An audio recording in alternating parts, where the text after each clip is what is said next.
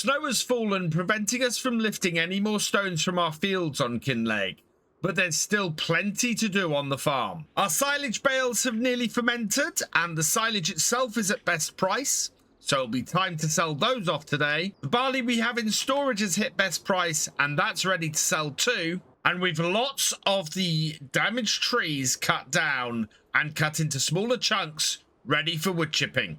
Let's get farming.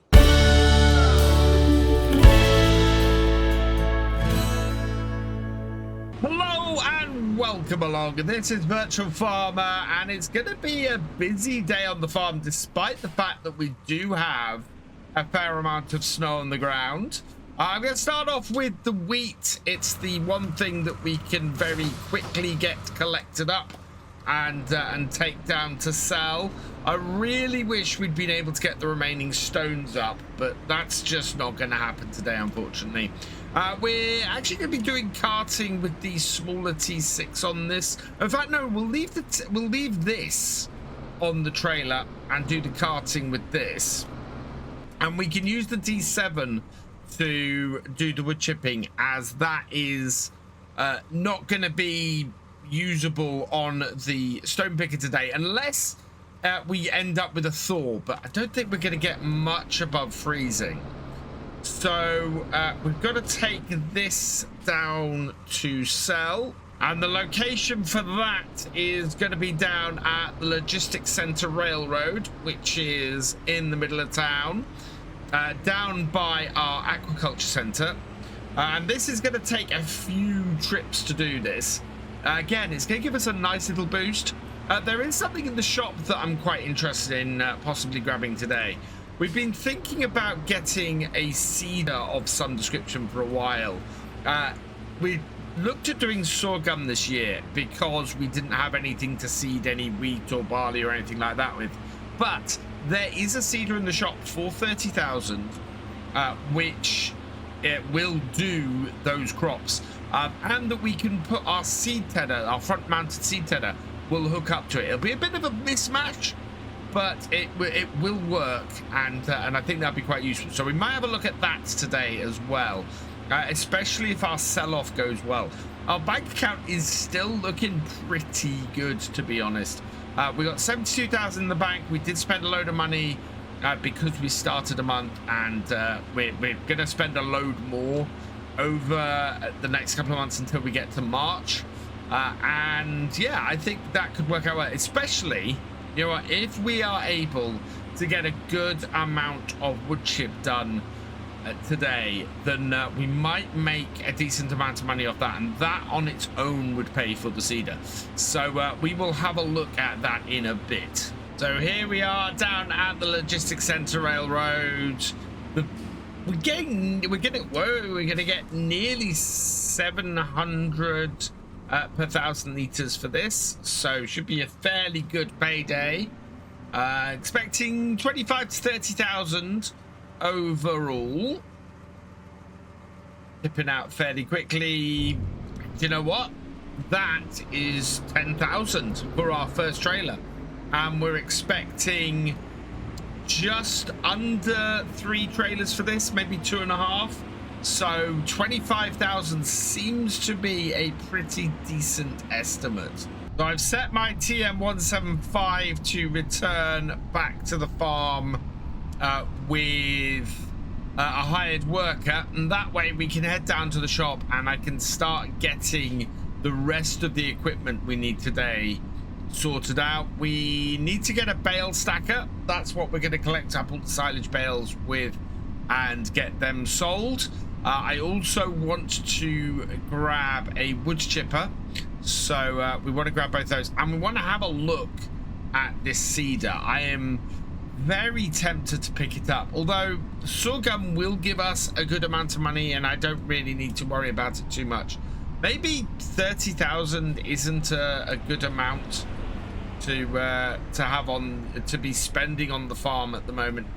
Maybe it's worth holding off this year until we've paid everything else and got all of our other equipment. So yeah, let's go sort out the equipment we need. So first thing I need today is a bale stacker, and we're going to grab the Anderson RBM 2000. And on the number plate, we are going to put a Raftree. Congratulations to you.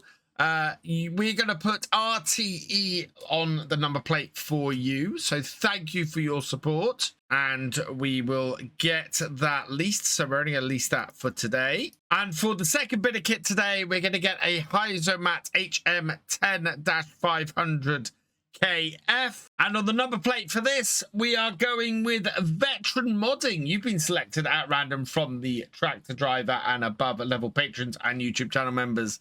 And we're going to go with VTM for you, veteran modding. Thank you for your support. And we will lease that as well. That is going to cost us 5,610. Thinking about it, I'm not going to get the seeder I was looking at. Simply because we can do everything we want this year with the equipment we have. I'm not too worried about not picking up bales this year for straw bales. They didn't make us a huge amount of money, and we'll make that gap up anyway with the sorghum, and we'll only have to deliver that once. So that's fairly useful to us. Let's hook all this up. And I need to go and check on my silage bales once we get back up to the farm. We've got our second load of barley to get delivered. And yeah, hopefully this will send us over the top a little bit. We should be back up to 84,000 with the next lot of barley. We also have some wheat, and I haven't checked on the wheat price, but that probably needs selling today as well. I'm just going to take this into here and park it up. You can see all of the trees that we cut down last year.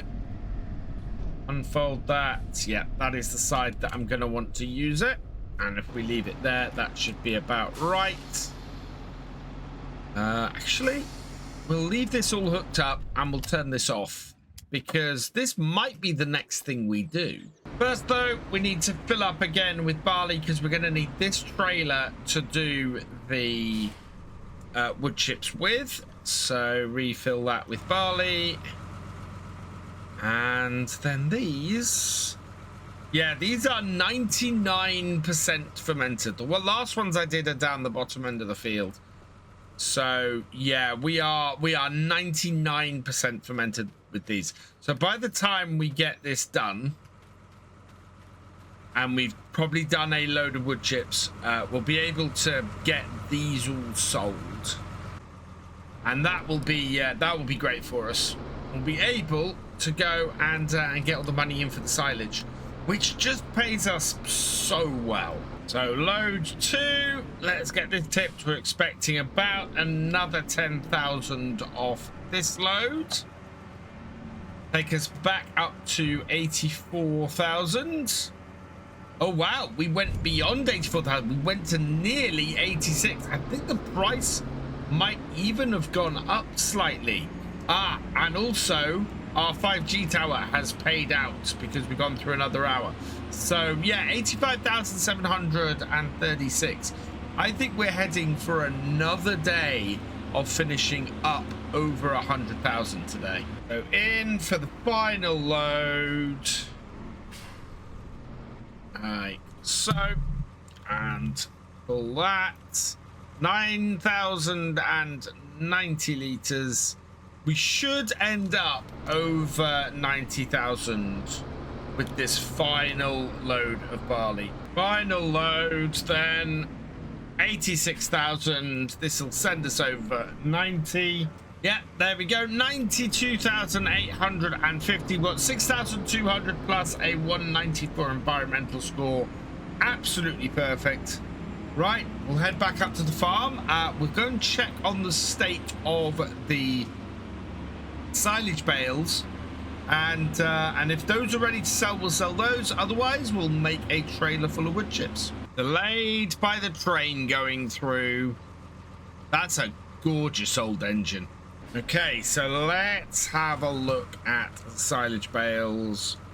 They are silage. Perfect. Right, we will go and drop off the trailer then over by the wood chipper over here. so that that's in place. But I need to pop down to the shop, grab the bale stacker that we picked up a little while ago, and then we'll be able to get those bales picked up, get them sold, get the money in for that, and then we can work on the wood chips. Whoa, careful. While I was down at the shop getting the bale trailer, the snow has cleared, so this tractor now can go and finish off the stone picking, which would be good. If we can get that finished today, that'd be great. There's only a couple of hours left, really, and this can do that. And then we can get rid of this stone picker and not have to worry about it. Does mean that I had to change my plan slightly, because obviously we no longer have this tractor immediately available to us, but it might take us until the stone picking gets done for us to sell the silage bales. So I think we should be all right. We'll see how it goes. We need to unfold this. We're going to start it a little way back because it did have an issue with squirreling about at the end of this row. But if I start it here, yep, that should be absolutely fine. And then I can start picking up these bales with the bale trailer. Let's have a look. These are some of the last ones I did. These are all silage now. So, yeah, we can go and get this whole field done, collected up and sold. One thing I love about this is just how easy it is to get all of the bales on a field picked up. Saves so much time using something like this. This to me is fine. The unrealistic bale stacking where you have a flatbed you drive near and it fills stuff up, that I don't like. But this is a machine I think works really well and speeds things up quite nicely. Just can't really afford it on the farm most of the time. Although, to be honest, at the moment we could. We're making enough money on here to be able to afford this, but I want the money in order to get the onion equipment that we're going to need for the next year. And yeah, when I need that, this is not going to be a piece of equipment that we can use. Look at that. We are going to fit all of these on a trailer. Yeah, 24, absolutely perfect number to make on the field. One trip, and we're going to sell everything. I'm expecting to make around about 20,000 off these, I think. I'm hoping this takes bales. We're about to find out. If not, this is going to be a very big mess. Right, let's see. We will unload. Yep, that is selling bales. Oh, wow. We're going to make probably more than I think. Yeah, that is looking like a lot more. We made somewhere in the region of 30,000 off that, I think. That is fantastic. It was 13,000 initially, followed by 3 lots of 3,000. So actually, no, maybe closer to about 25 grand off that. But that's not bad at all off 24 bales. So I'm going to take this trailer back to the shop now with no more use for it. And we will go and hook up to our wood chipper with this tractor and hopefully fill the trailer. I might have to get the T6 out on the trailer to do the carting bit.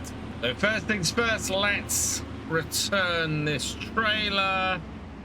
Bring this here, like that, and here, and that, and return it. Yes, okay.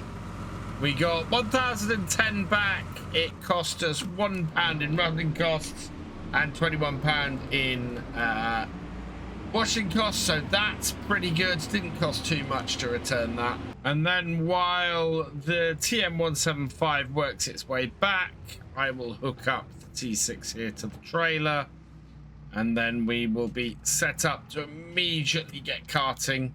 Would be unrealistic to have this trailer empty and then have it full and try and hook up. So we'll hook up while it's empty, and then with the TM175 back, we can hook this up to the chipper. Already it's beginning to get dark. I mean, it is January and the sun does set earlier, so I want to keep things running. Let's hook this up. There we are.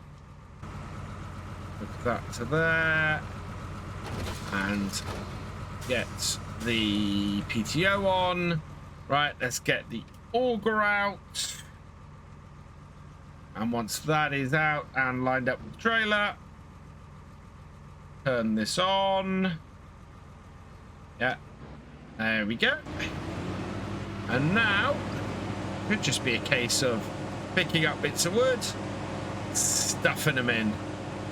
And yeah, we can make a lot of money over the winter doing this. And this great thing about this is that I'm just doing this with damaged trees, so we're not having to worry about, oh, these trees you know, would grow more or anything like that. It literally is, we have lots of trees that we can do this with. Why could I not pick these two up? Those might be too heavy, so I might have to cut those a little bit. Also, that one has got stuck. No, we're good. Yeah, this is working. This is working very well. Right up to when I get stuck in like that. Need to get them edge on. Right, these ones I need to cut in half. Otherwise, we just can't pick them up. There we go. Might not. Yeah, it's a bit weird. Don't know why it didn't initially let me pick them up, but it is now. So we're good. And that can go in. It looks like my stone picker has finished work as well. But I kind of want to get a full trailer of wood chips first. And with this last couple, and then that's our first tree in. Maybe I'll go and switch that tractor over after that. Yeah, I kind of want to not do all the switching over. We can do that next day. I want to get stuff cleared here first. Looks like we're still going. How are we doing? Oh, we are half full. So one tree does about half a trailer, although whether it takes a full trailer in weight for wood chips, I don't know. There seems to be a point halfway down these trees where it just won't pick up a couple of the logs and they need cutting in half. Not a huge problem, but it does mean we lose a few wood chips from it. But yeah, they seem to just be that little bit too heavy to pick up. Right, we're looking pretty full. Yeah, let's give that a check. We are 100% perfect, so we will turn this off like that. No need to keep that running, and we'll go and get this tipped. What I will do, I think, is send this off to the sell point. Yeah, because this tractor is not overly happy with pulling this, especially up a hill like that. We'll send this off to a sell point, and then what I can do is get the T8 over, or T7 over here. We'll use that to do the wood chipping, and then we will get the TM175 on the carting, because as you can see, this little T6, it can pull this trailer. It just can't pull this trailer well. I want to unload the stones we've got in this and get them gone. I think we're gonna end up doing more wood chips. We still have plenty of trees to go. I will see how things go. We might jump forward to February so that we're not spending too long in the winter. But if the price for wood chips drops too much, I think we'll probably stay in January. So we'll see how things go. At the moment, quite happy with all this. We've got all of our fields destoned, which is fantastic, so we can go and get this cleaned. Someone did suggest that I get a something to convert all that stone into lime, and we might do that. That might work quite well for us. This though is done, this job, which is great. So let's give this a wash down, and then this can head off and get returned, which would be very, very useful. How damaged is it? It's got 9% tire wear. It is 4% damage, so yeah, this can just be returned. So let's return that. Yep. Got 1,292 back in our from the base cost. That is fantastic.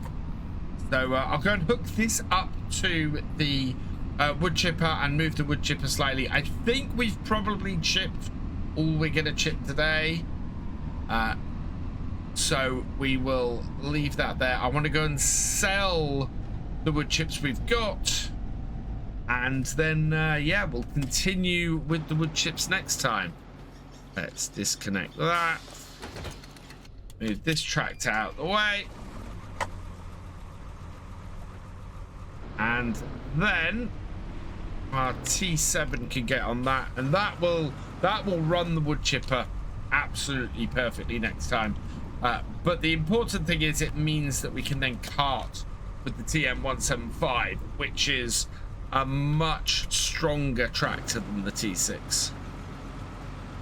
So back this up. Actually, thinking about it, it's not massively stronger, but it's just got that little bit of extra oomph to it. That means it'll make the job a lot easier overall. Right, we'll bring this down here. I think if I could maneuver this over there, on the end of that, that would be great. Yeah, there we are. So maneuver that there. We'll get those two trees next. And yeah, that'll be perfect. Meanwhile, the T6 is down at Feeding Grain South, not a million miles from our farm. And we'll tip this here. They are paying over £1,000 per 1,000 litres for wood chips here. So this is going to be a big payday. Wood chips, absolutely worth it for winter working. We've already more than paid for the hire of the wood chipper with this. So that is fantastic. We've got just the one job to do on the farm today. It's still the 2nd day of January because I checked the prices, and the price of the wood chip is still better today than it will be tomorrow. So if we can get as much wood chip done today as we possibly can, we could just skip through February and get to March. So we'll refill this tractor. We don't have any DEF on this, so we don't need to refill that. We'll get the trailer sorted and go from there. You can see on this tractor we have a bit of damage, so we need to address that before we start the spring. The telehandler is in need of some fixing. I haven't really checked the other equipment, but we definitely need to do some maintenance on the farm today. So we'll get some trailers of wood chips done. We'll see if we can clear out as many trees as possible, and then yeah, we'll get into our workshop and we'll get some maintenance done on the equipment. We have 141,000 in the bank, which actually has us sitting very nicely. And if we're lucky, we might get this up to 200,000 today, depending on how many trips we can get. If we can get 3 trips with this, 3 lots done, then we are going to be sitting very pretty. because we get about 20,000 a trailer off these. So that is very cool. Right, I'm gonna start loading this wood up. Oh, I haven't started the actual chipper up. There we go. Revs are up, chipper's going, and we are chipping wood. Perfect. Right, let's get these trees loaded up and see how many trailers full of wood chips we can sell today, because this could be very, very profitable getting rid of these damaged trees. First tree is done. Get the second. We know that this does about 2 trees with the chipping, so that should be fairly good for these. We can move the chipper closer and deeper in. God, if we got all of these trees done today, that would be exceptional. I'm not expecting that to be the case, though. I'm expecting us to get a few trees done. As I said, if we can get 3 trailerfuls done, that will put us over 200,000 today, which would be fantastic. But I don't think that's going to happen. Also, at some point, we're going to have to go and get some more fish food. We're fairly good at the moment. I think we've got about half a thing of fish food left, or half of the fish food left in our breeding tent. So we're all right at the moment, but at some point we're going to go and have to grab some more. That's getting jammed in there. Ah, it's going in. Perfect. Right, 3 more, and then that should be this sorted, and we can go and get this tipped. Is that still outputting? Nope, we've got a full trailer. So let's turn this off. There we go. Right, and we'll head down to feed and grain south, which I think is still where our best price is. So it's 9:05 and just over an hour from us starting on the farm to us dropping off our first trailer of wood chips. This is going to be a very profitable day, I feel. There we go. We're making way more money from the wood chips than we are spending on our wood chipper in the first place, which is fantastic news. That is 19,327 plus 605. So that is about £100 shy. No, less than £100 shy of 20,000 a load. That is really good. We're already up to 162,000. 2 more loads, and we're going to be looking really good. We're going to be over the 200,000 mark. So while that's doing that, I'm going to, well, while that's on its way back, I'm going to repair the first of my machines today. Could we do tire replacements on this? Tires are not too bad, so I'm not going to worry about that. But we do want to do 8,392 in repairs. That's that done. Right, we can get this out of the way now. We also have a lot of wool on the farm. I still haven't decided what to do with the wool. Let me know what you guys think in the comments. What should we do with the wool on the farm? Is that something that we should maybe get a spinnery for? Should we just sell it? Let me know down in the comments what you think we should do. Let's check the T6 and see what kind of condition that's in. So that's the weight at the moment. The tractor itself actually in fairly good nick, so that's good. What about our combine? Combine could do with a clean and possibly a repair. So we might as well get that over and get that repaired up. And in fact, probably should check on the header for the combine as well. We want to go into next year with the combine in as good condition as possible. Right, there we go. That is in place. Right, I'm going to move the combine over to the repair shop. We'll give it a clean down, and which we probably should have done before we put it away this year. And we'll see where we are. We also need to check on our bean harvester too. Put this over to here. Oh, and it looks like our TM175 is back at the back at our wood chippers. So once I give them this a quick clean down, we'll head over there and we'll chip some more wood chips. Okay, so back with the TM175, and I'm going to maneuver the other tractor. This, I think, can move over to caught on a I got caught on a stump then. Really got to watch out for the stumps and try not to drive over them, because yeah, they can cause us a lot of issues if we're not careful. Put this round here like that. Hopefully I can get the trailer close enough. If we can avoid this stump over here, we'll do well. Is there enough space there? I don't think I've got enough space. Although, I think if we come over here like this, that should fill that. Why do I still have 1,500? Oh, because it's already unloaded some. Right, let's turn it back on. Start that up. Right, and didn't I have a bit of wood over here? I did. Here we go.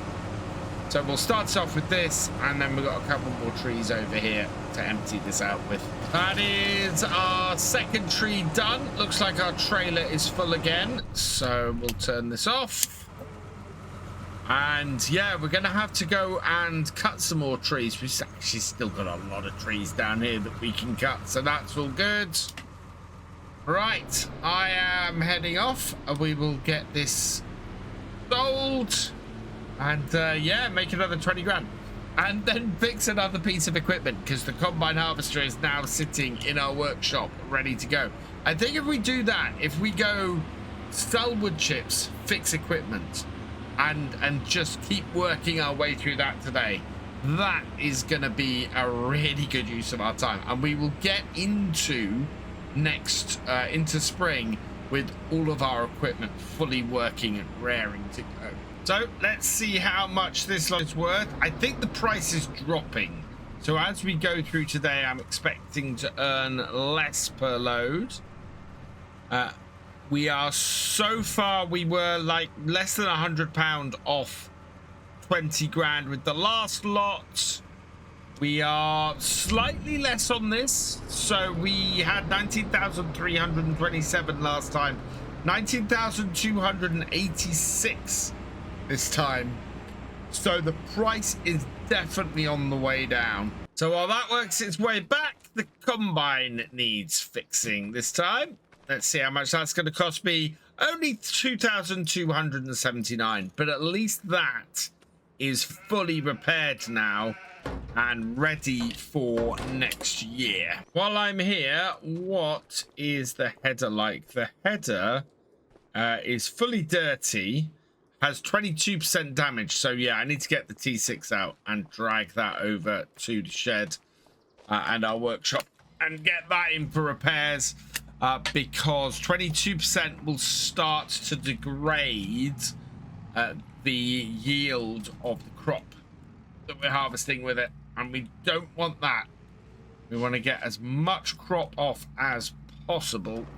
I think the same is going to be true of the green bean harvester. That is slightly down, not hugely, but enough to make me want to go, that needs repairs. And tractor is back.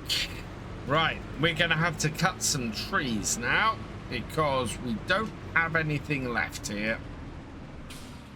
But it's only 11:15, so we got plenty of time. We're at 73,000 in the bank, so we could get up as high as 95,000 or nearly 95,000 with the next cut or with the next lot. So let's cut this as low as possible. And then we can make cuts in it. Timber. Short of our tractor. Cut off the branches. Yeah. If I cut these, this is not going to take me very long. We can get these cut and in and yeah, process for wood chips fairly quickly and make ourselves a decent wad of cash right off the bat. Okay, so that's 4 more trees cut. I'm gonna cut them to length so that I can get them chipped, and then we'll get them into the wood chipper. That's 2 more trees in. I think looking at that trailer we might be full again. Yeah, we're full again. Right, let's turn this off then. Like that. And then we can get this out of here, down to the road. Yeah, this is going very smoothly. We have a half a chance actually of clearing out those trees today.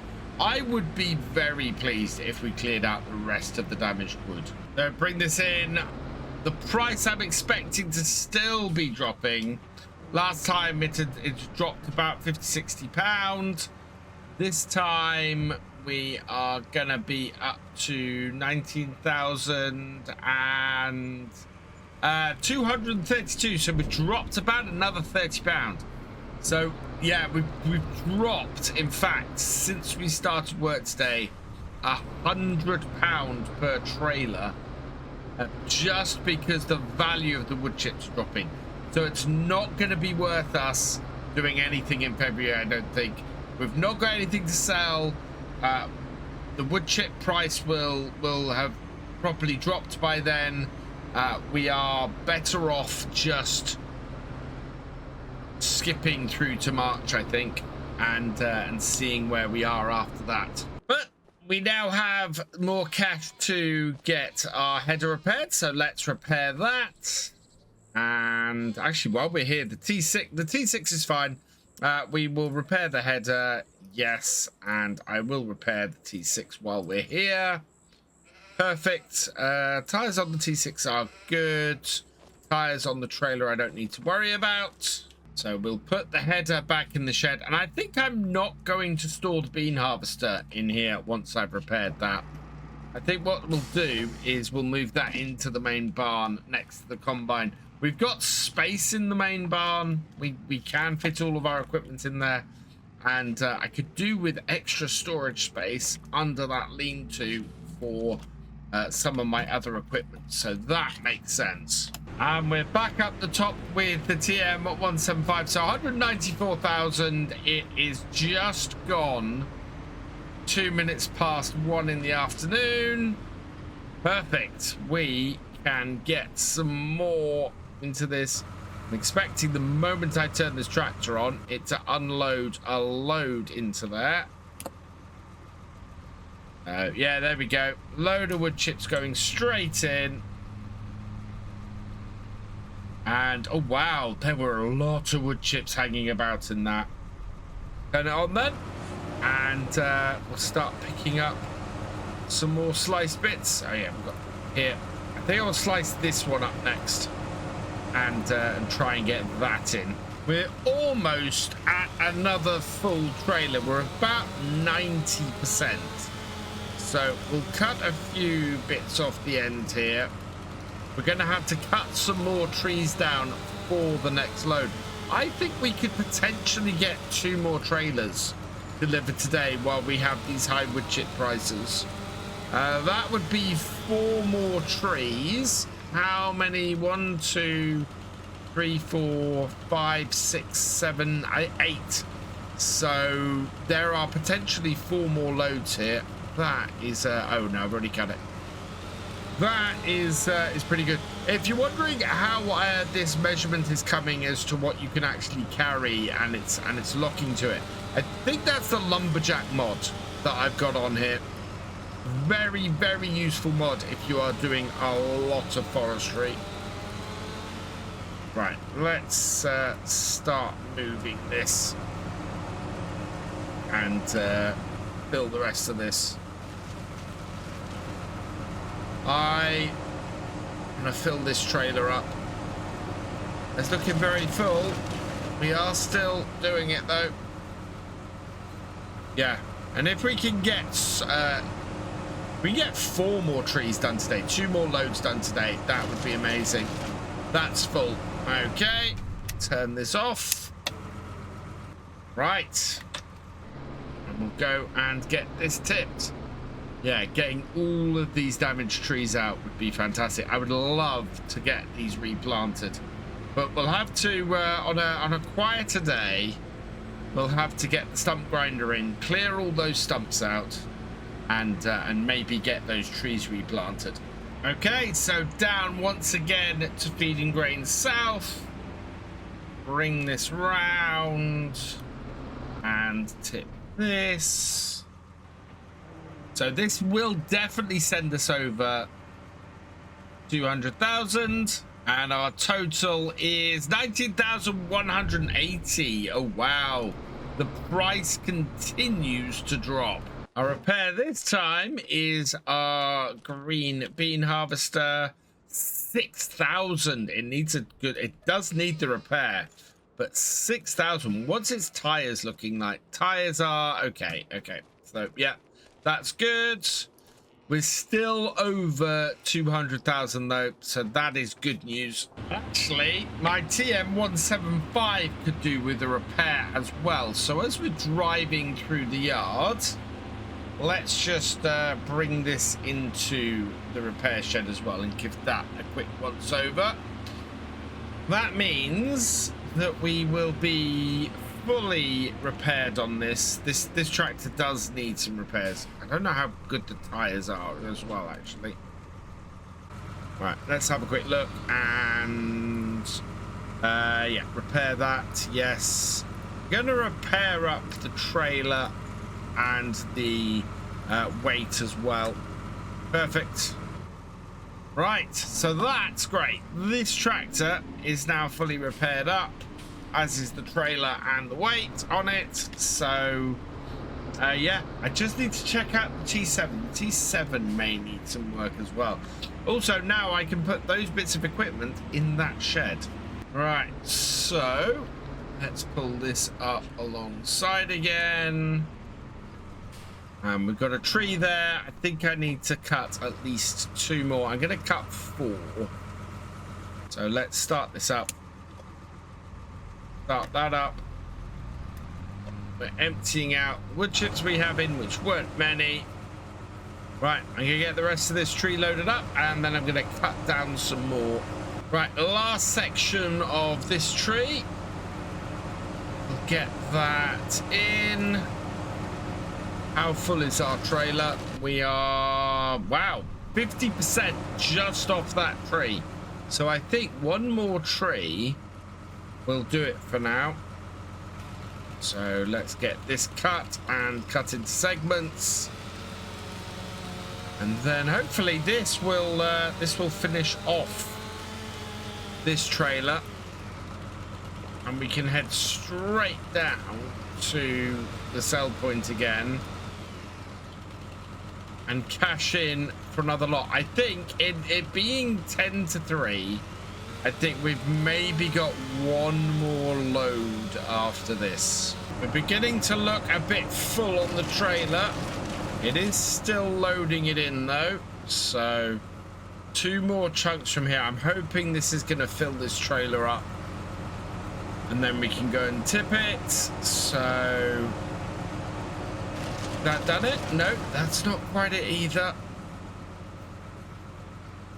Yeah, and then we've got I think that's 7 more trees that can be cleared out of here. And right, that is now full. What's this T7 like as well? Let's have a look. Okay, this tractor could also do some repairs. So last thing we'll do today is repair this tractor. But yeah, that's all looking good. Right, let's head off and go and sell this and see how much our price has dropped again. Get this tipped. I'm not even sure if this is the best place for price-wise anymore. But it's nice and close, and the prices are very much of a muchness. So I'm not too worried. That has paid us 19,114, and our environmental score is dropping as well. We're only at £598 now for that. But this is still making us really good money. So it's just turned 4 o'clock, and I think we'll manage one more load off today. So 2 more trees cut, and that should give us another full load out of here. I've got to be careful, because if I want to return this today, we don't want it to have any wood chips sitting in it. So let's cut this nice and low down here. We'll then cut the second one. Yeah, there like that. Cut the second one as well. And that's going to be fun. I actually probably don't need to worry about delimbing the trees before I chip them. Other than it making it easier for the bits to go in. Oh, I managed to... That happens sometimes. You can delete the tree if you're not careful. You need to not go backwards like I did just then. I had to cut another tree. What you want to do is make sure that when you're delimbing, you don't go near the bottom, and instead you just delimb up to the top. Otherwise, yeah, you can run into some problems. Right, I'll cut this one up, and well, I'll cut them both up, and we'll get these processed, and hopefully this will give us another trailer full of wood chips. Most of them are in, and we're up to about 96% full. Yeah, 19,300 liters. Is that it? Yeah, we're 100% full with, I think, 3 bits left. So let's go get this tipped, and then we can get everything returned. I don't think there's many, if any, wood chips left in the actual wood chipper, and that will do us for now. We can at any point in the year do more chips, but kind of want to do it when the price is high. That way we can get the most money out of it, and we have definitely got the most money out of this today. This is gonna be a really good final total. I reckon we've probably made 100,000 today with this last load. We started with 141,000. We're finishing with 245,000. That is absolutely fantastic. I could not be happier with how those wood chips have gone. And as the TM175 makes its way back, we will get the T7 over here. We'll give everything a clean down quickly, so that this is nicely washed, ready to be returned. And our tractor actually is in need of a good wash as well. I wonder if we can work on it from here. That would be good. Then I don't have to move it. So return that. No, can't work on it from here. So I'm just going to move it forward a bit. We move it to the doors. That should be enough. Yeah, there we go. 8,600 to repair, but that is perfect. And then we can return this. So wood chippers, select and return. Perfect. Right. And then I think we are all done for the day. The one thing we don't have at the moment is anything to plant onions with. So we're going to go and see if we can get ourselves an onion planter. If we can do that, that would be great. I'm hoping there might be one on sale, but I put out feelers for one being on sale when we were jumping from January forward to March, but I don't know if there's one actually down in the shop. If there isn't, what I will probably do is at least one for now and hope one might turn up. If one doesn't turn up, then we're fine. We won't be needing it again this year, but if we can pick one up, that would be great. And no, there isn't one in the used vehicles, so we'll go into the main shop and get one. And we're just going to grab the monoseam. This is the only one that's available, so we are going to lease that, and that will cost us 2,652, although we will get the base cost back, and that should now be available to us around the back here. I think I do already have some seeds back up at the farm. I'm really hoping that's the case. I might pop back up there quickly before we head back up to the farm itself and just see if there is a pack of seeds up there. There are any, they'll be back here, and yes, we do have a pallet of seeds. There is only 160 liters in it, but that will be more than enough, seeing as our seeder only takes 27 liters. We're not expecting a huge amount of seed usage for this. Now, the front hopper that we've got up at the farm, we should be able to connect that up as well, and I hope put some fertilizer down on the field while we're doing the onions. So we will see how that goes. And so what I'm gonna need to do when we get back up to the farm is drop the front weight off the tractor. So we'll just put that by the fence over here. Disconnect that, and then I should be able to get the front on here. Now, the actual seeds themselves are right at the back, so we might have to get another tractor out to move the other seeder. But connect that up. Yeah, and now we have a load of solid fertilizer. Let's see if backing this up will get me close enough to get those seeds in. Kinda hope it might, but otherwise I'm gonna have to get in there. Can I open this up? No, we're gonna have to unfold this. Hope we've got enough space in here. Open these up, and yeah, there we go. So I can refill the seeds. 27 liters, it really is nothing. Fold this back up. Right, and then we can just get this started on the field. So we'll be putting fertilizer down. This is a really nice setup with this. Having these monosem planters and onion seeder is really good.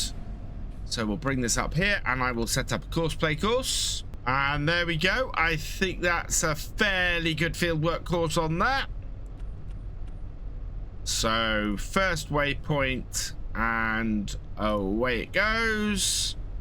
Doing the onions. Fantastic. We'll leave that. Getting to it. So the second job I want to handle today is doing something with all of this wool that we've collected. At the moment, it's not worth a huge amount of money, but somebody did suggest this mod in my comments, which is absolutely fantastic mod. So this is Granny's Knitwear. And I think we can put this just out here. And if I do it at the right angle, we'll be able to then access the back of it. And this will turn the stuff we've got into wool. Or sorry, the clothes and things we've got, or the wool we've got into clothes and other bits. Let's try to find somewhere where we can put this that isn't on a massive angle. Here would be quite good, although you can see that's still at an angle. Down there would not be too bad, but I think over here seems to be the flattest. So I'm going to place this here like so. Get as close to the gate as I can. There should do quite nicely. So that, for 5,003, should allow us to process a load of this wool into stuff that will make a lot more money. And because this allows you to take wool and make wool into clothing, means we don't have to do the step of cloth first. We can just do wool with it. So we'll take this into here. So this is 2,000 liters. Let's see how much that takes into here. Oh, wow, we can put all of our wool into here. So let's activate that. And yeah, we will just create some Scottish Highland wool clothing. I'm sure people all over the place will be itching to get hold of that. I think that we might just have had appear in the shop.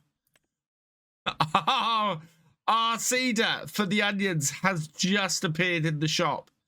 And I'm thinking we could pick that up. 23,041 is a little bit annoying.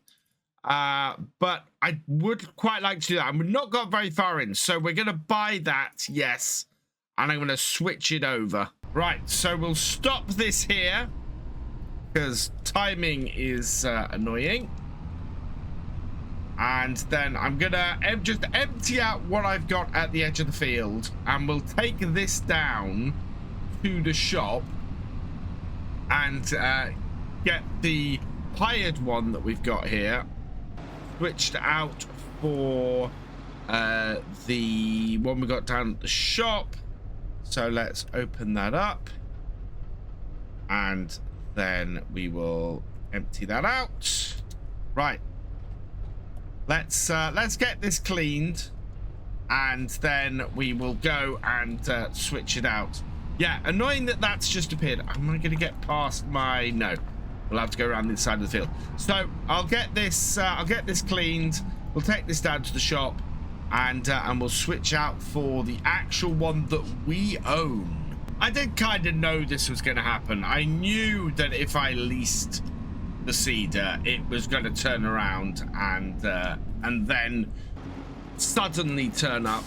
So we'll return this one like that. So select that and repair it. No, we'll just return it. Yes. Okay. Yeah, it had £1 running cost, £2 washing cost. I thought I'd washed that up at the farm. I gave it a quick wash before we came down here, but doesn't seem to have had any effect. So yeah, let's get this back up to our field and get this working again, because wasting time today is not something I want to do. We have an opportunity to move across to April as soon as we get today out of the way.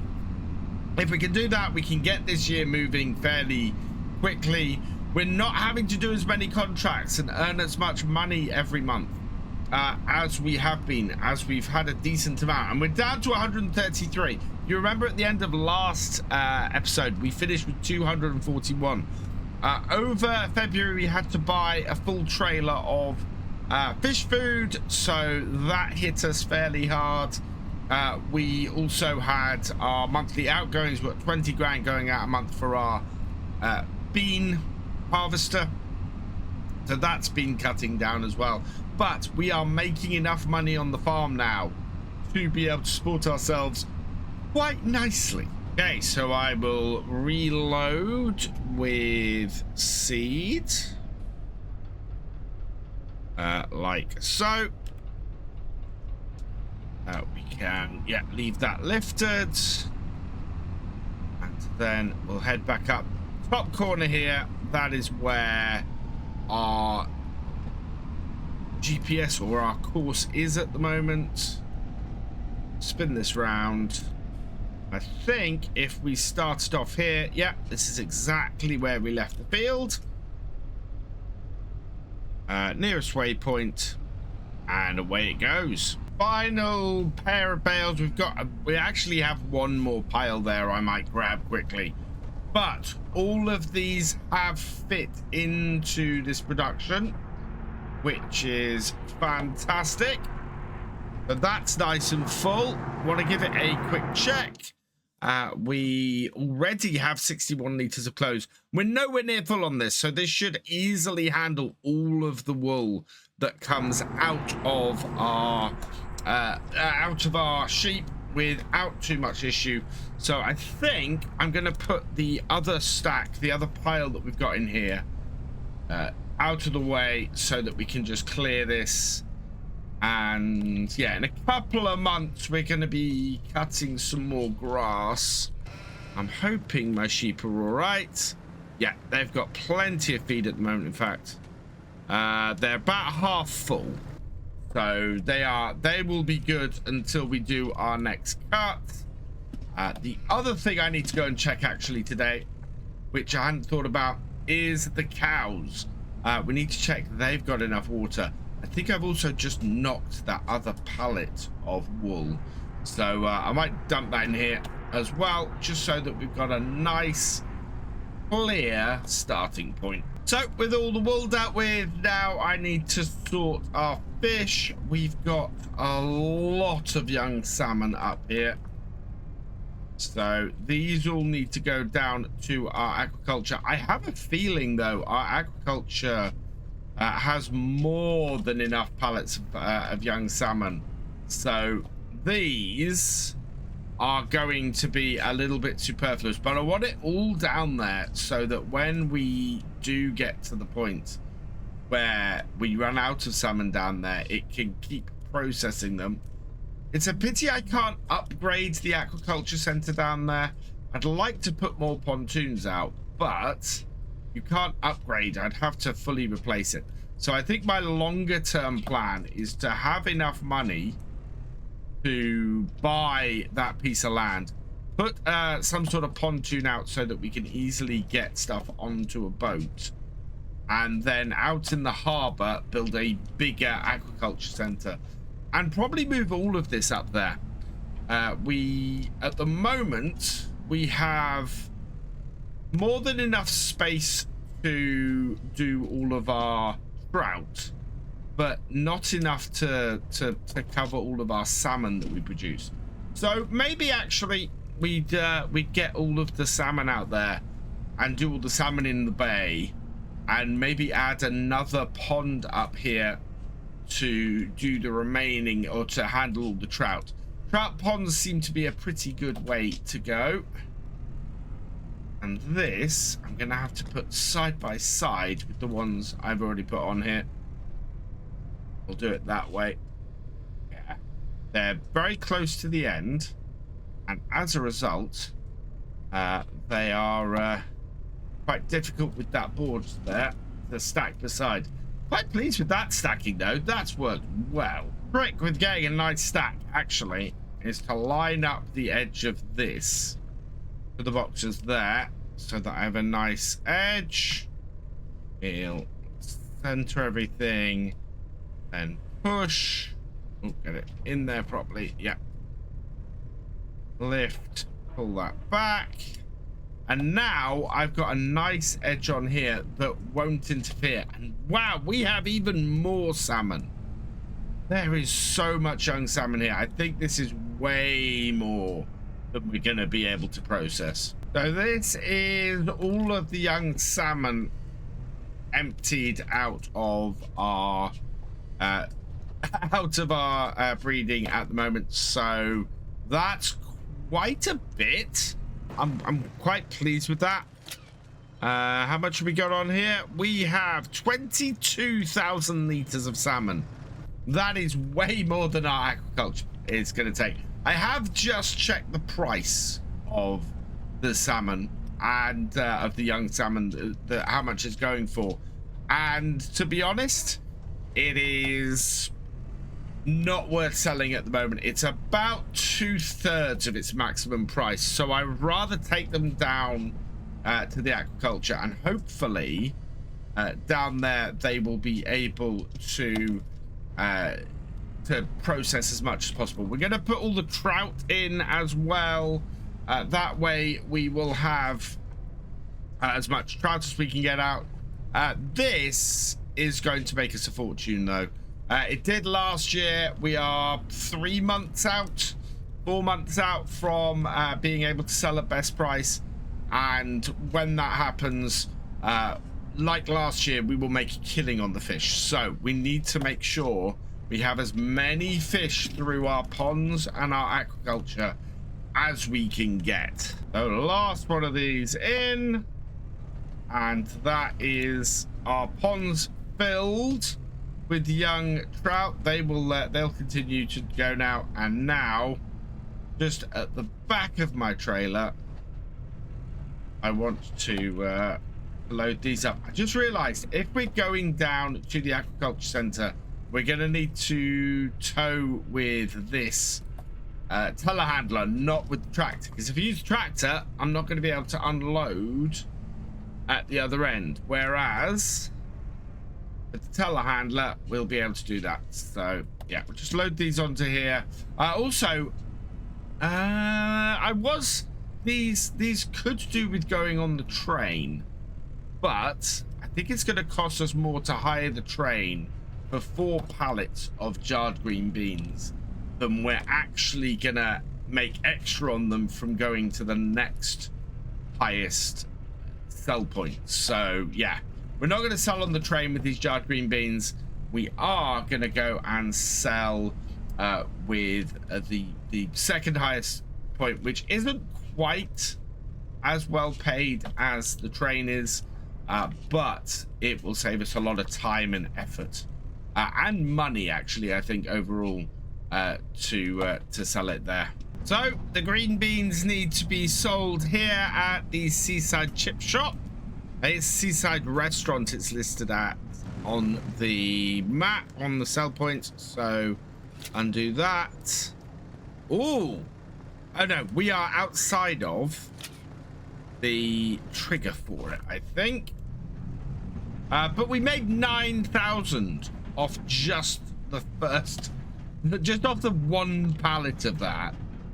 Let's see if we can get the other 2 pallets into the actual sell point. Yeah, there we go. Another 9,000. Interesting. I thought we'd made more than that. Nope, only 18,271. So not as much as I thought. Let's get these young salmon, though, down to our aquaculture.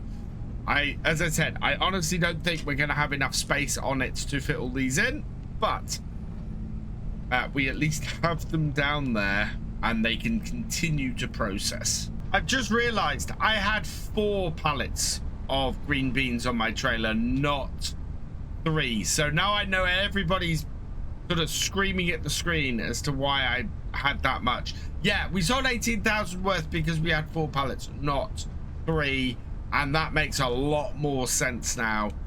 Speaking of which, can we see, are there any pallets stacked over here? Looks like there are. Looks like we've got a few pallets that are stacked over here. Yeah, there's a couple of these salmon pallets on here. I might try and move these about a little bit. This one has 614. The other has 952. So I'm going to move these pallets, get them stacked up at the back a bit, and I think we might try and stack the others on here as well. So let's undo all of these. Oh, and disconnect this. This is not the flattest area to do this on, so I'm hoping it's not going to cause me too many problems. But if I can get these over there, and then what I'll do is I'll stack them in a way that is a little bit tidier once we drop them all off. But yeah, these are not going to disappear in there. We just have to hope that this works its way through all of these before we go to sell later in the year. Because we'll have a massive amount of salmon if it does. But we do have to get them all on here first. There's one set. Yeah, and we'll just keep doing this. Get them all on there, and then I'll restack them before I go. We'll do that by hand a little bit. Be nice and strong. Doing this on the sand has not made this very easy. But we've got them all on. I have done some clearing up and restacking because it was a little bit messy. And you can see by the fact, I think I've just lost one off the top there, just how messy this gets. But yeah, I want to get stuff outside of the bay. I really want to build this into my own personal dock, industrial area over here. And if we can do that, then that will make our lives easier and we can get this out into the bay. But that is going to take quite a bit of investment. It's 200,000 for this land. It's another couple of 100,000, I think, for the boat. And yeah, on top of that, there's the rebuilding of this agriculture center. So there's quite a lot that would need doing. Right, with that all done, let's hook this back up. And we'll head back up to the farm. We're up to 156,000. That's great news. I do need to find out if we need to do any rolling. I checked the aquaculture before I left and discovered that it only holds 10,000 liters of young salmon. So I have a distinct feeling that when it comes time to sell the excess young salmon we've got, we're going to be going down there and loading crates up from there. I don't think it's going to be wise to take any more down there. There's more than enough for that to process now. So I'm just going to park my dolly trailer up, which shouldn't be too difficult because I have it on the telehandler and our maneuverability is so much better. And yeah, our cedar is finished. We've planted all our onions, so that's good. I just need to see if we need to roll them in. I don't think we do need to, but I want to double check. There we go. Trailer's back in its place. So that's all done.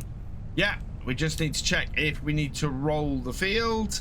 And if we do, we need to get that done quickly because we're getting near the end of the day. And no, we don't need to roll it. So that means we can just get this off the field. Look at how little that used. I have a horrible feeling, actually. That's used nothing. So I'm guessing that charged that monumentally large amount of seeds to us. Or it hasn't planted anything. What has happened that this has not planted anything? Our PTO wasn't connected. Oh, no. Right. Well, that's a monumental failure on my part. What we need to do now, then, is I'm going to have to reposition the tractor and set it going again and get this field redone. That is massively annoying. First waypoint, start it up, and yeah, I'm gonna have to get this done. There it goes. Does this need rolling? Yes, it does. So what I'll have to do is we'll be continuing on next time. This is such a big mistake. In fact, it's such a big mistake. I think we'll have to pick up on the second day of March and get this done. We are having a do-over on the onions today. I'm really annoyed that I forgot to attach the PTO last time, and as a result, we've ended up with a whole field that we thought we'd worked and haven't. So we're gonna have to have another go at it. I'm just fueling the tractor up. I do not want to get started on this while it's raining, so we're just gonna get the tractor down to the field and park it up so that when this rain stops, we can attack the field. We're gonna have to roll this today as well. So there's quite a bit of work to do. We'll clear off the GPS track because we're going to do this field ourselves. Right, we'll leave that there. And before we get started on planting that, and well, actually, ideally we want to get it planted. No, we'll weed it tomorrow, I think. If I try and fit too much into our work today, we're going to end up not being able to do any of it. The water butt is what I'm after because our cows are getting a little bit low on water and I want to make sure that they are filled up to the top. That is around here. I should really park it next to the tank that we've got out there. So bring this here. Granny's Spinnery is working through creating some wool clothing for us. So that is about half a pallet so far. Those pallets, though, are worth an absolute fortune. They're about 13,000 each. So with any luck, we'll get a few of those pallets out and we'll be able to keep things ticking over. There's a lot of wool for it to process through at the moment. So I'm hoping to get that going. Let's empty this out. And yeah, if we can keep the cows nicely sorted, that would be good. Just having a look at our cows, and actually their health isn't great, and that seems to be because we've just given them water. So ideally next month what we want to do is get their health back up and then sell them. I noticed when I was looking there a moment ago as well, we had some sheep that were getting on a bit. So I might try and make some space at the top of the sheep pen by getting some sheep sold. Do we have a livestock trailer? I think we rented one last time. Yeah, we don't have a livestock trailer, so I need to go and possibly rent one of those. We've got a decent amount of money in the bank. We're 155,000. That should keep us going for now. But there's still plenty to do on the farm. Even though this is an extra day that I hadn't planned to be doing stuff today, we still have plenty that we can be doing. So we'll crack on. Hopefully the rain will stop in short order and we'll be able to actually get to work on the field. 10:15 and the sun is finally coming out. I am going to turn the steering system on and we bring the lines on, right, and line ourselves up. So yeah, we're gonna get this whole field planted. Check that we're working. We need to unfold. There we go. All right, start it up. Yes, there and down. I think that has not lowered that, which would be bad. Yeah, let's drop that down. There we go. Right, we actually now are seeding the field. And oh wow, there seems to be a big load of stuff on there. And oh wow, the ground is fairly wet because we're going at about 4 miles an hour.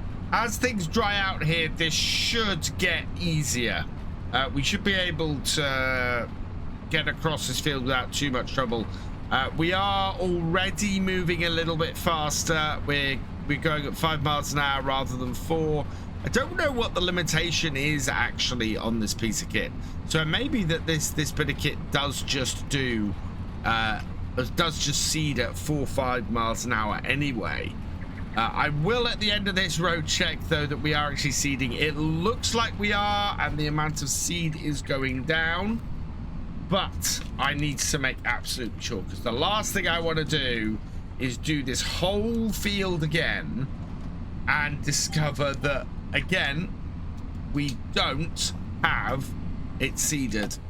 In fact, yeah, let's get that down. There we are. Trying not to lower the front as well, because the front has no wheels, so there's no point in doing it. And just to confirm, yes, we have onions going in the ground. I don't like the width this is doing this at, so I'm going to disconnect it all. We'll start it up again, but you can see there we've got quite a big overlap, and I think we can actually probably go out to what width? What is the width of our onion planter? It is 4.5 meters. So it's a little bit weird. That's quite a big overlap we've got on that. Okay. We will bring that back down to 4.5. Yeah. I do not know why we got such a big overlap, but we do seem to have a big overlap. I've noticed something weird. We're not using any fertilizer. all of our pipes that should connect to the fertilizer are disconnected. Let's turn this off because I think we're doing something wrong still. I think we need to connect up some more pipes because that feels like there should be another pipe that connects from the front of this to the back, and it's not doing it. Does this have a connection? I'm not sure this actually does. Yeah, looking at this, I don't think this onion thing connects into the bit we got on the front. I think that only works with the other seeder. I don't think it actually connects to this one, unless there's something I'm missing, unless there's a setup on this that does it. Let me know in the comments. But you can see, yeah, the front there, our two connectors are disconnected. There's nothing going down the side of the tractor, and there's nothing going into the onion seeder either. I think we've just got this on the front for ballast at the moment. I don't think it's actually doing anything, and we're gonna have to get probably some solid fertilizer on here with our spreader. 12:30, and we have made it about halfway across the field. That means we're probably overall, because of the headlands, about a third of the way through this. It's taken a couple of hours to get there. We started at around about 10:30 when the rain ended. So at that rate, we're looking at about 2:30, 4:30. So towards the end of the day, we're probably going to have to start rolling this field before then. And it's probably the case that we will start rolling the field as we hit the headlands with this. That way, with the size of the roller, we should get through this field in time. Now, I don't know how close I am to the end here, so we'll lift that. Yeah, I think we've gone over a little bit, but we're all good. Actually, no, that was pretty spot on. So I'm happy with that. And round here into this row, down, and yep, that is close enough. We got an interesting strip behind us at the moment because I placed it down on a bit that hadn't been picked by the stone picker. We've just got this cultivated texture running behind us at the moment, which is going to be this long lighter strip up the field. It'll change when we roll it because this will all be rolled in and it'll be fine. But yeah, at the moment it's just a little bit strange because we've got this much lighter setup behind us, and want to keep an eye. There we go. Lift there, go round, line ourselves back up for the next row, and it should get easier down this end of the field now because we are doing this with a turn coming onto a shallow or a lower down bit on the slope. So turning should be made a lot easier at this end of the field. Whereas at the bottom, we're still fairly flat, so it's quite a wise turn. We got 68% left of our seed, and that is plenty left to get this field done. Said that at about 2:30, I wanted to get the rollers out here, and yeah, I still do. So I'm just going to stop this here for a moment.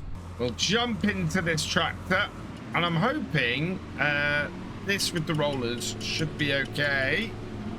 We've got a fair width on these rollers, and we'll get a hired worker following behind us. That way I'll be able to avoid any collisions. So hook this up. It's a fairly big roller, this, and I'm hoping it's not going to move too fast behind our seeder. We'll see what happens. So let's unfold this, and then bring this here. Okay. Are you going to show me it? No, we're going to have to switch over. Oh, no. To the steering assist to have a look. Right, so. Yeah, we kind of want it to start on the second row because looking at that, that's quite a way out. So start this here. AI worker. Okay. And away you go. And hopefully you'll roll this row first. Perfect. My hope is that that's going to go across the field and roll everywhere we need to. If we need to clear up a hole that it does, then we'll be able to do that. But it's going to go at a fairly swift pace, and we are only moving at 5 miles an hour. So I'm hoping that's not going to catch us up before the end of the field. Shouldn't do. We've only got about 3 or 4 rows to go. But you can see already that has done a row way quicker than we have. And it's way wider than we are too. Oh, we've started getting some birds coming in behind us. That's a new mod on the mod hub. Having gulls coming in behind you while you're seeding. I was kind of waiting for that to happen earlier, but they've only just started coming in. So yeah, that's quite cool. That's, to me, that's another really nice level of realism, having a mod like that come in and add just that little bit more to it. Absolutely love that. Such a great little touch. I think this is our final row before we're on to the headland. So I'm going to try and come down and do this headland first on this side here. We might have to stop the roller depending on how far we get. It is coming up to 4 o'clock. There's no way I am going to have this headland done, or these headlands done, I think by 4 o'clock. I think by 5 o'clock we might manage it. Which would be great, but yeah, as it stands at the moment, let me just check. Oh, we do have a tiny bit of headland up here to sort, so we'll sort that. Or sorry, a field to sort.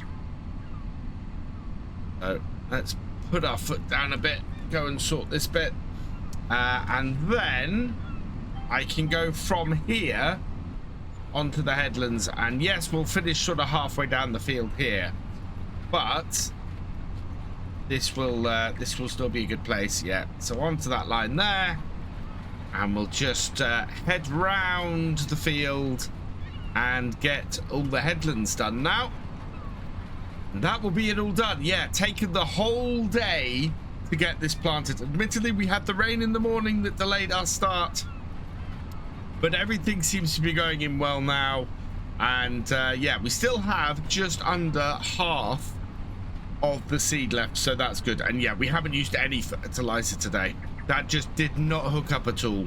Roller is actually only about halfway through the field, so this might be pretty spot on considering how well it's going. If this works out, I'm going to be very, very happy. Ah, can you see them? They're just going behind the pillar there. We have a load of boar on the field. We are gonna have to do something about them. I think we're gonna have to put a feeder in, but they will be damaging our crop. We'll just go and see if I can shoo the boar off our field. Come on, you lot, get out of here. Shoo, shoo, shoo. Get off. Get off my land. Now, the last little bit of the field here, we have already planted. We planted this yesterday. So I'm going to turn around and go back the other way around the field. Take a quick look. Yeah. Oh, we've got a little bit of a gap there and we're not quite done in the corner. But yeah, we can come back round and finish about there, I think. I think that would be a great way to, great place for us to finish. And absolutely great. We are at just gone 5:30. So we've got a little bit left of time today. It's turned into a really nice evening on here, so we are more than able to get this finished today, which makes me very happy. We're going to have some fertilizer to put on here next time, and we're going to have some we're going to need to do some weeding, but in both cases that's fine. We can just get that done next time. That'll be fine with the crop having just grown. In fact, we've got a hoe, so we should be absolutely fine getting rid of those weeds. And yeah, we're gonna be in a very strong place with these onions, and we're gonna have to start getting the sorghum in next time. So this tractor will switch out our seeder on the back, and we're gonna do some sorghum with it instead. Take this right up to the corner. Right, then I'm gonna go back and get the rest done, but that is just about it. Final little bit, and then the onions are finally all seeded. Worked out really well. The roller is following us on the headland at the moment, so that has one more headland to go, I think, and then that will be done. Just double check. Yes, whole field is planted with onions. Fantastic. I am so pleased that we managed to correct that error, and that I managed to catch that error, because that would have been really, really bad.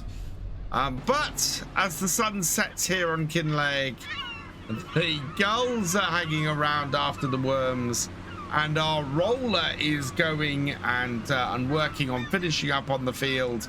So it's going to be another busy day on the farm today. We've also hopefully got a cow or two to sell.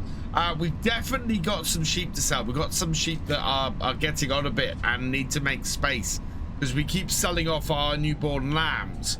So I've got that to do.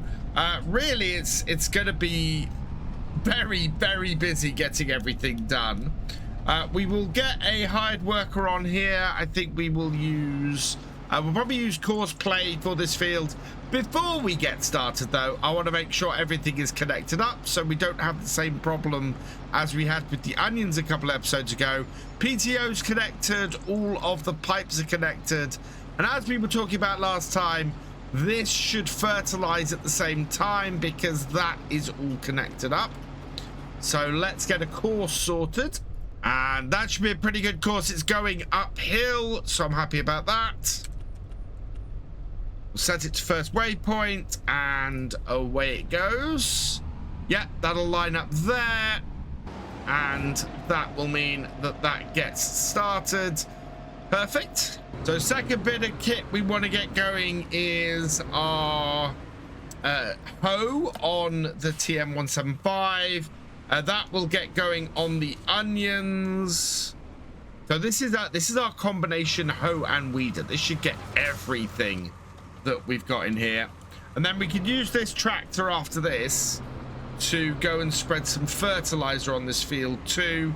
That is probably a job we can do ourselves, so I'm not too worried about that one. Really need to put a new entrance to this field in. Very much, I think, would benefit from that. So let's bring this over here, and we should be able to just set this going with a hired worker. Yeah, so that will get that field.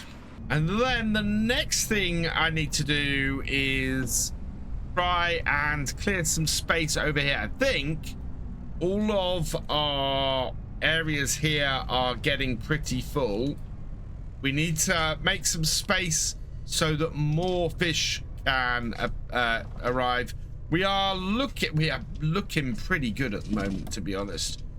We've got nearly 250,000 just in fish this year, which is a massive amount of money. Oh, look at that. That immediately spawned. So I'm going to move these boxes out the way see if we can make some more space for more boxes to spawn. Last year, the way we did this was we just stacked them over here in the farmyard. So I'm going to do the same this year. We'll get these all stacked over here, and that way we can load them up later. This is the last 2 boxes out of here for now. That is 32,000 liters of fish. 32,000 liters of trout that we've got just up here at the moment, which is a huge amount of money that we're going to make in trout this year. I think we're already up to like 170,000 at the current value for trout. So trout, I think we could make 250,000 on its own this year, which is a massive amount. We've got we've got a whole load of trout here, baby trout, young trout. We've got a whole load of young salmon here. We've got more young salmon at the moment than we can do anything with, which is fantastic because young salmon sells really well.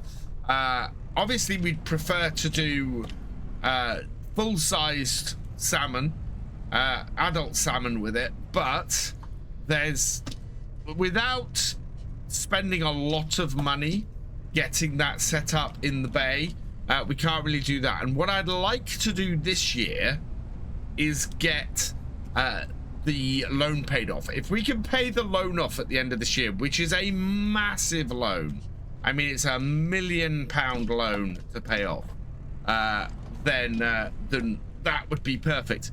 That took all of that trout. So yeah, looks like our fisheries are still pumping out the trout, still pumping out the salmon. This is going to be a cracking payday in a couple of months when these all come. At the same time, we're gonna have we've got clothes now, we got green beans. Green beans actually could do with being sold today. They were still sitting at best price last time, so I'm probably gonna load those on and go and sell those on my way down. Right, that is the fish all sorted. So let's load this pallet of green beans on. We will sell those on the way. Still the restaurant being the best place to sell them outside of getting the train. And then we'll go buy a load of fish food because we need to keep it all going. In fact, I think we're going to have to buy a lot of fish food. We need 2 full sets just for our feed for the young, and then I think all of our ponds and the aqua center could do some as well. So we will do a couple of trips and get ourselves lots of fish food today. Oh, and before we lose that, let's just strap that down quickly. Right, time to go and make a little bit of money from this and then spend a huge amount of money. So first stop is the restaurant, which is just up on the side over here. Pull right over. We discovered this last time. And up to that. And do that. 4,500, 4,600, 4,710 by the looks of things from that. That is a good payday from the charred green beans. So let's head down to the shop now and go and fill this trailer with enough fish food to get everything topped up. So down and into the shop, and I need to just stop off, buy a whole load of fish food. And by my calculations, we need about 40,000 liters of fish food. So that's 16. By that, that's 20,000. That is another 16. So that's 40,000 we've spent. And that gives us 32,000 liters. So we're going to need another 8,000 on top of that, which is another 4. So we will buy that as well. And there we go. We've spent 50,000 on fish food, which is just a ridiculous amount of money on fish food. But we're gonna make so much more than that back because we're doing fish food at every stage.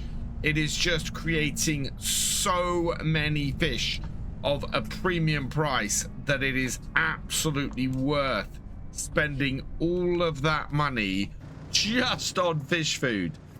It's an absolutely whopping amount.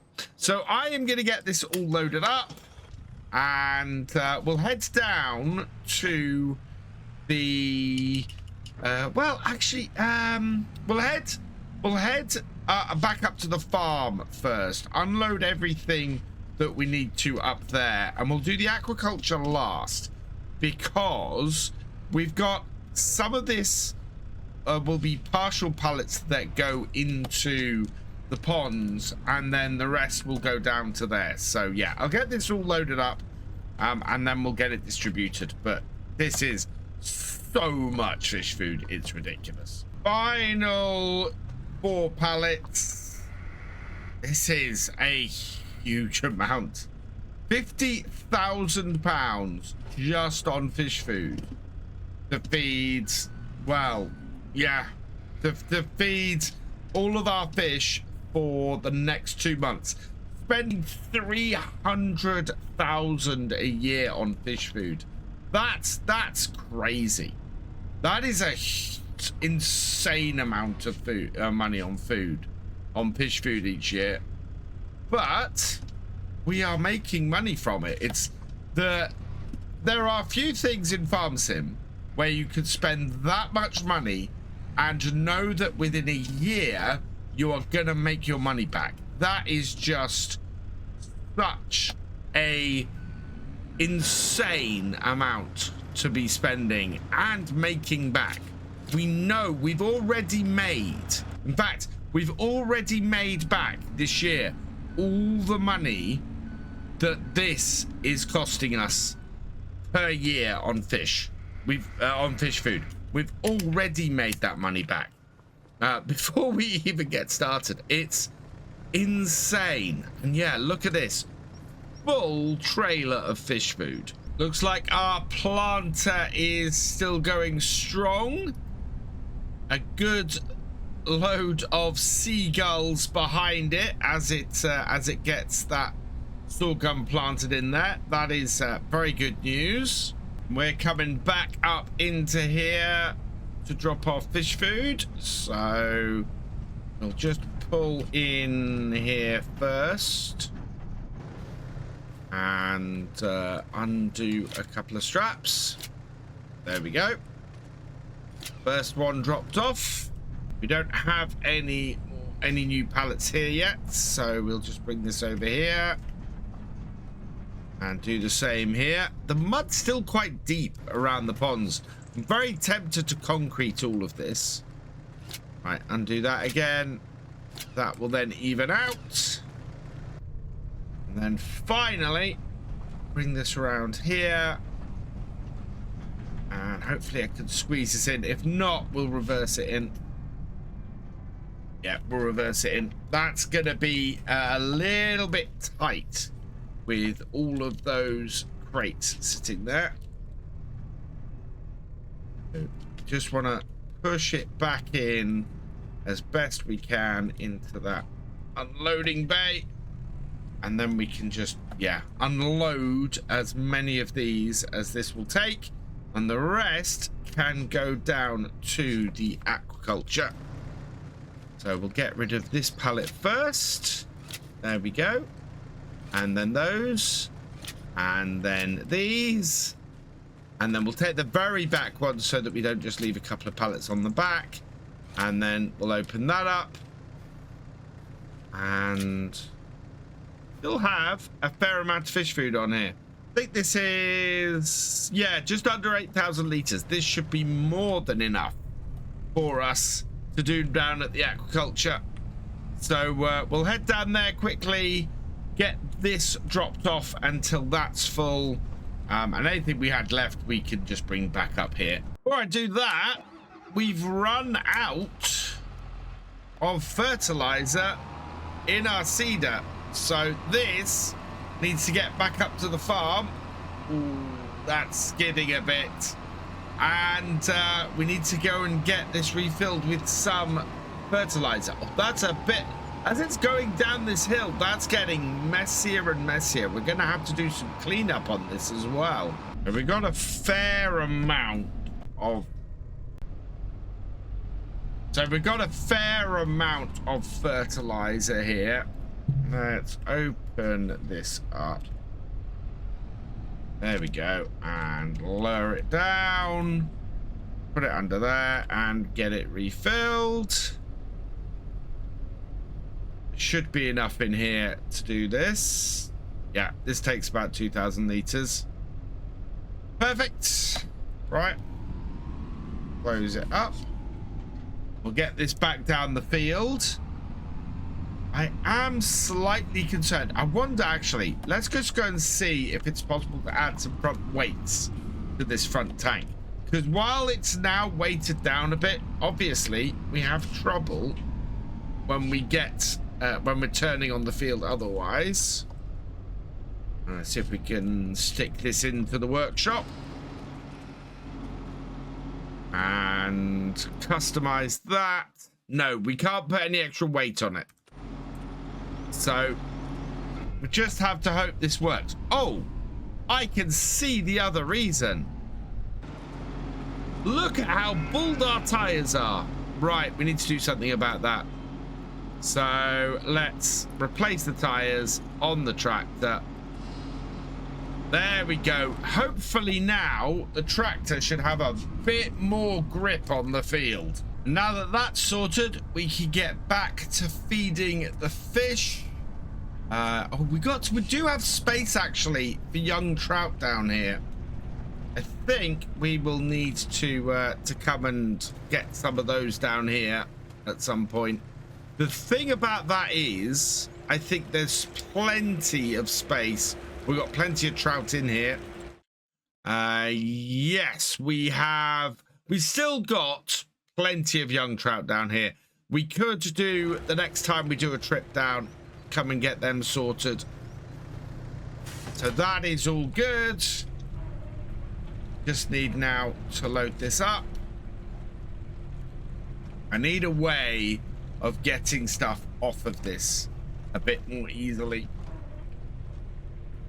Now this isn't gonna go, or this isn't gonna work too, or this isn't gonna be too easy to do. We'll take at least 4,000. I think we're gonna be left with one pallet. This, throw that down, and pop that off. There we go. Yep, that's all in there. Keep the fish coming. Look at all those young salmon we have in there. That is so many young salmon. And I think this only has about 1,700 liters, this one. So if that's the case, yeah, 1,703. It's almost the number of the Enterprise, but not quite. So we will drop this one off here. We could have got away with buying one less pallet by the looks of things. There we are. Oh, look at how close that is. That is fantastic. So this last pallet of fish food, this will go back up to the top. We will situate that in front of the young salmon, or the fish breeding tent. And that will keep that going a little bit longer before we need to refill it again. So that is our fish delivery all done. I just want to unhook that, and we'll get those into, put those in the right place so that they are useful. And then we just need to go and fertilize our field. And once we've done that, we also need to go and roll field 24 where the sorghum's going in, because that needs rolling too. I'll leave that there. And already that needed a top up of fish food. Wow. So I need to swap out the weeder that we've got on the back of this for the spreader. Hopefully by the time we've done this spreading, we should have the other stuff, the sorghum planted, and we can go and get that rolled. Yeah, it's such a busy day. If we can get everything done today, that would be perfect. And I still want to look at getting something. Oh, we have lime in this. I still want to look at getting something that will allow us to keep the boars off our crops. So let's unload that. There is not a lot of fertilizer here. This could be the most costly part of this.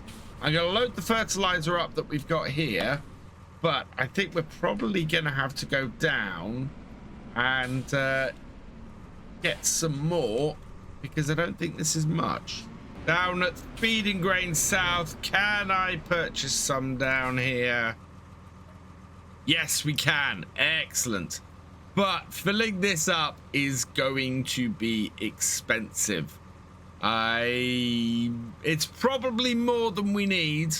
So I am going to spend the money, fill this trailer up.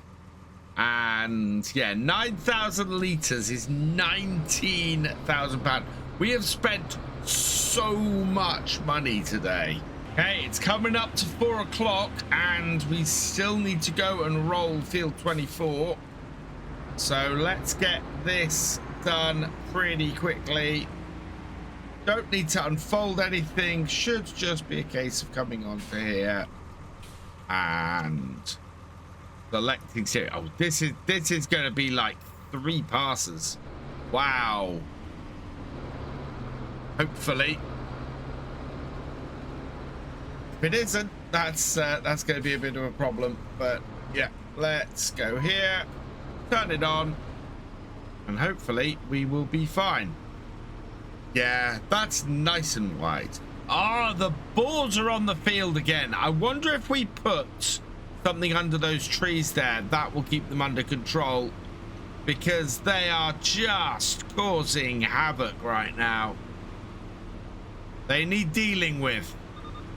We can't have those boars all over our field all the time, because they will just destroy our crops. And I would like to have a full harvest of onions. So I think next thing we're going to do is see if we can deal with that. However, we have just about got this field covered in some fresh fertilizer. And that is fantastic, because now our onions are gonna grow as best they can. The only thing we haven't done is mulch, but as we discussed before, without a very cheap mulcher, which did appear last time, without a very cheap mulcher, it's not worth doing. So with it being 10 to 5 and us needing to get this job started, I think our other tractor should be far enough around that field for us to be able to get the roller going. And then I can turn my attention to dealing with those boars before we finish.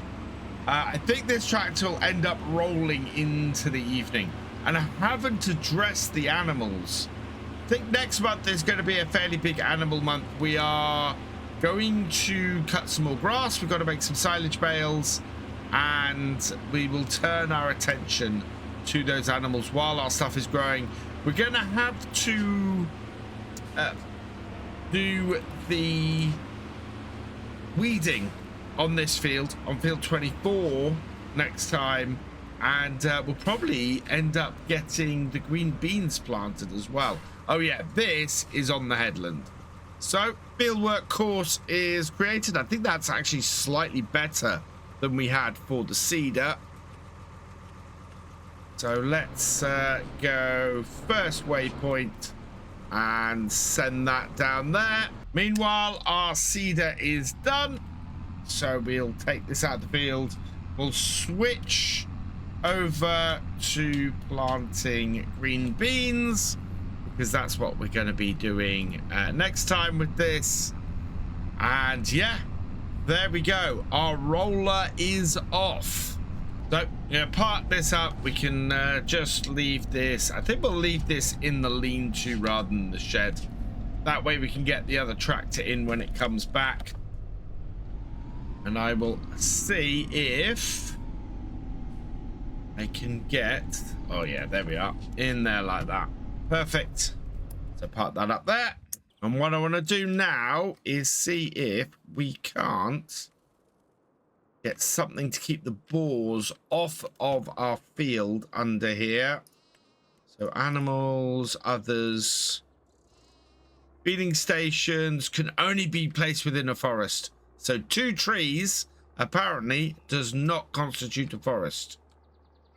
So yeah, we could put it up the back here, and that would prevent them from hopefully feeding in our field, which would be very good. So just up the back here. I don't know if I have to access this to put food or something into it.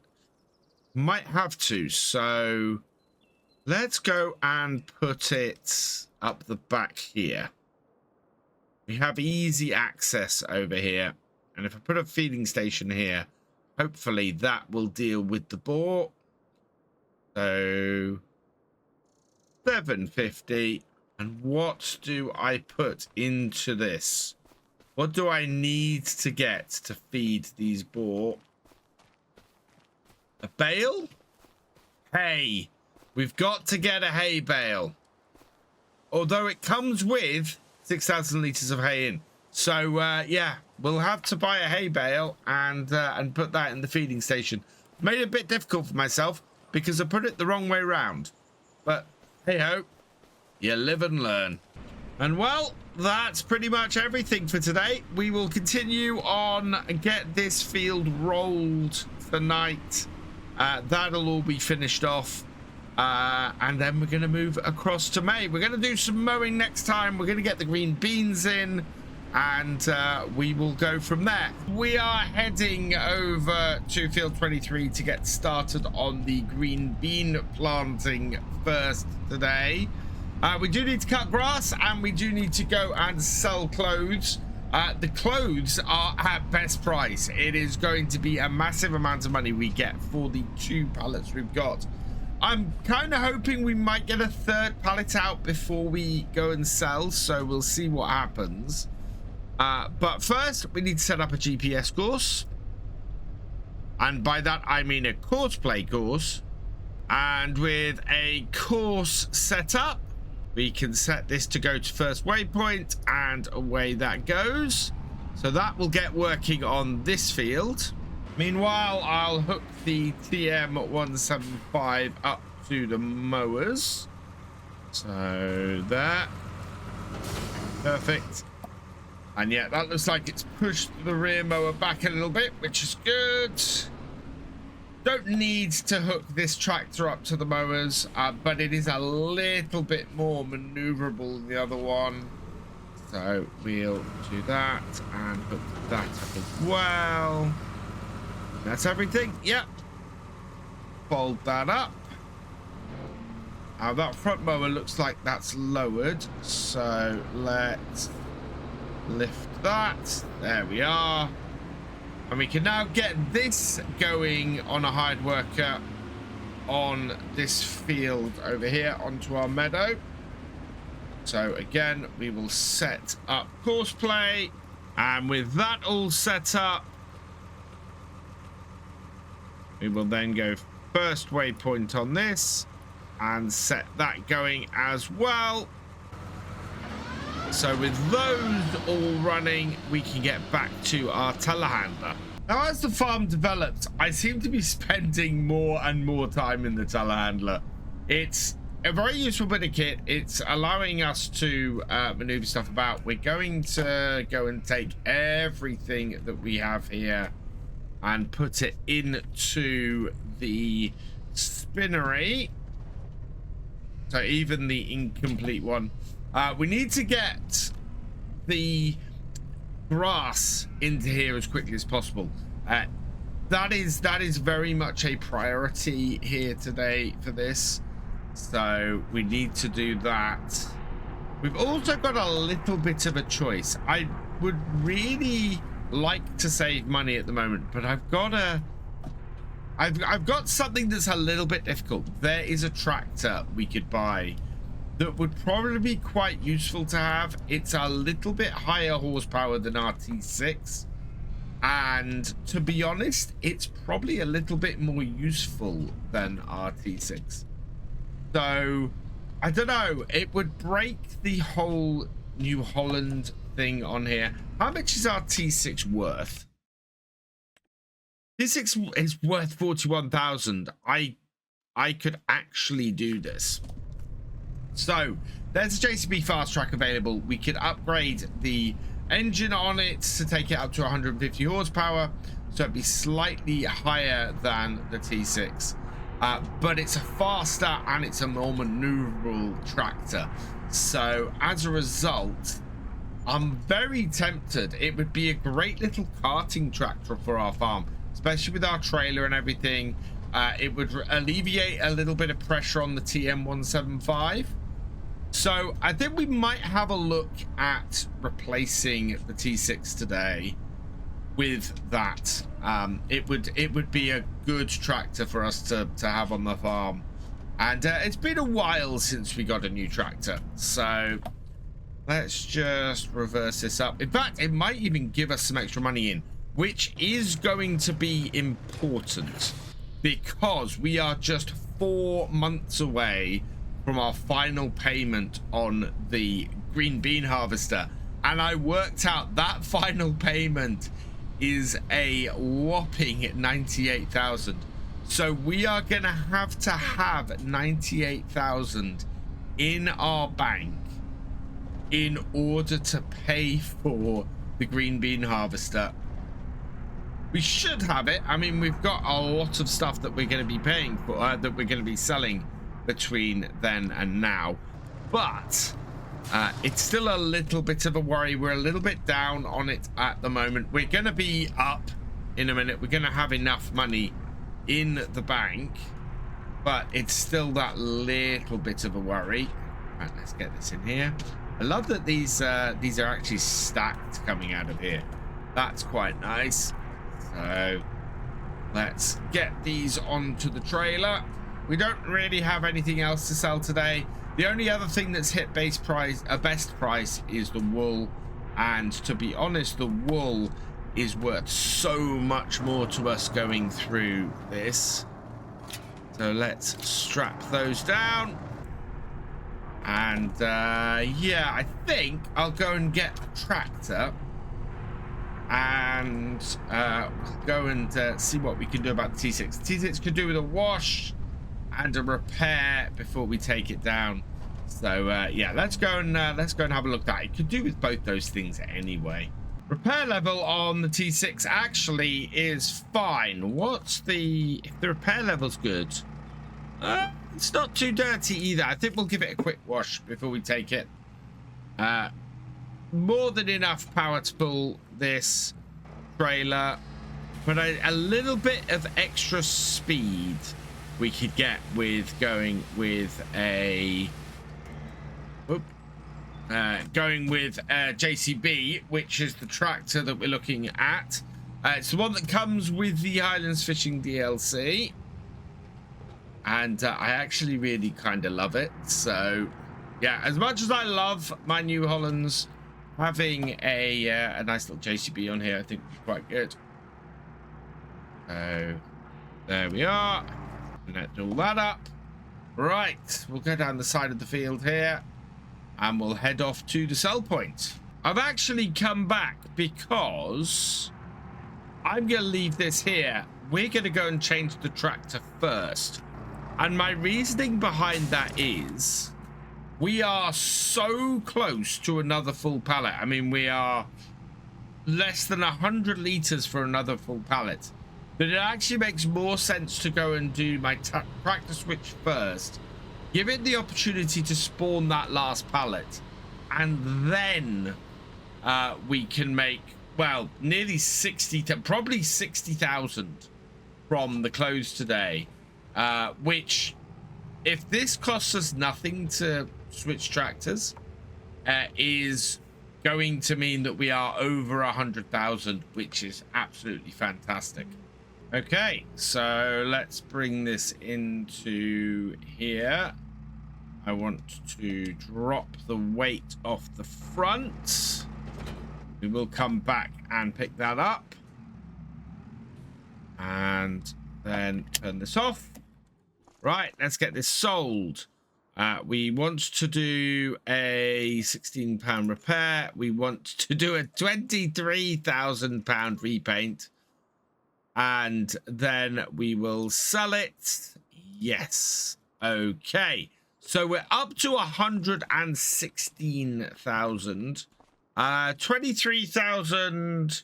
So 50. So we actually have sold this for 49,000. So if the JCB is 49,000 or less, we're going to make money. And it's 22,282.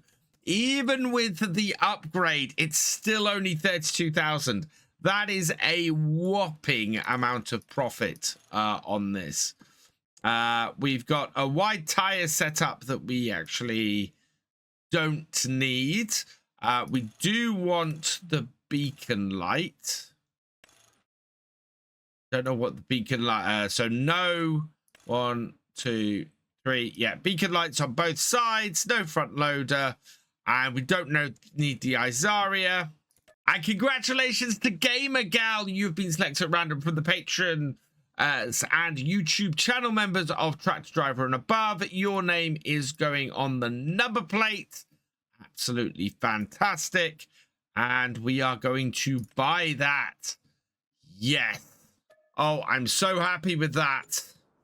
That is, yeah, we're up to 83,000.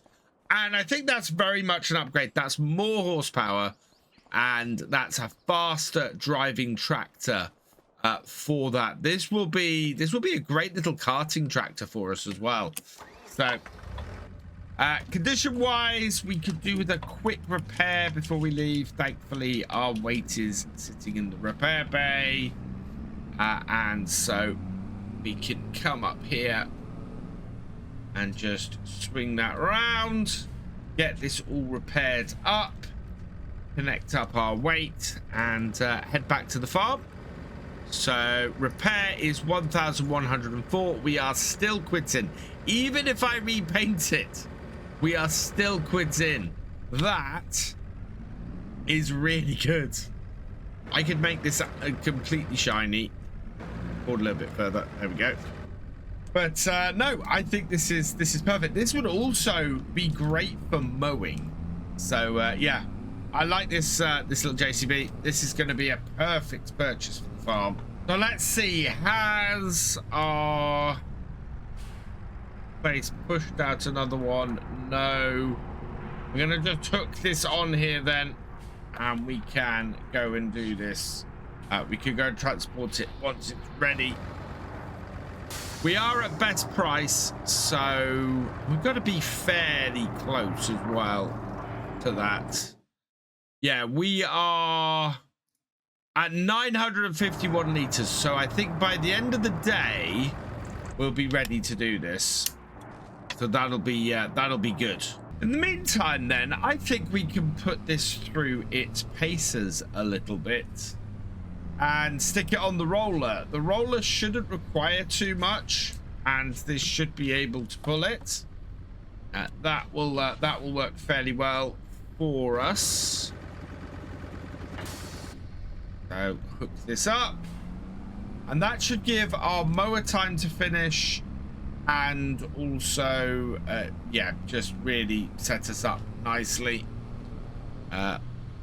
That mower seems to get stuck everywhere. I tried to get it to do 2 headlands, and Courseplay wasn't having any of it. So yeah, it's a little bit annoying. It keeps getting stuck in places. But our planter seems to be fairly far along this field, which is very good news. So we should be able to get this field sorted. If we do that, yes, okay. Expect that we'll be able then to roll this field without too much issue. It's not even midday yet, so we're sitting fairly pretty at the moment. And looking at this headland, yeah, we are going to end up re-rolling the headland stuff when it does that, so that's all good. So unfold our rollers, set ourselves on course, and they go. Yeah, this should be a fairly easy job to get done. One of the things I really like about this JCB is how maneuverable it is. That is just such a nice maneuverable bit of kit. We can very easily and very quickly turn. Thinking about it, when we were doing the onion harvesting last year, it was the T6 we were using on the onion harvest, and so it will be this JCB either carting or actually running the onion harvest. I think it'd probably be doing the carting, especially we're on a flatter field this year. So as a result, this will handle transport fairly swiftly.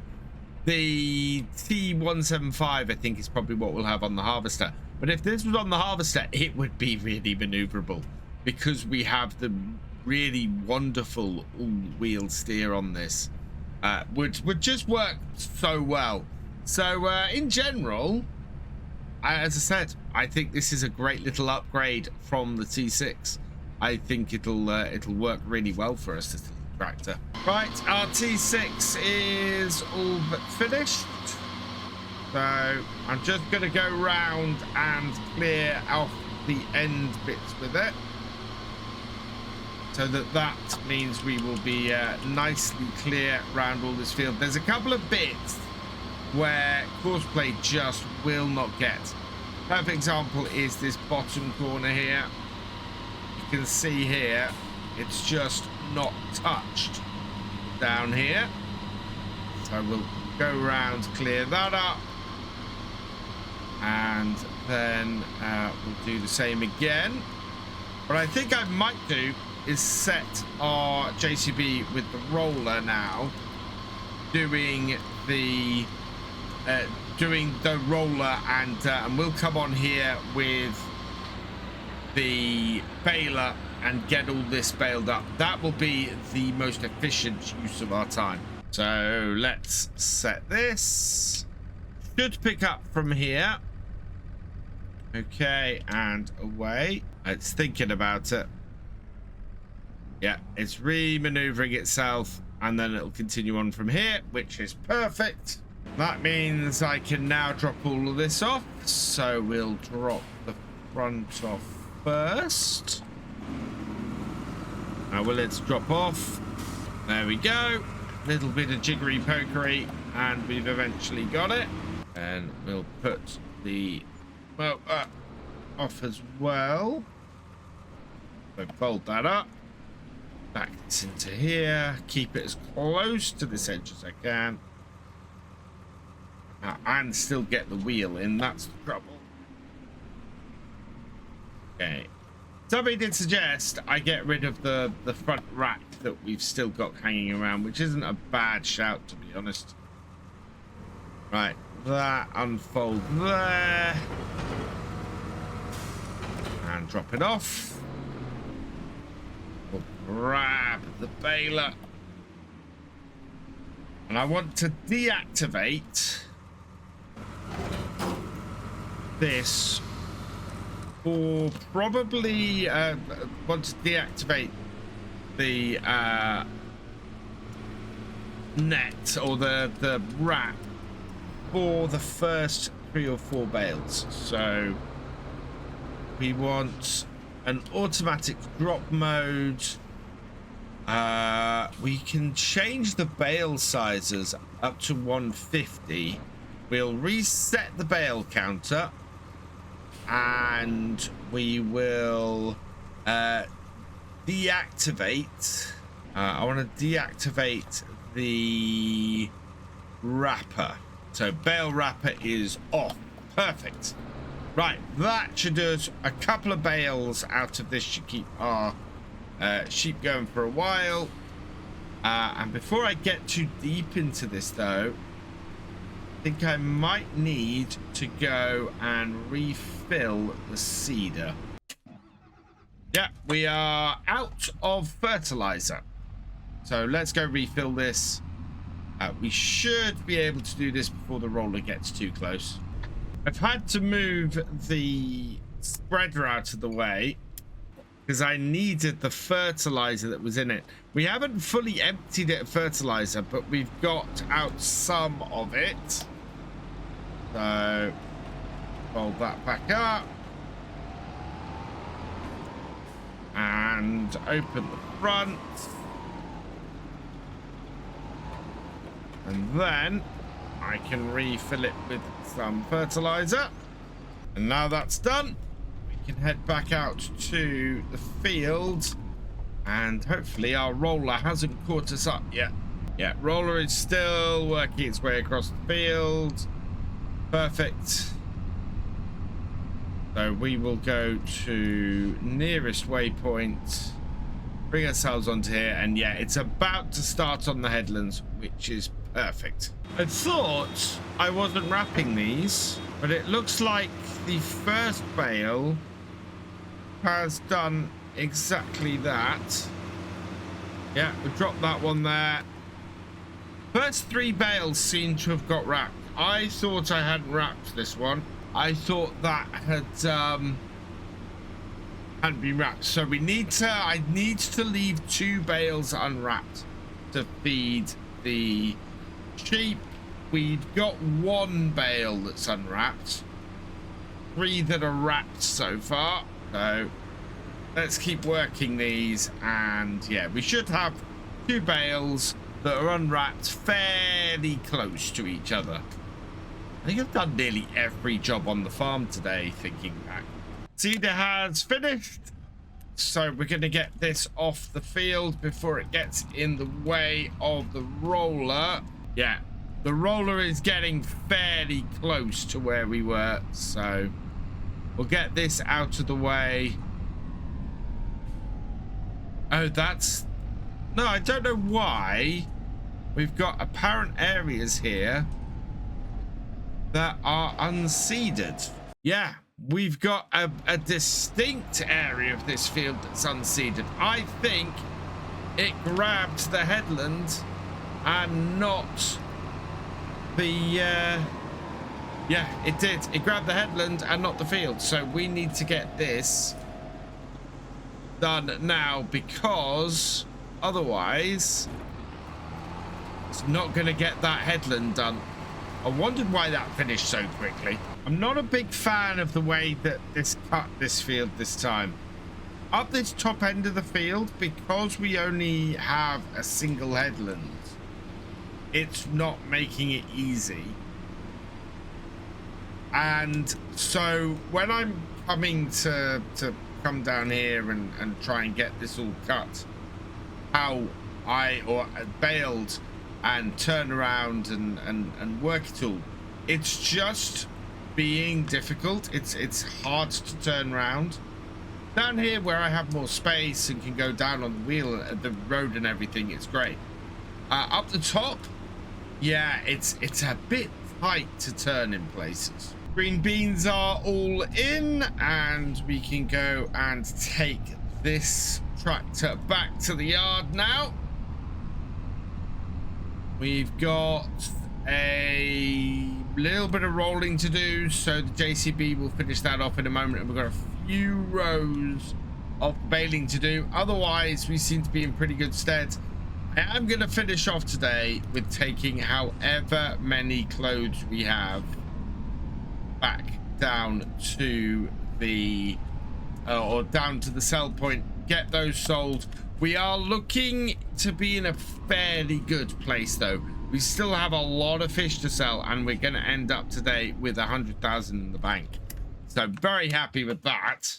I'm going to have to turn down these rows where I'm able, because it is a bit tight at the top end. And yeah, we do still have a little bit to go with this. The JCB is still doing some stuff, so that is still doing some rolling. We're not doing too bad. It's going to be a little bit of a late journey to go and transfer those clothes, though, I think. 6:20, and we're on the final row here of the bales. We've had 15 out. We are about to hit 16. And once this comes out and we start wrapping it, I'm going to turn off the wrapping so that whatever we get from the last little bit in here, yeah, this is gonna go straight to the sheep. We'll unload it. Let's turn that off, lift that up.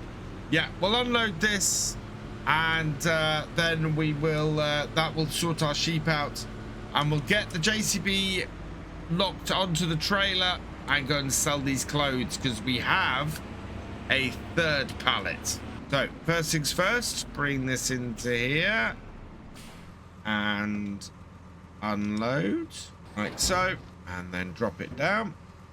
There we go. That should be completely off now. Nope, I think that is still sitting in the back of this. Let's unload that. Has that got? Oh, that might actually have gone in. Sitting here trying to solve this. Yeah, there's no bale on the back there, and there's feed in here. So yeah, that's gone in. So we can park this up now. Get rid of the baler. I'm going to put it in the end row. That way it hopefully won't interfere with the mower. And then we'll go and get the JCB. We'll head down. We'll load up the final pallet and we'll head down to the shop. A little bit of a late night delivery, but we are here. And we'll pull in on the side of the road. 7:45. Ooh, are we close enough? I don't think we are. Oh, yes, we are. 53,000 for the first box. And then, if I can get clear of the pedestrian crossing, another 26,000 for the second. We are up to 171,000. That is insane. We've made 80,000 off 3 pallets of clothes. That is brilliant. So yeah, we are looking very strong going into this year's harvest. We will be picking up in June, where I think we've probably got our first crops ready to go. If not, it'll be fairly quickly after that. We are headed for a little bit of trouble today. As you might have seen, we have a tornado on the way. Don't know where it's going to land or how much damage it's going to do. I hope it stays away from our freshly planted crops. We're going to do the weeding with this, with JCB today, because this is a very nimble tractor, so it should get around fairly easy. I'm slightly worried about my bales. I want to get the bales up fairly quickly, so we're going to take the TM 175 and go and grab ourselves a bale stacker, as we hire each year to do that, and hopefully get them out of the way. If we can get them onto the stacker before the weather turns up, we should be fine. Okay, this field, I think we're okay. Yeah, we're right on the crops here. Slightly worried about field 24, because it's very possible that we might need to get the care wheels on this tractor to do field 24, but that should be fine. Right, you are off doing that job. So now I can get this tractor out and running. I think I've got enough space here to squeeze through. Yeah, that's all good. So we'll take this down to the shop and go and grab ourselves a bale stacker. That way we can very quickly get all of our silage bales off the field. The two grass bales that we've got still on there, we'll grab those with the telehandler in a moment. And normally the silage bales wouldn't take precedence over the fish, getting the fish sorted in the right place. But we know previously that we've lost bales from a hurricane, from a twister, so I want to avoid that if possible. And so we will grab an Anderson bale stacker here. And congratulations to Dan Magin. You have been selected at random from the Tractor Driver and above level patrons and YouTube channel members. And so your name is going on the number plate. We will drop the eye off the in the end so we can fit you on. Okay to that. And that is on the back there. So lease that. And that's going to cost us $2.5 grand. So we'll get this hooked up and back up the top. Yeah, we've got about an hour before we're expecting this twister to touch down. Now, we've been unlucky twice. We've had one go through the farm, and we've had one that's come nowhere near. I'm hoping this is going to be another one that steers clear of the farm, because we're still 3 years on, we're still clearing up the trees from that first disaster that hit us. And it's come an hour early. I'm only halfway driving back to the farm. We've got fairly clear skies, but it is touching down somewhere. Where, I don't know. I will check the map shortly. But that is concerning. We have our twister somewhere, and I don't know where yet. While we wait for it to appear, I'm gonna start getting this done. That unfolded that. Now turn that on. Right, let's get these bales collected up and out the way.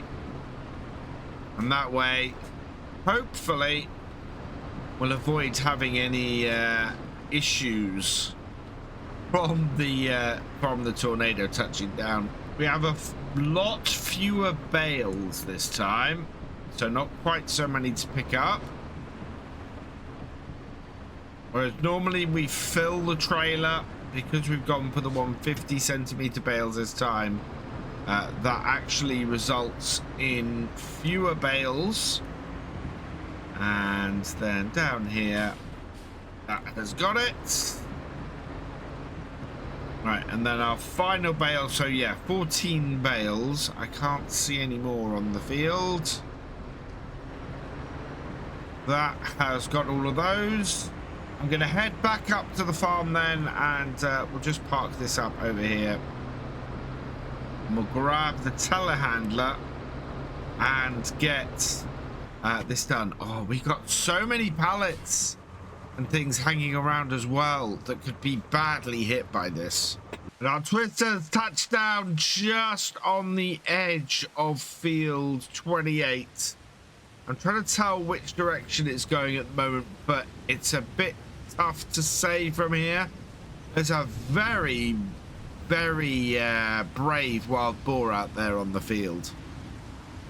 It looks like it might be heading up the side of the field by the looks of things.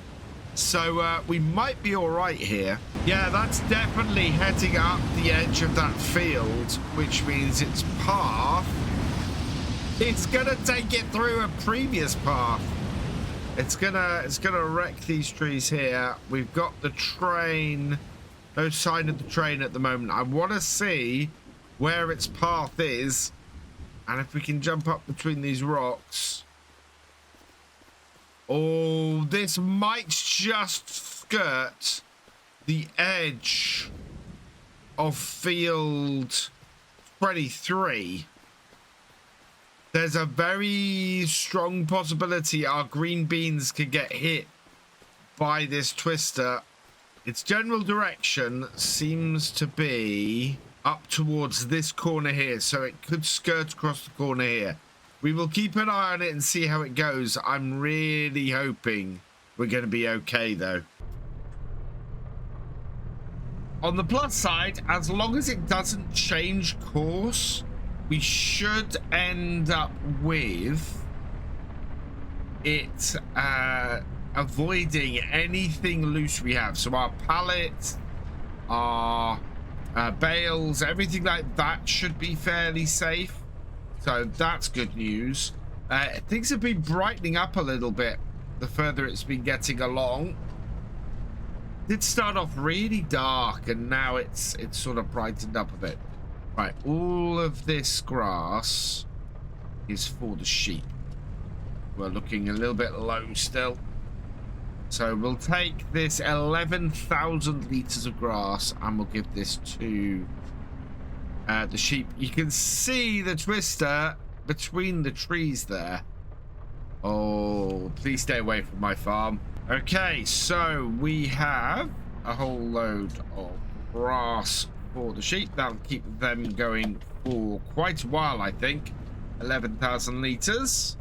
Certainly until our next feed in probably 3 months' time. No, 2 months' time, because we're already a month on from when we cut it.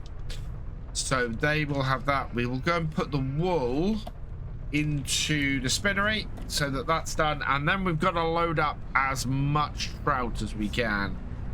We need to keep the young trout supplied to our ponds and our agriculture center, because we just want to get as much fish out. We already have about 300,000 liters of fish, so 300,000 pounds worth of fish, sorry. So we should be able to increase that, especially as we'll be able to sell any excess young fish we have as well. I'm not taking any more young salmon down to the agriculture. There is plenty of young salmon down there, so we're going to pile those for sale up here. We're going to refill our ponds here though with young salmon first, or young trout first, and then we'll be able to see if we can take the rest down to the aquaculture.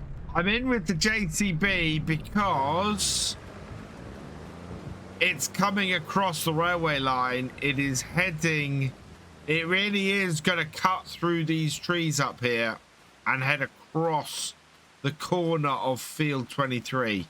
I think we might lose some beans to this, as long as it doesn't continue. Oh, that worries me. Cutting across the corner of field 23, I'm not too worried about. I think, in fact, it might miss.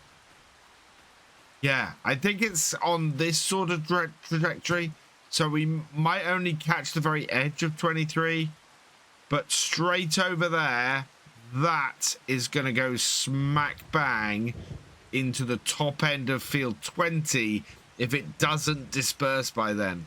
So yeah, again, that's worrying. I'm hoping that it's going to clear up before it does some serious damage to the farm. Trying to keep an eye on where the tornado, where the twister has got to. Hoping the crop damage is going to be minimal. Can't see it on my mini map. Let's bring that up. It's at the edge of field 22. It looks like it's skirting right at the edge of field 23. We might have got away with that. I think we might be okay. Let's go have a look. Yeah, there it is.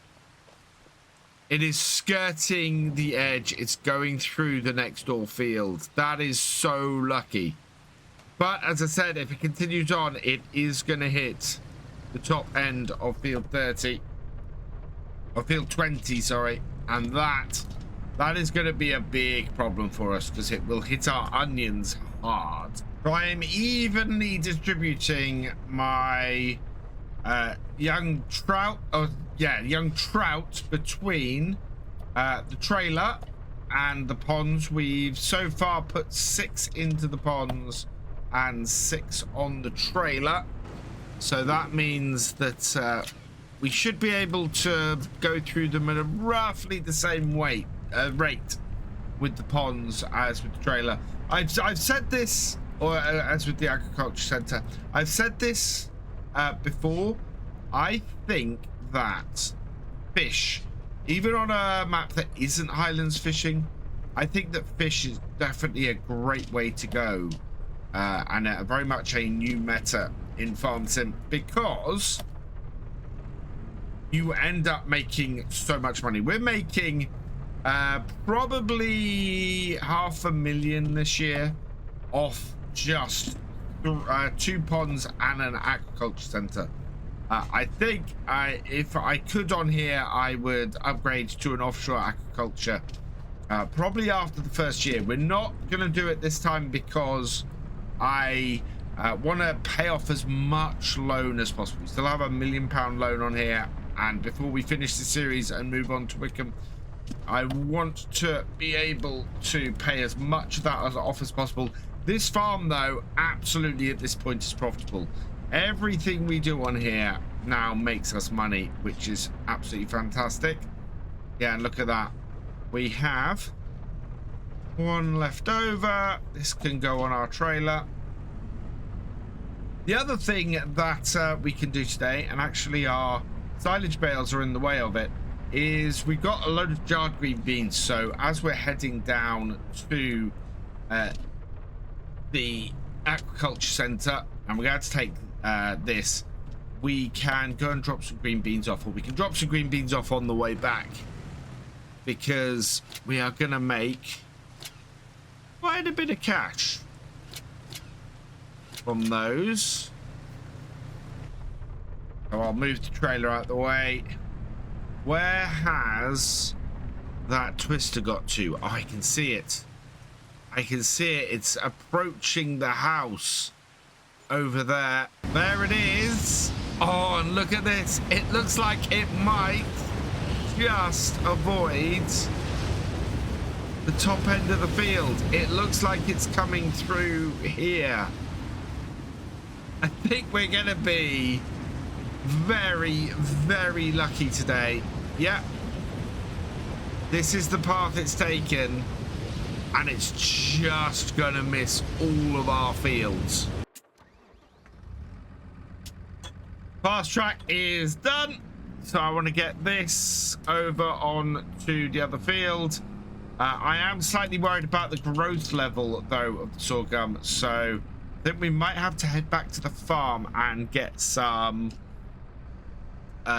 care wheels on this little tractor. But already this little tractor is proving to be a very useful piece of kit. So can we get care wheels on this JCB? Let's find out. Get it into the workshop here and get it up. Let's customize it. Narrows, there we go. Customize that. Yes, for 1,000. Okay. Connect that up at the front. Connect that up at the back.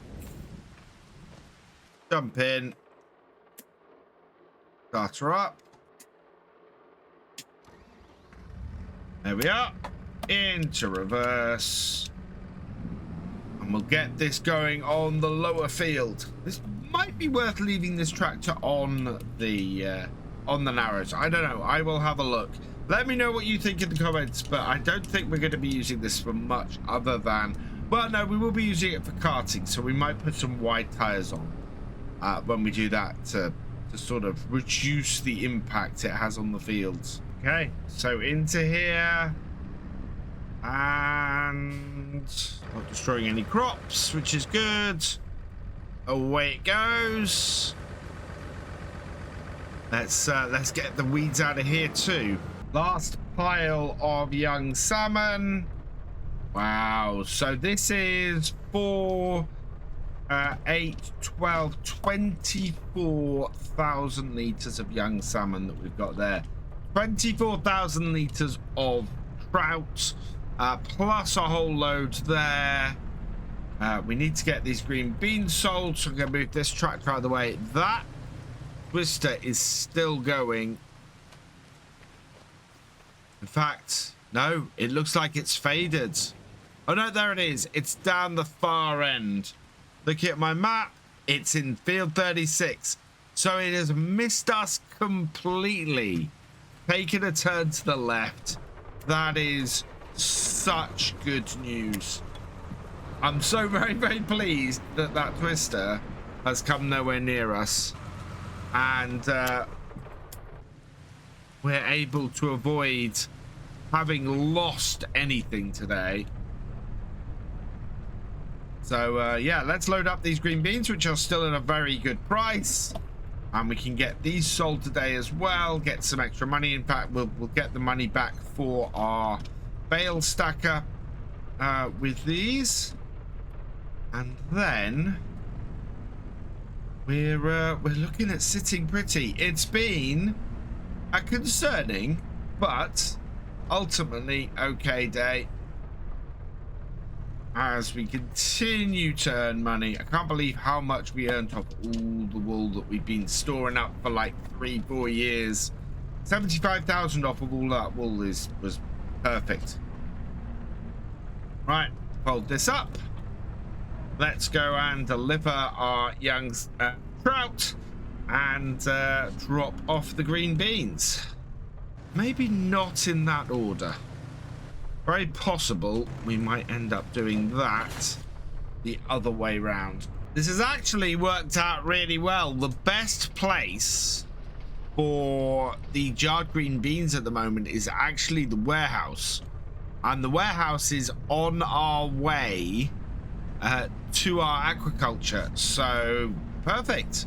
We'll drop the green beans off on our way, the 2,000 litres we've got, and then the 14,000 litres we've got of young trout will go into the aquaculture. First stop then, into the warehouse. Just gone 3 o'clock. The tornado has ended. And we're just pulling into here. Yep. So let's get rid of that. Perfect. That was another 9,500 for those. For 2 crates of the jarred green beans. That's not too bad at all. And we're just going to keep pumping out the green beans. There are a lot of them still in there from last year. I'm going to do the same thing this year. We'll process as many green beans and onions as we can. And the rest will all go for direct sales, because onions and beans tend to sell well during harvest time anyway. So yeah, we'll make as much money off all of it as we can. Let's grab this. 14,000 litres should be enough to fill most of this. I think they might take 30,000 litres each. But it should be enough to get them going. There we are. 7 whole pallets of young trout going into the aquaculture. This is now a race to see how many fish we can create, how many more full-size fish we can have done by the end of the month. Wow, looks like we have enough space. We filled this up. That's brilliant. So that is everything filled up and a lot of fish that we can go and get done and sent, make money off. Gonna be a very, very good month next month. So on our way back, we're getting low on fish food again. So we're going to go and pick up a whole load more of that. We're not going to do the full purchase today because we have some in the actual fish breeding facility. We've got about 5,000 litres. So what we're going to do is we're just going to grab a full 8 pallets, I think it is, which should be about 16,000 liters. That'll be more than enough to keep us ticking over.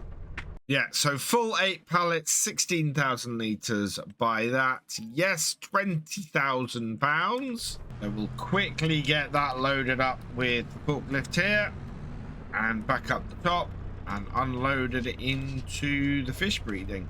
Second pile of food on, just nudge that on a little bit. Go.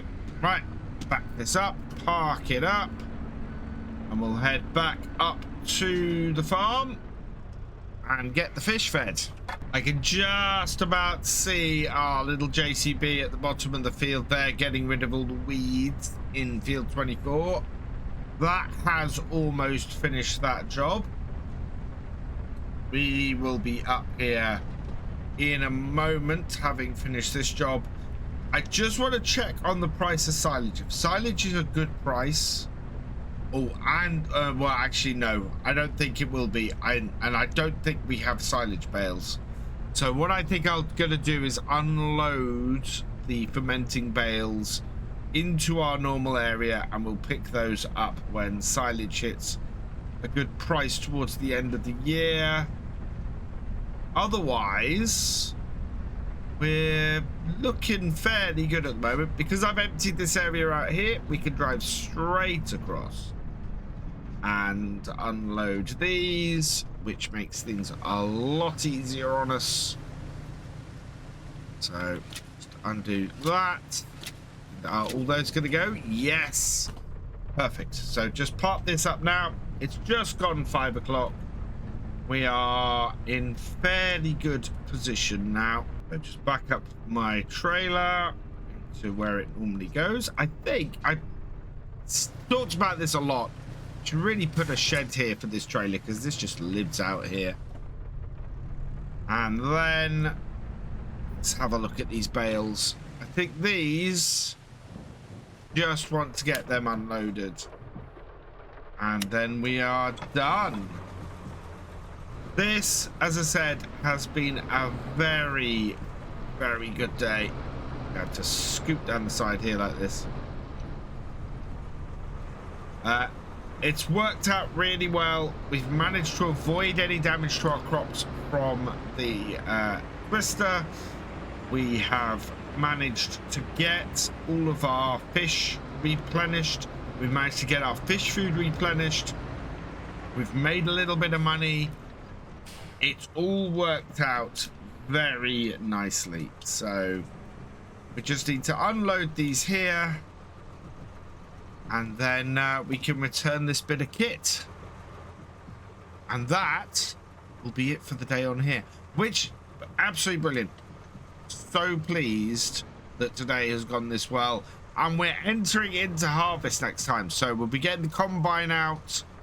Hopefully we will be getting the fish sold, because we're heading for a very profitable July from that, and we're probably going to have a couple other things. We'll see what happens. Otherwise, it's going to be mashing it all together. I think we also might have some cows born next month, and if that's the case, we're going to be able to make some money from them selling our oldest cows, which are getting a bit long in the tooth, and their price is beginning to drop. So I really want to deal with those. But now I'm going to get this washed and returned. We should get about £1,000 back for this. We have been waiting a little while for today. Today we are going to be selling off most of our fish stocks. Pretty much everything we have fish wise is ready to sell. The only thing that that is a little bit under best price is the young trout. But most of a young trout is actually already in somewhere processing, so it's either in our agriculture center or it's in our lakes. So we're gonna leave those till last. I was kind of hoping another crate was going to spawn there then. Oh, there it is. But we're going to load up the trailer with just a ton of fish. We're looking at making nearly 300,000 from adult salmon, nearly 200,000 from adult trout. We have just a massive amount of money that we can make today. So it is going to be all about the fish, getting all of those done. In the middle of it, the green beans are still a good price, so we'll probably be selling some of those off. And the silage bales that we loaded up last time and tipped off, those have hit best price. The silage bales, though, in contrast, are only worth about 17,000, maybe 20,000 in total, with the extra environmental score. So, to be honest, getting these crate of fish sold today is really going to be my priority. Everything except for the adult salmon wants to sell at the fish market, so we're going to try and make a big trailer of everything and go and sell that, because we will make a massive amount of money today. I have no idea how much this is going to come to a total of, but it is promising to be huge. And if we can pay off half our remaining loan with this, we will go into this year's harvest not having to make a huge amount of money to clear things off. One thing we do need to take into account is that we are next month going to be paying for our bean harvester, so that's nearly 100,000 for that. So that will take a little bit of work.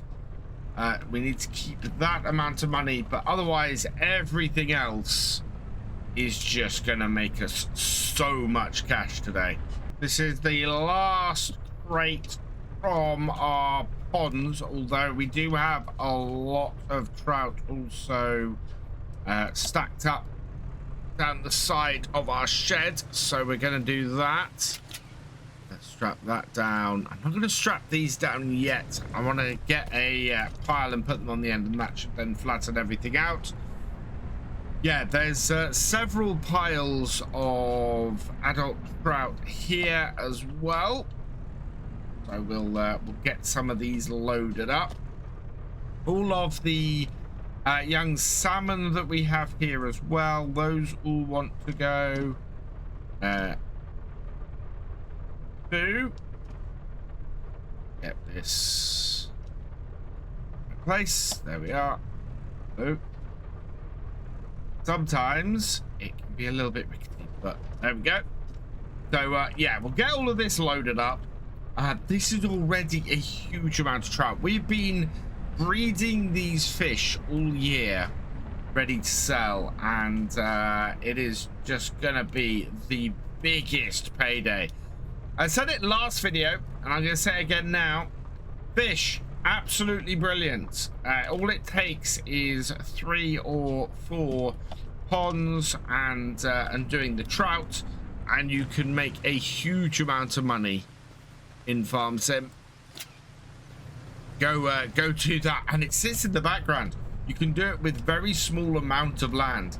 The most expensive piece of the setup is that breeding tent there, but once you've got that breeding tent, you're just absolutely in. You have got so much money you can make from just a few ponds, and make the young salmon as well from that lot, because that's the thing.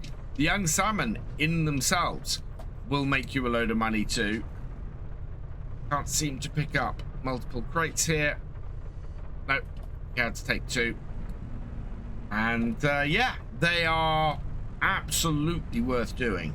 I think that is all of the trout that we have up here. That is a lot of trout. We also need to load up all the young salmon. They are going to the same place as well. I think this is all going down to the fish market. So yeah, it's all gonna sell down there. I'm not, as I said, I'm not gonna grab the young trout, because while they are worth a considerable amount of money, I think I'm pushing into those. Yes, I am. While they're worth a considerable amount of money, they are not worth, they're not quite reaching peak. They're just under at the moment, to be honest. So we kind of want to get all of those on, pick them all up. There we go. So yeah, we'll get all of the young salmon sold, we'll get all of the adult trout sold, and we'll get all of the adult salmon sold. That is, those on their own are going to bring us in a load of money. Leave those two there. And then we'll see where we go from there. But it is going to be all round a considerable payday. We got space for 6 more. And there are 4 more here. And then there's at least 2 in the in our breeding area, if not more. Just need to get at the right angle to get the second set of crates up. So yeah, we're gonna have a full trailer straight off. How much is this first trailer gonna be worth? This could be, well, this is going to be worth a massive amount of money. We do have a load of adult trout along with the adult salmon down at the aquaculture center, and that is going to be our second place that we go today. But our first stop is going to be with this lot, making as much money as we can. There we go. Everything fit on. Back that out. Yeah. We should be able to just shove these on. So shove that on. Shove that on. Can I shove that on the side? Yeah, there we go. Shove that on. There we are. Right, I just need 2 more. And I think we'll probably end up with more than that as well. With the young salmon here. Yeah, we've got a whole load of young salmon in here. So the trout, these will continue on, and we will distribute these as much as we can to the ponds up here. If I can keep making money turning the young trout into adult trout, I will do. Keep that filled up. Anything that is kicking around, both young salmon and young trout, after everywhere is filled and done, that is where we will that is stuff we will sell. I was selling this young salmon because we have more than enough young salmon on the farm to keep things going. So I need to get this first one on here like so. Yeah, need to go and just correct this box. Be able to turn that over without too much hassle, and we'll get the last box on. My front loading skills aren't bad, but they are not perfect, as you can see, especially when we're dealing with little bits at the end of trailers and things like this. Right, shove that on, shove that on, shove that on, lock them down.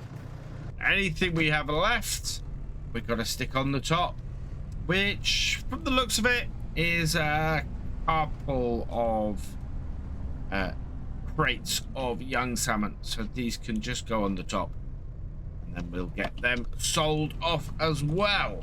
Last couple of crates are on. I put them at the back here with the salmon because if I remember correctly, the fish market has 2 sell points. I don't think we have anything more up here, so I've already put 2 crates in this pond here, so we're going to add a third of the young trout, and then the other 3 of those, we'll load those up into our ponds up here as well, and that should be enough, yeah, to keep them going for a while. That has taken all of that, so I am very much I'm very happy to load those up. Yes, we don't have as much young trout sitting around, and we're not probably going to be selling any young trout, but they will go on to be adult trout, and as a result, they will make us far more money later on. I'd rather cycle them into making more money than just selling them off and making a quick buck. That actually, long term on the farm, that is the way you kind of want to go.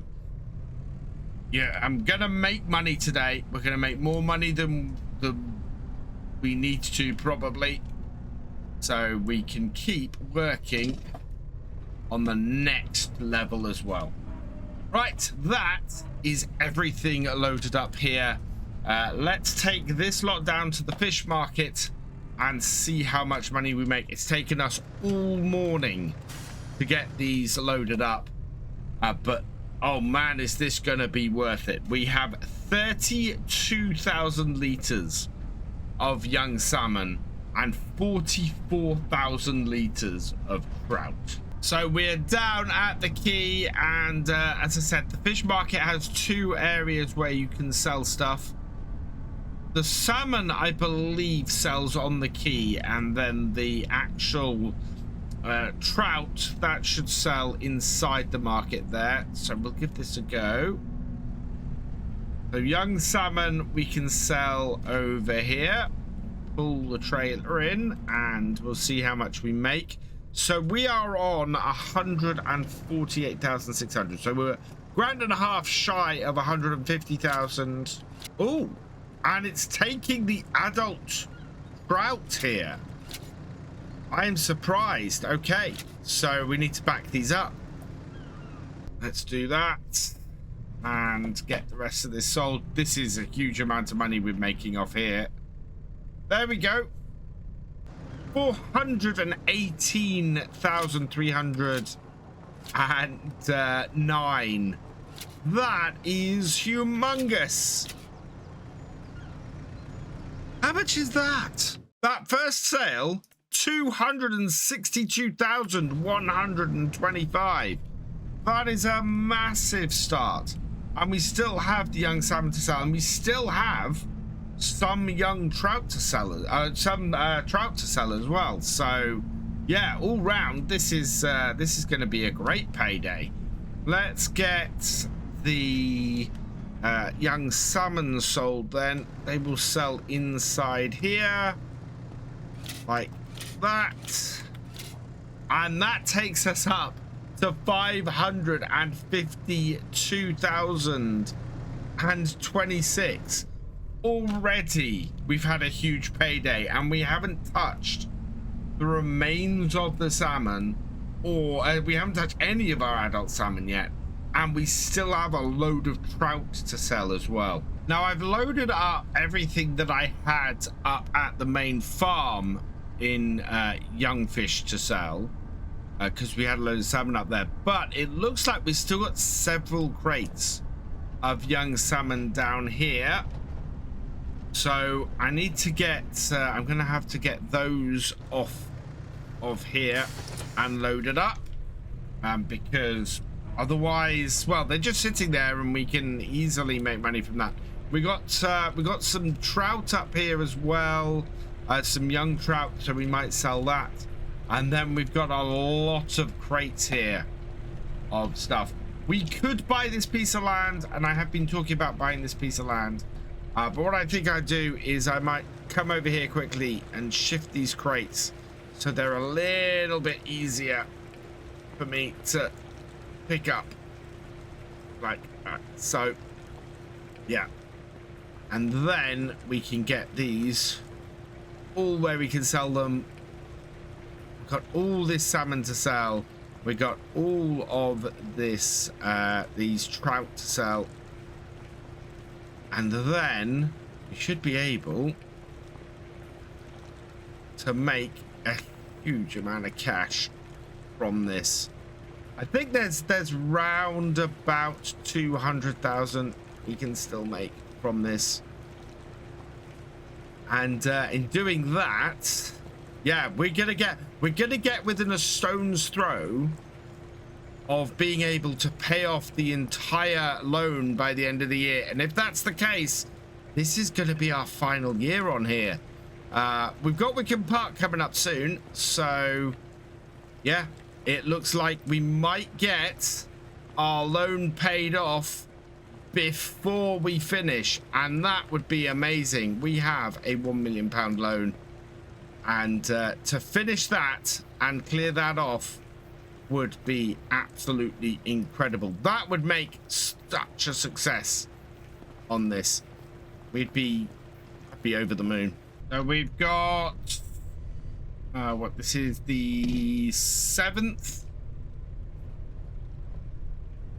Yeah, this is sorry, the 8th and the 9th and 10th boxes on here. So there's, yeah, we got space on here. We're not going to be quite as full as we were the last run, and it's not going to be worth as much as the last run. Although the adult salmon is worth more than adult trout, we have a lot less on here. We are going to be only, I don't know, I don't think we're transporting anywhere near as much. We should end up though with somewhere in the region of about 750,000. I think we might make 200,000 off this lot. If we do that, as I said, we're going to be in very good place, because we know at the end of the year we'll make a couple of hundred off, a couple of 100,000, sorry, off doing wood chips. We know that we'll make a load off the onions. We're constantly making money off the green beans. The whole thing is just got to the point where we're looking at having a £1 million year on the farm, which is huge. That is just going to make such a difference. And up, carefully back. Yep, there we go. So we've got these two here, and then I'm going to have to get all the crates off the actual platform. We'll leave one crate of each over there so that that loads back up and keeps the fish going until we can refill it. Although, to be honest, it's not going to get through all the fish on the platform. It really, there's plenty left there to go. That on there like that. Shift those crates about a little bit, and then we got, yeah, we just got one more crate to go, or one more set of crates to go. So I'll get these unloaded off here, and then we can go and sell this and see how much we make here. Last 4 crates on. There are 2 crates of salmon and 1 crate of young trout that I'm leaving. The final crate, or the last 2 crates of salmon are just, there's no point really in doing it for 1 crate. The crate probably is worth a fair bit, but I'm just gonna leave it there so that things keep ticking over quite nicely. We are nearly out of fuel on the Merlot, but that's okay. Well, we've got a decent amount of fuel on the Merlot. So let's take this. I think this is all going to the fish market. Yep, confirm this is all going to the fish market. We have 16,000 litres of salmon, 12,000 litres of trout, and 12,000 litres of young salmon. The next step, I think, for this is to have an aquaculture out in the bay. To go and spend the 175,000 to do that, to get the ship and everything, because our salmon production lags well behind our trout production, and the salmon is worth so much more. So I'm going to sell the young salmon first, as I planned to do last time, except we'll take it to the right place this time. Pull our trailer in and stop there. Unstrap that. I think that is all of it. Yeah, so that has given us another 50 odd thousand in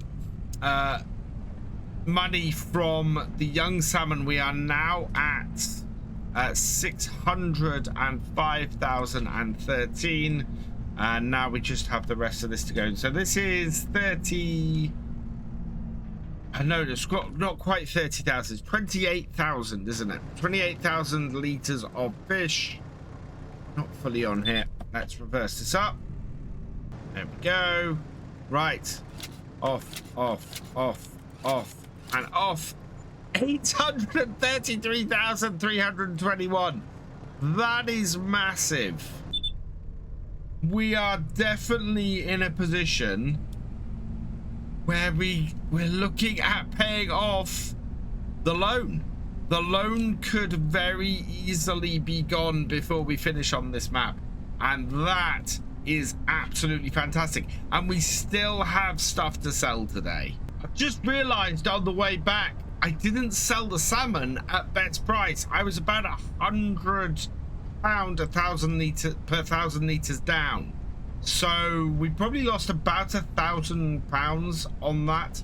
Not the end of the world, but still a little bit annoying because we should have done better than that. We should have made more money today than we actually have. How much have we made so far is a good question. 662,735. So that is a really good payday so far. We want to get that over 700,000 if we can.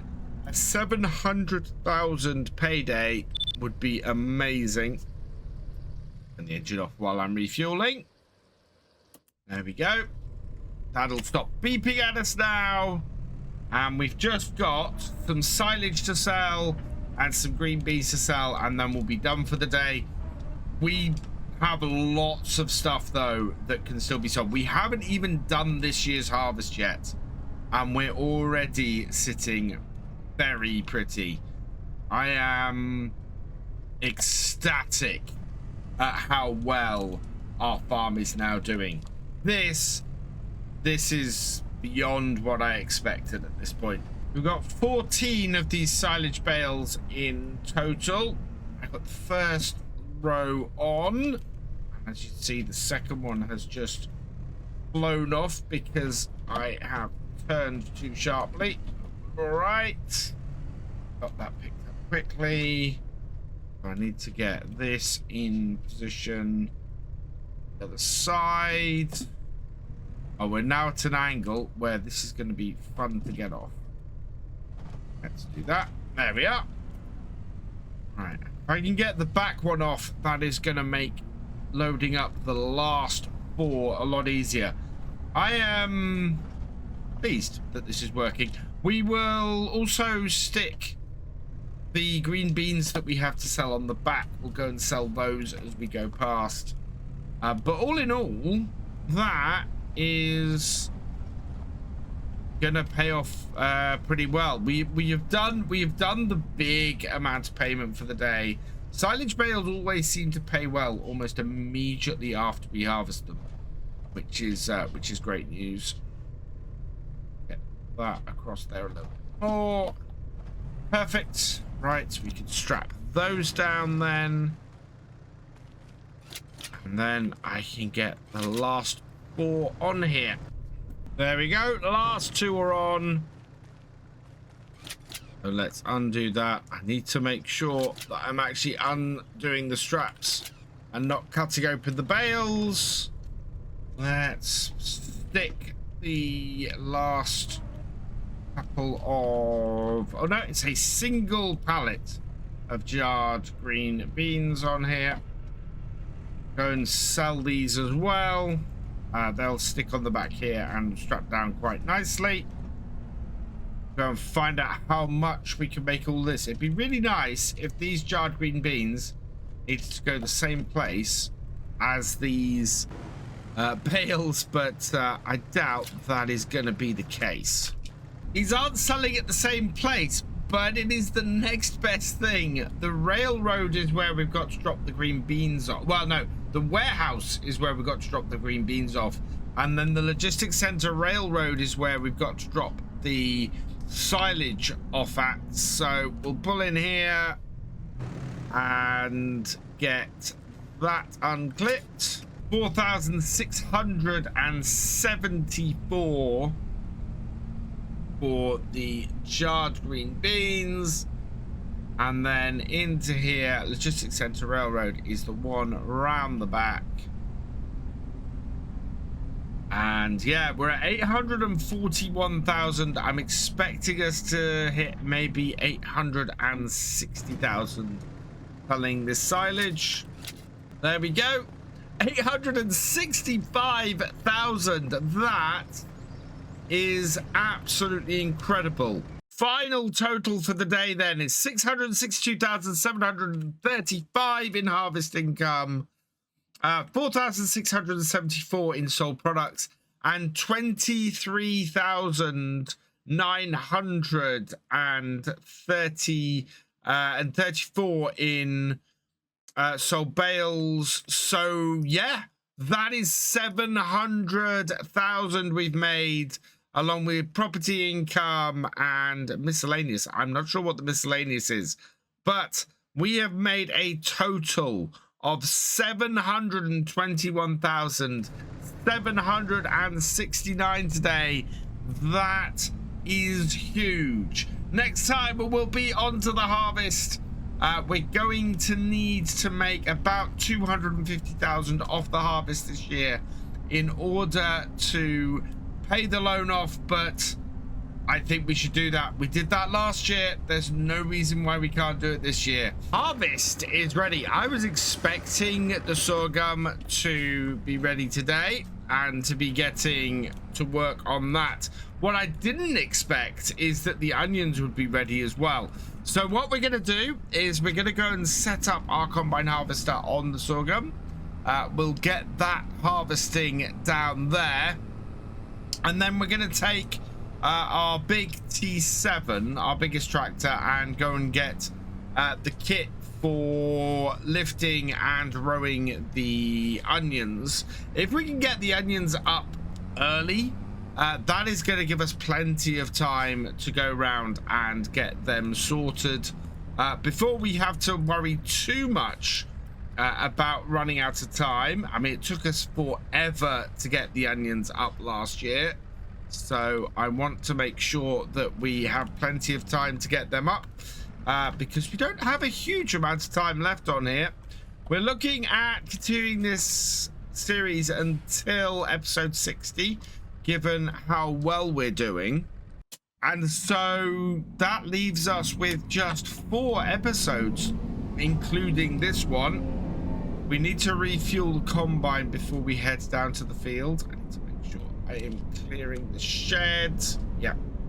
Go. So yeah, we're going to refuel the combine before we head down to the field with it. And then we will get this started.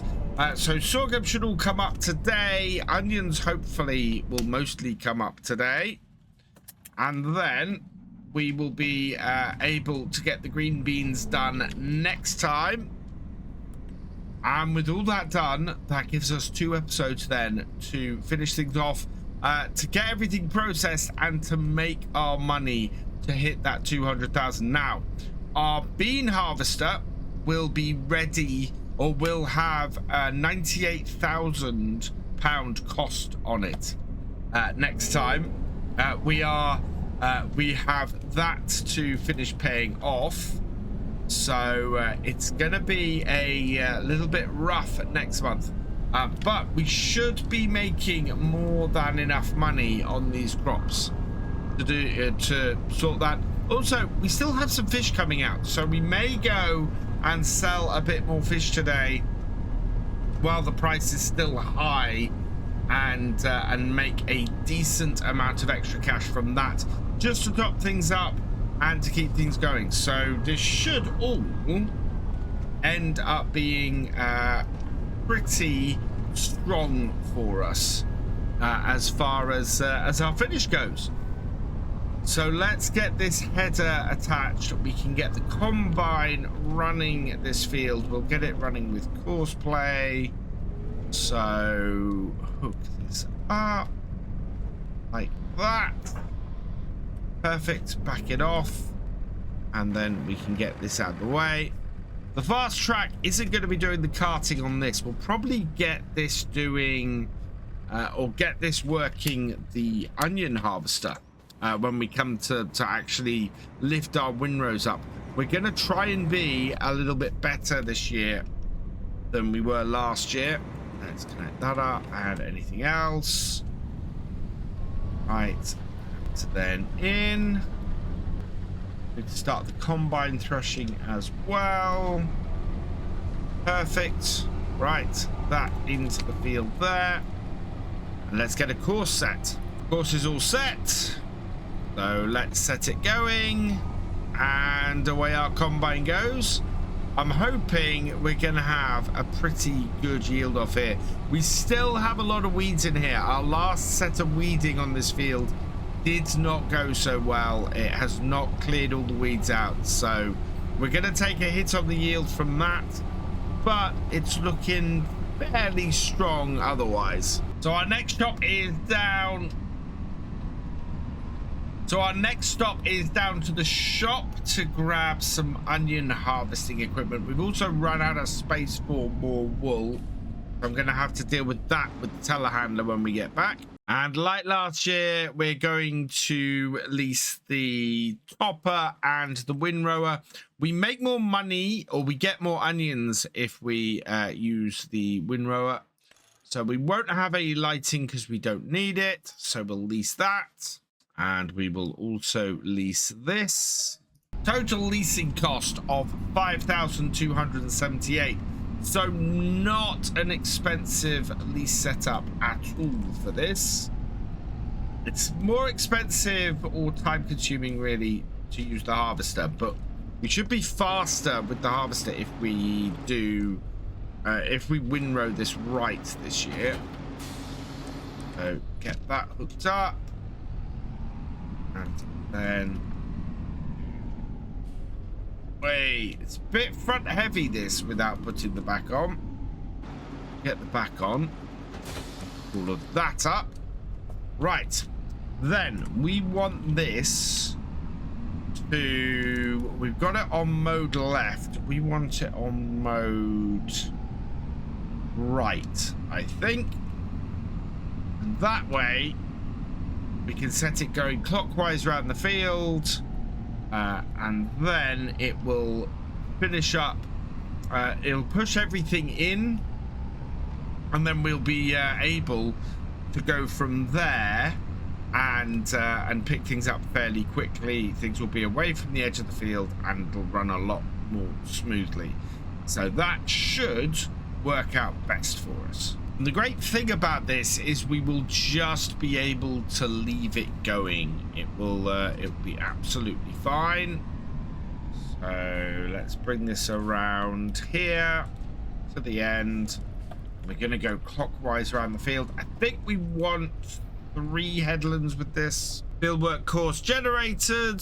First waypoint, and away it goes. That should position itself nicely. And that means we need to go and do the yard work that's kicking about, because if we don't keep up with this, we end up making less money. We're already set to make about 54,000 from the clothing that we've generated, that we've got sitting about. So there's gonna be probably 100,000 in the wool. The sheep at this point are one of the most profitable aspects on the farm. They are now just making us money because we got this this little shed in. We have a decent number of clothes out of it. So yeah, this is gonna keep making us money and keep pushing things forward. We've got as I said, we've got some of the fish left to go. So what I'm going to do now is load up some more fish and get them sold, because we might as well go and make the extra money. We don't want to leave money sitting there when it could be working for us. The thing that's been the least useful for us on here has been the Highland cattle. The Highland cattle have made us nothing so far. Well, they've made us very little. I think they've made us a few thousand. But yeah, it hasn't been a huge amount of money that we've made off the Highland cattle. Combine needs to be emptied, and it's just about made it. In fact, no, it has made it back round to the entrance to the field, which is perfect. Not having to go very far at all to get it emptied. We'll just pull this in here. It might want to keep going. Yeah, in fact, it does want to keep going. So we'll empty this out, and then we'll keep up with it so that we can get it emptied without having to stop it as much. Harvested successfully emptied. We might as well load up with the trout and get them sold. Oh, and look at that. We have more green beans to sell as well. So, yeah, we're going to make a nice little packet from extra stuff too. It's great when the farm just keeps paying out like this.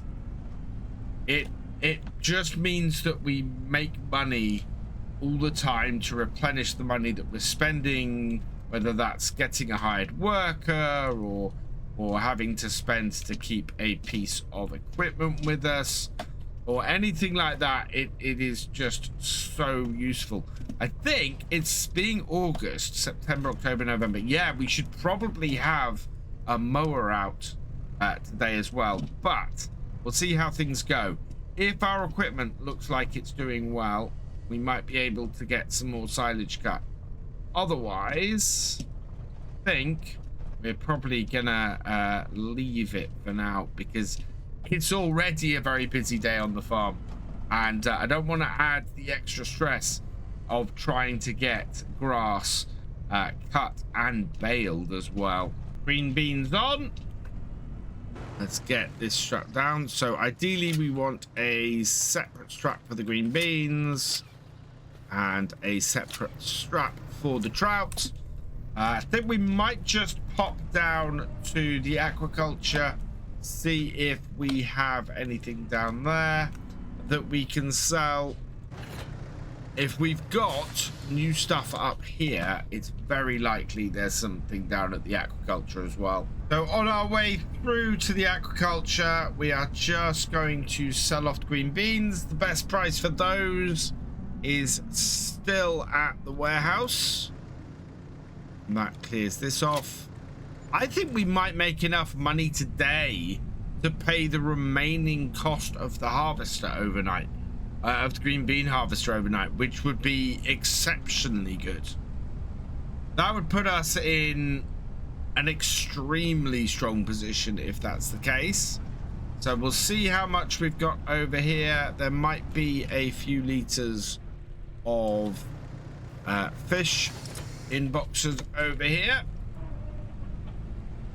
In fact, yep, we have 2 pallets by the looks of things. Oh no, and a pallet on the far end. Oh wow, there's a pallet of trout that we missed last time. So we will grab this pallet, hopefully without knocking it off. Yeah, there we go. Perfect. So yeah, 2 pallets of trout here and a pallet of salmon. That is absolutely fantastic. Yeah, that's a whole another 12,000 liters of trout that we have to sell today, which is fantastic because the price is still really high and will make us a whole load of money. And yeah, we have 1 more case of salmon to sell as well. As I said, I've said it a few episodes now, the fish sell so well that it just is a license to print money pretty much. If you want a successful farm in Farm Sim, I definitely recommend getting 3 or 4 trout ponds and producing trout, young trout and young salmon, you will make your money back from the fish food so many times over. And between last time, where we made over 700,000, and this time where we're likely to make another 100,000 on top, you know, 800,000 for a year's worth of fish. And not even a year's worth of fish, because we sold a load of it after last year's, well after last year's best price. So maybe 8-9 months worth of fish we've made. We're gonna be making about 800,000 off. Is massive. That is just such a good payday. Combine is full again, and I don't think this is going to give us a full trailer unless we hit weight limit. Combine does not move very fast at the moment. Oh, so we do have that advantage. If this hits less than 80%, oh no, there we go, 60%. Wow. Yeah, so we can't fill this trailer more than about 30% off the first load. Otherwise, we're gonna find ourselves without enough space to get the second load off. So I need to sell the salmon down here, and we had this last time where the best price for the salmon was actually here at the warehouse. Oh no, I've sold everything. No, I've sold just the salmon, thankfully. 18,494 for the salmon. Wow. All because I didn't strap it down. Right, so, oh, that might actually have been some of the trout as well. But that's fine. We are up to 882,000. And we've got... No, in fact, I don't think that was for some of the trout. I think that was just the salmon. Because we only bought 4 down from the top, and we've got 6 still on the trailer. So, yeah, we had 2 lots of trout. That was only the salmon that made us nearly 20 grand. Now we're gonna head down to the fish market and go and sell this trout and hopefully make a really good amount of money off this as well. Yeah, the salmon is the bit that wasn't gonna make a load of money. The trout should make us a huge whack of money. So adult trout sells around the back here. Pull it in, stop the trailer, and undo the straps. Oh, come on. There we are. And we're nearly at 1 million. Oh my lord, we are just 44,000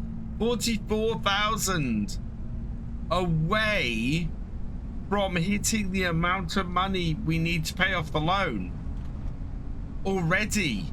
That is absolutely amazing. This year's harvest is going to send us over the top. So back up at the farm, and I have a problem. Our combine needs to be unloaded, and our silo is refusing to take the sorghum at the moment. We've still got some wheat in there. So what I'm going to do is I'm going to take this trailer and we're going to put the sides on and try and empty that wheat out and see if the shed will then take our crop and see if it'll take our sorghum. If not, we'll have to probably straight up sell the sorghum. So let's put the extension on and customize. That is going to cost us 8,000, but it's necessary because otherwise we can't do this. We will take the cover off it. I think has that got the cover off? That might have the cover off now. I can't see from this angle. And then we'll empty out what's in here. And hopefully that will sort us. We'll bring that round. And oh, there's 24 liters of barley still in it. Right, let's get the wheat out then. We could get the 24 liters of barley out, but we'll get the wheat out. We'll go and sell that wheat, and then we can go and get this sorghum sorted. Empty our combine. And yeah, how do we only have 24 liters of barley left in this? That's weird. I thought we'd completely empty that out, but that now is working. Okay, so I need to go and sell this. Not a huge amount of wheat, and we won't make a huge amount of money, but we just need to clear it out. And the best price is actually somewhere pretty local to us. Feeding Grain South once again is sitting at 513. We'll just sell this off here. This is leftovers from a harvest contract, I think last year. And yeah, 2,751 plus 133. So not a massive amount. The barley is going to be worth even less. So I think we got like 54 liters of that. We'll just get that out of our store as well. I'll clean that up and we'll see where we are. It's already 2:30 though. I'm all done with this. I've just tipped the barley. I tried to tip the barley in with the fish, but the little patch of barley, the 24 liters is just tipped down there. There's not much use to it. So I'm going to leave the sides on this because there's a strong possibility that we're gonna have 3 fields harvesting next time, because the sorghum will most likely still be going on and over there. The onions are only about halfway through over there, and we want to get the bean harvester working over there. So I'm going to need another trailer working the fields, and we might even have to tow it with the Merlot, which is a little bit crazy. I would not have expected to need to use this, but it is one of the pluses about this little Merlot, is it's very capable of doing bits like that. And yeah, it may be we have every piece of equipment on our farm out and working next time in order to get everything in. I'm going to empty the combine on this row because I think we're getting fairly close to a full trailer, although it's not quite there for a full tank. There's about 5,000-6,000 liters in the combine at the moment, which should be enough to fill us up. And yeah, the trick very much is to keep the combine going. There we are. Only 59% that we can get this up to, so it is not a lot.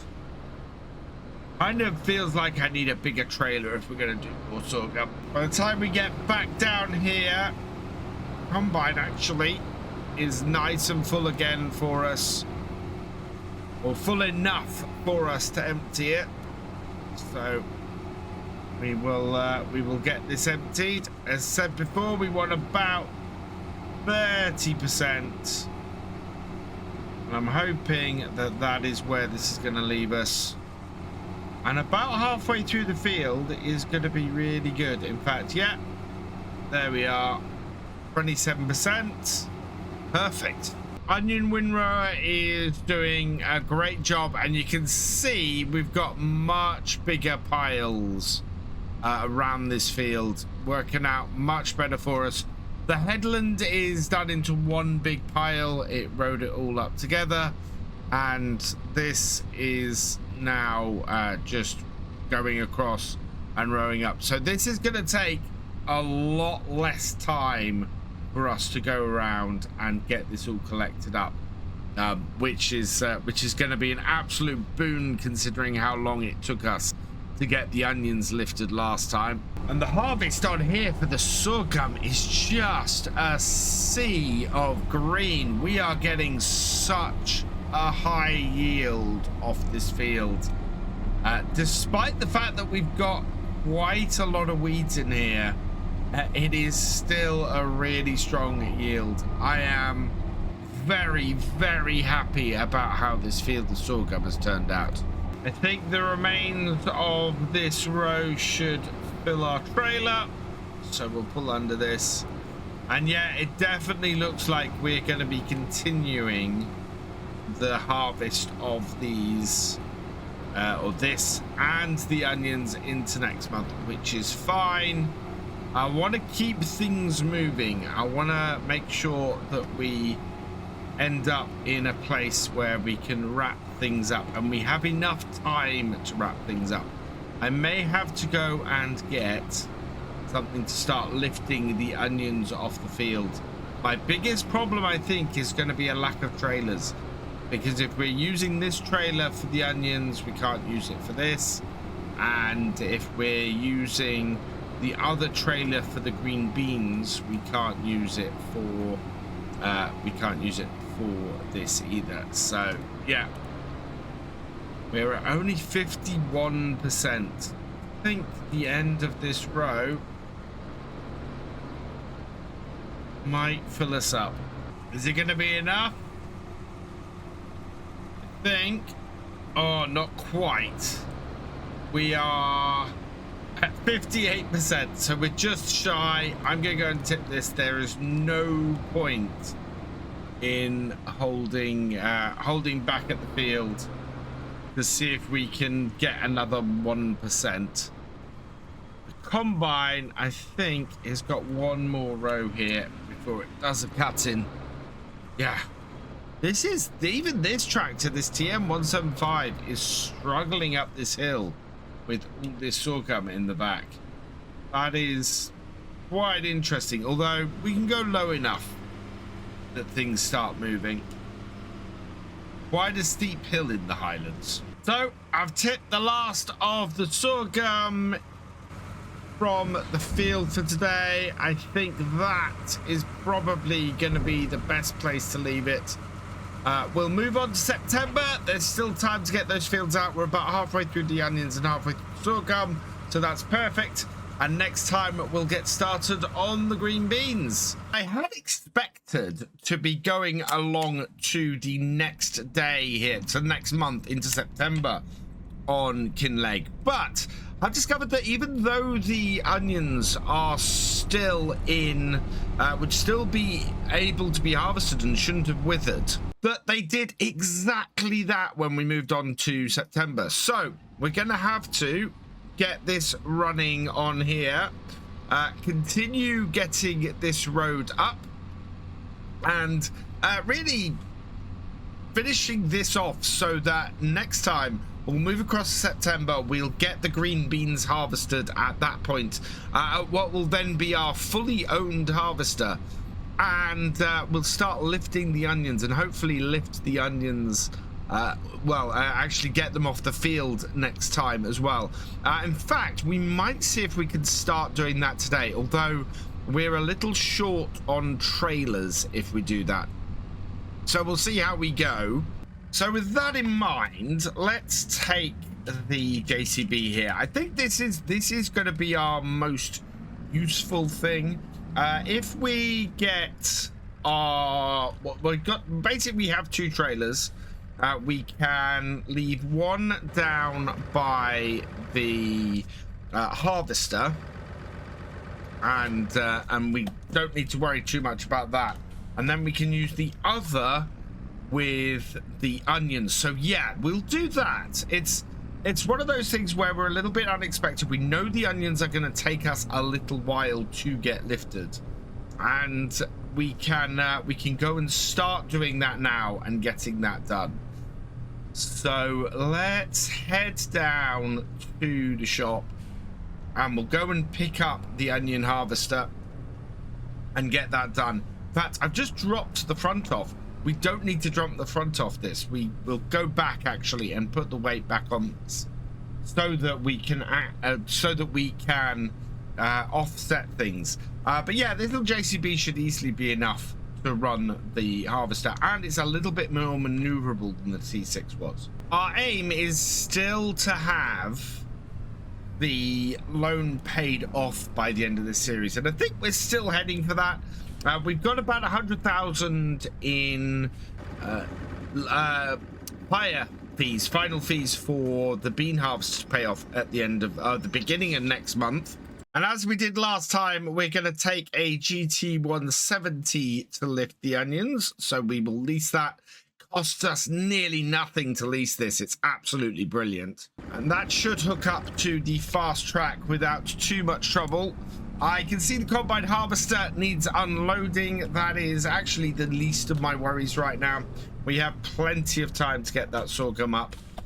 So we will go and take trailer down to the field for that. Let's hook all this up. Right, we'll get this back up to the farm, and then we'll take the bigger trailer down, I think, and empty the combine with that, and we'll use the smaller trailer with the onions. Just popping into the yard on our way, grabbing our front weight back on the tractor as we're not putting anything else on. Carefully reverse this out.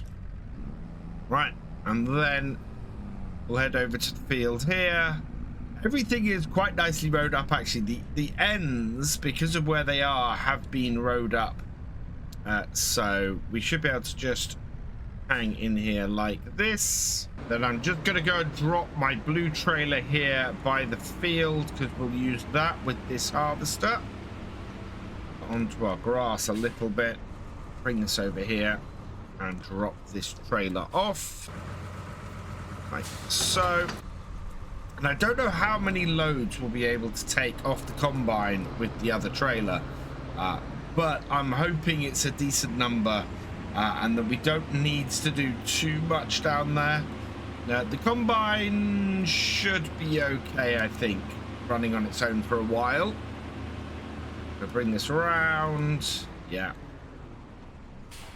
And then we'll be able to just move things about a bit. If I do need to move this trailer with something, we can always take the telehandler down to the field. But obviously the telehandler has a lot less pull than this tractor does. There isn't a massive amount of sorghum left on here. This field is mostly done at this point. We're well over halfway through it. Let's just bring this up the side. And I'm not expecting to fully get the all the onions lifted today. We've made it easier for ourselves compared to last year, but definitely not expecting a full setup with the onions to clear them off today at all. Once the T7 is finished lifting the onions here and rowing them up, we should be able to get that over there dealing with the trailer. So the sooner that finishes, the better. I'm gonna run a racetrack setup here. So let's increase our speed to 14. Bring this back here like so. I don't know if this has the follow me set up from the last time we did this, but let's unfold our auger, pull this forward, start it up, drop, no, don't drop the weight down, drop that down, and then see if we've got this. So follow this. We need to be out by, I think it was 7 meters, and we want to be about here-ish, I think. Right, let's see if that works. I'm gonna come to an outside camera here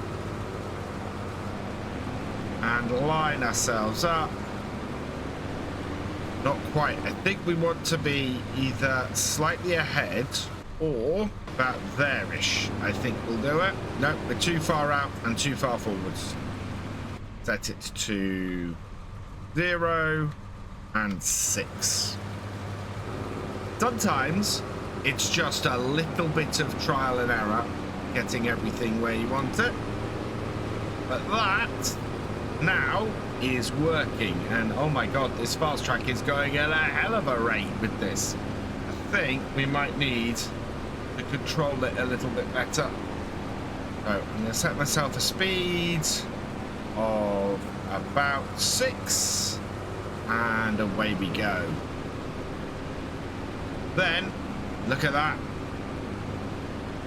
we've learnt our lessons and we're lifting onions with ease. Just adjusting this 6.5 I think is a better position for this. Just that little bit further out means that they're going into the middle of the trailer. That is just about perfect. Our trailer is almost full. In fact, yep, it is. I think we've got this down. I think this is now working exactly how I want it to. It's going to be so much easier getting the onions up this year. So around to the back of the farm and into our onion processing unit. Again, we will have so many onions coming out of here. 950,000 in our account is just massive. Why can't I tip into there? There we go. Not quite in the right place. Start this up. So activate that. And the onions start to process.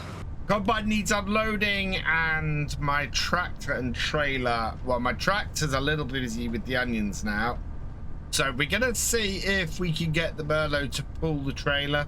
It's pulled the trailer fairly full before, so it might be all right just for a bit of a stopgap between while we're waiting for the other tractor to finish. And it looks like it's going to be a bit downhill that we need to do this. In fact, I think the combine is fairly close to finishing this field. It is a little bit of an odd combination, this. So let's get going. I don't know how I would handle this with three harvesters going at once. And yeah, the Merlot isn't overly happy about pulling this trailer. This is a bit of an uphill struggle. We're definitely going to need the T7, I think, to come and handle this trailer after this. I don't think the Merlot is the right bit of kit for this, especially as the combine wants to keep emptying as we go. I'm not sure about this. Well, at least it's downhill, and at least it's not going very fast. I can almost roll downhill with this bit of kit and empty. So we're all good. Getting into a bit of a rhythm here, and we've got a good level of onions going out into our trailer on a regular basis. Looks like it's yeah, it's dumping them in on a good level, so I'm happy about that. We are coming up to our second trailer. The telehandler did not handle overly well that trailer, so I'm being very cautious how we go forward with that. It's not easy, and something that's also being a bit of a pain up this end of the field is trying to get to the top ends of these roads. I can't turn too sharply with the tractor here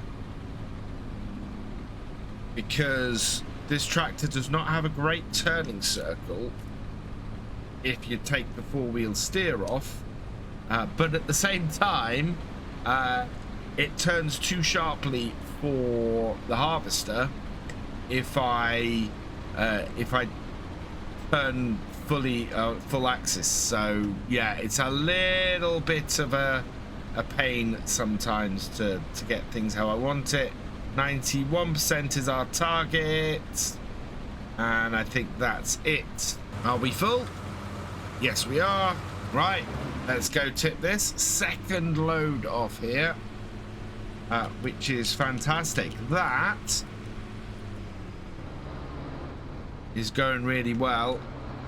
Don't know what's happening with the harvester. I think the trailer might be in the way. Second load tipping, and yeah, I don't know what object this is blocked by, because it doesn't seem to be. So we will stop this here, reverse up, and get it into this last row. Oh, we need to start combine threshing as well. Yeah, I think this is basically just on its last row. It isn't quite how I expected to be doing all this today, but it does seem to be working. So we'll keep going, and hopefully everything will just keep running smoothly. So the lifter, or the topper and windrower have finished on the onions. We are still going with this. The harvester has also finished. So what I'm going to do is, next time we get a full trailer on here, we'll go and tip the onions that we've got in the trailer, and then we'll take the T7, we'll wash down the equipment, and we will get get that returned, and then we'll take the T7 down to pick up the trailer and get the combine done. Then that is the sorghum done. That will then also be the onions. Well, the onions are going to be mostly knocked out today. This is so much faster than the last field. Yes, it's a smaller field, but it is still going way faster than last time. I've got this down to an art form now, I think. And then we're going to be able to get the sorghum back and everything. We've got so many clothes here as well that we're going to have a big sell-off for our final episode on this series. Get as much money in as we can, see how much more we make on top of paying the loan off. As I said, we're going to have a £100,000 we're going to pay out at the end of today to pay off the beet harvester, but once that's paid, that's paid. We could probably have bought the onion equipment this year as well. So that is something that, if I was continuing on here another year, I absolutely would do. The onions pay us very well on here. So yeah, we could keep going with those. And the farm at that point is pretty much set up. It's only upward from there. So let's get these washed and returned. That should this should no longer be needed. Give that a quick spray down. We'll get more money back when we return these if we have them washed. Give the tractor a quick wash down while we're here as well. I really do love this T7. Absolutely fantastic tractor. And then we've got the rear as well. That is perfect. Done. Right, let's return these. So onion harvesting, return that, yes, and return that, yes. That gives us 1,370 in return costs. No, in fact, 2,000 in return costs and 2,000 in leasing costs. So it's about a 50-50 split, which is absolutely fine. And gets us back up to 955,000. We are We are on the cusp of getting the loan paid off on this map. I'm not surprised our telehandler was struggling with his trailer. Even the T7 is struggling pulling this trailer with the sorghum in it up this hill. Sorghum must weigh an absolute ton.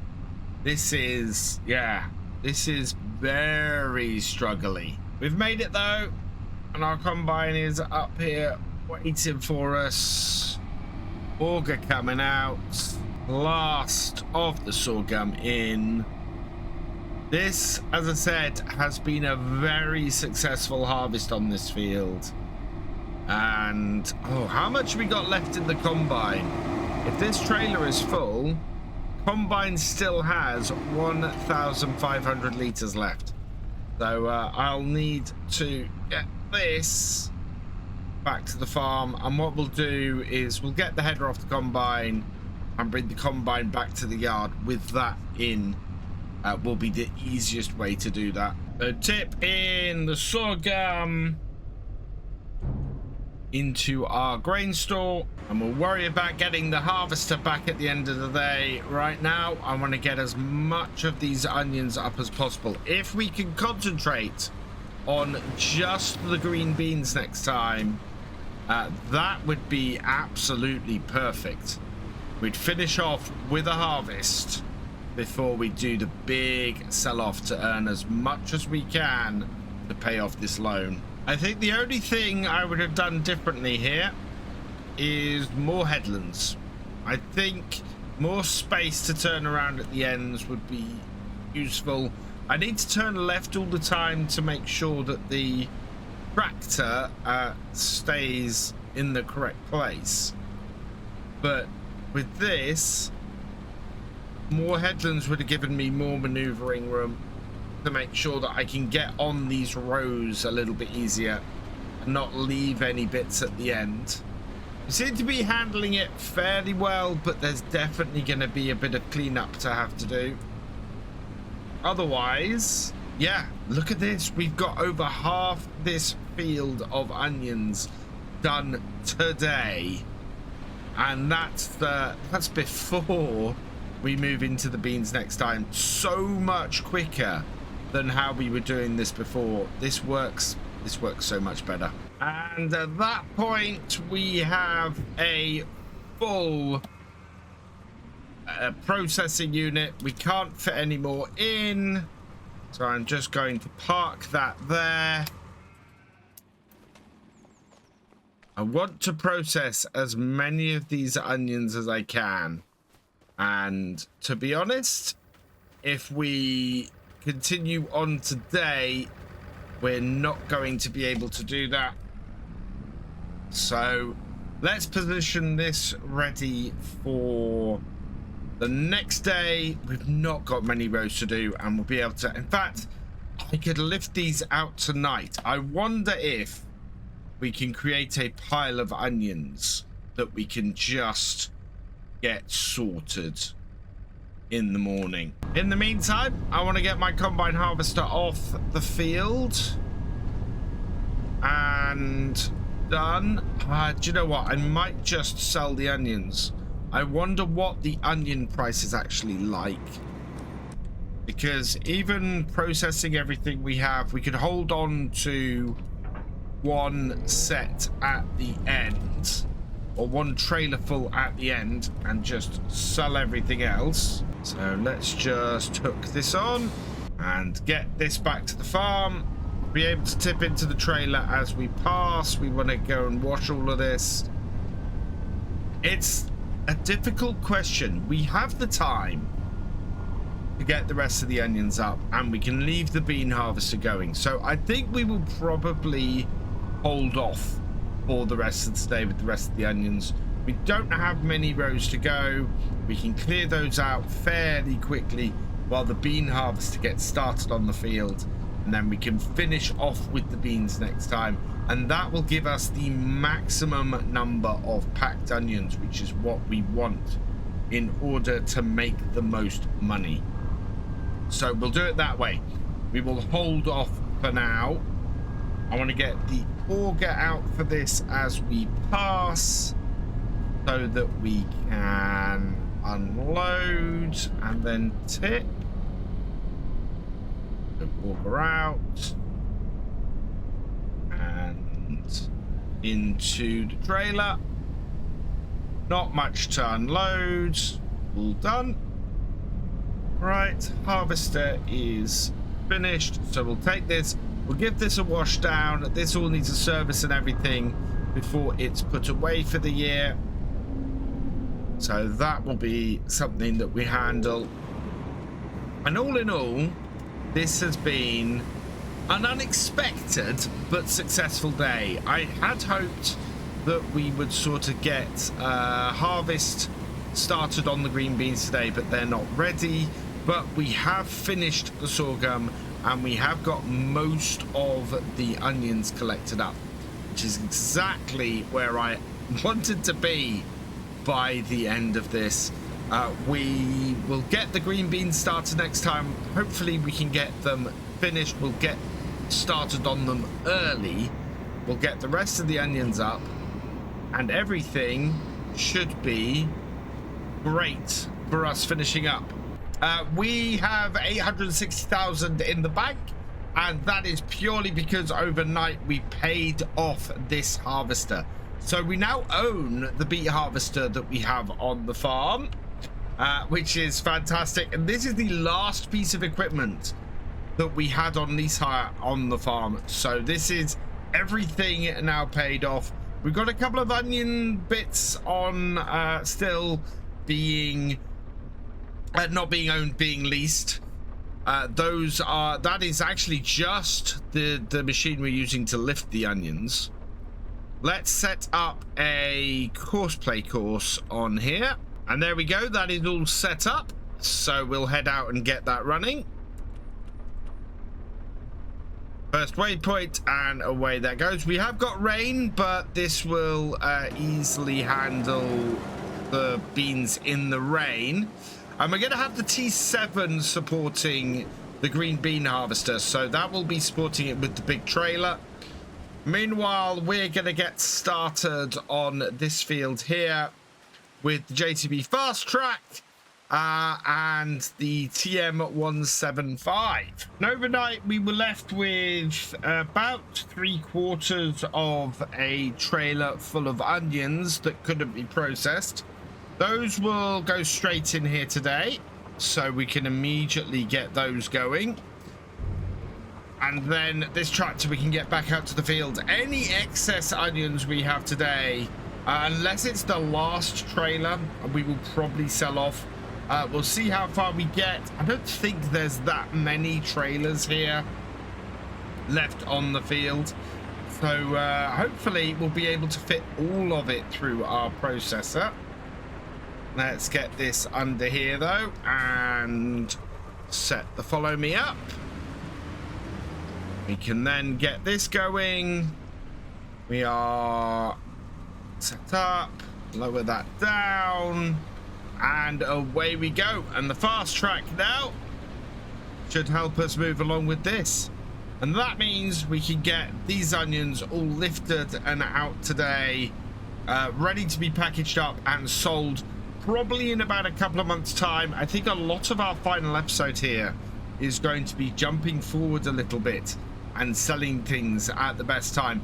What we need to do is hit £1 million to pay off the loan before we end. Once again, we seem to be positioned quite nicely and things running quite smoothly. When we're running with rows that have onions on the ground, the tractor and trailer's struggling a little bit more. On the rows here where we have already cleared the onions out of the way, it seems to be doing absolutely fine. So I'm quite happy. Again, we seem to have got into a rhythm with this onion lifting that works really, really well. And I highly advise, if you're on PC and you're looking to do something like onions or forage harvesting or anything like that, you pick up the follow me mod.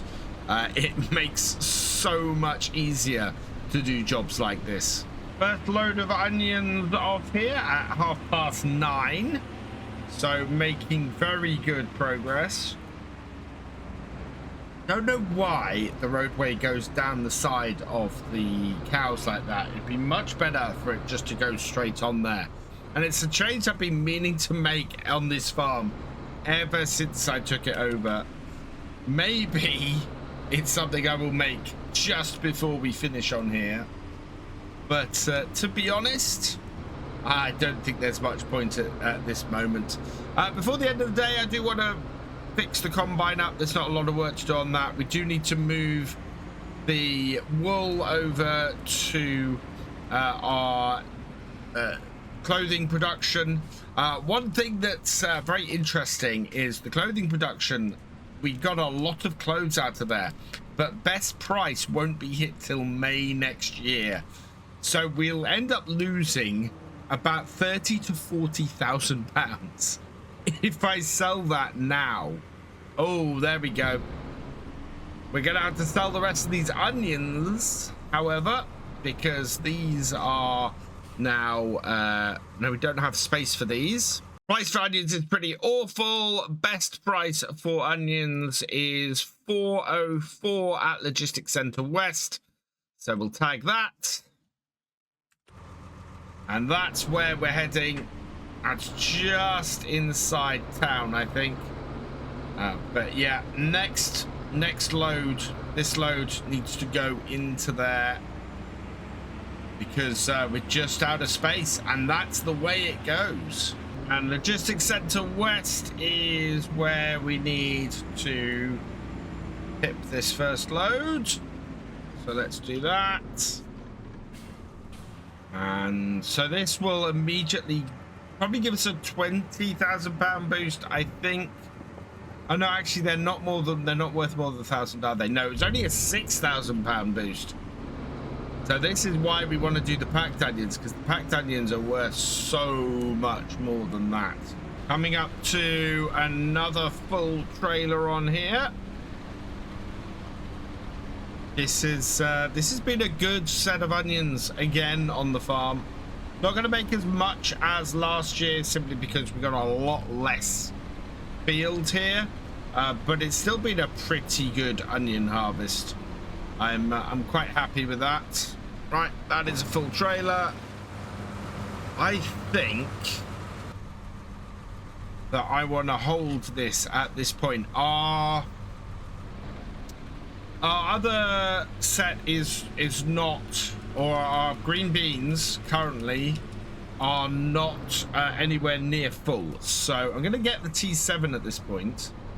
I'm going to leave this trailer full of onions parked by our onion processor, and that way I'll be able to process them all through, and we won't have to sell another trailer full of onions.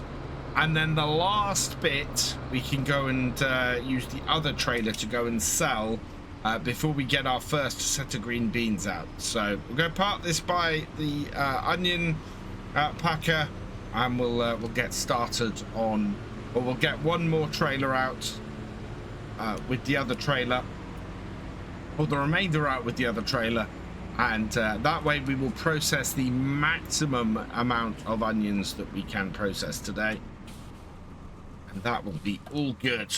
The only downside to this might be that it doesn't fit under the auger, because the other trailer only just did, really.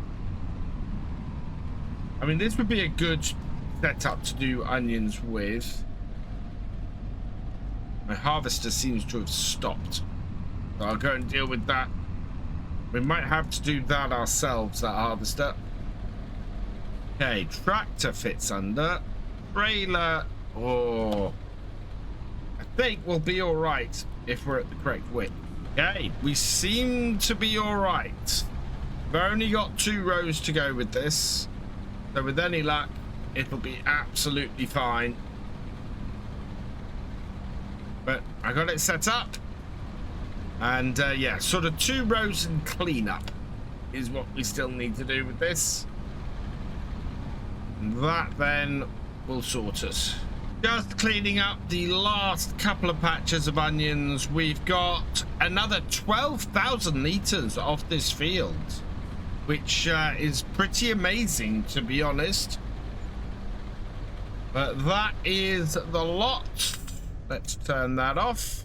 14,000 litres is actually all we've got in the trailer. So yeah, it was nearly another full trailer's worth. So I'm quite pleased with that. What we'll do is we'll go and get this tipped, make some money off this, and then we need to start looking at, well, returning the onion lifter, the GT170. Absolutely favorite piece of equipment to mine that, and go and get started on the grass. It is 10 past 1, so we're basically going to have to bale and cut the grass at the same time. The only way we're actually going to get more silage bales done today. So let's tip this. Up it goes. In comes money from the onions, and we end up with another 5,400 odd in the bank. Absolutely fantastic. 876,002 pence. The amount of money we need to make in the sell-off is dropping all the time, which is very good news. So I've got the GT170 back to the yard here. We're going to give it a quick wash down. Not a lot that it's not a lot of dirt on it considering what it's been doing, but we want to get this returned now. So there we go, return that, yes, and 920 pounds back from that. And then we want to hook the mowers up to this and get this going round the field. So I'm going to drop the front weight off here. We'll disconnect that, and because this is so maneuverable, this should do pretty well with the mowing.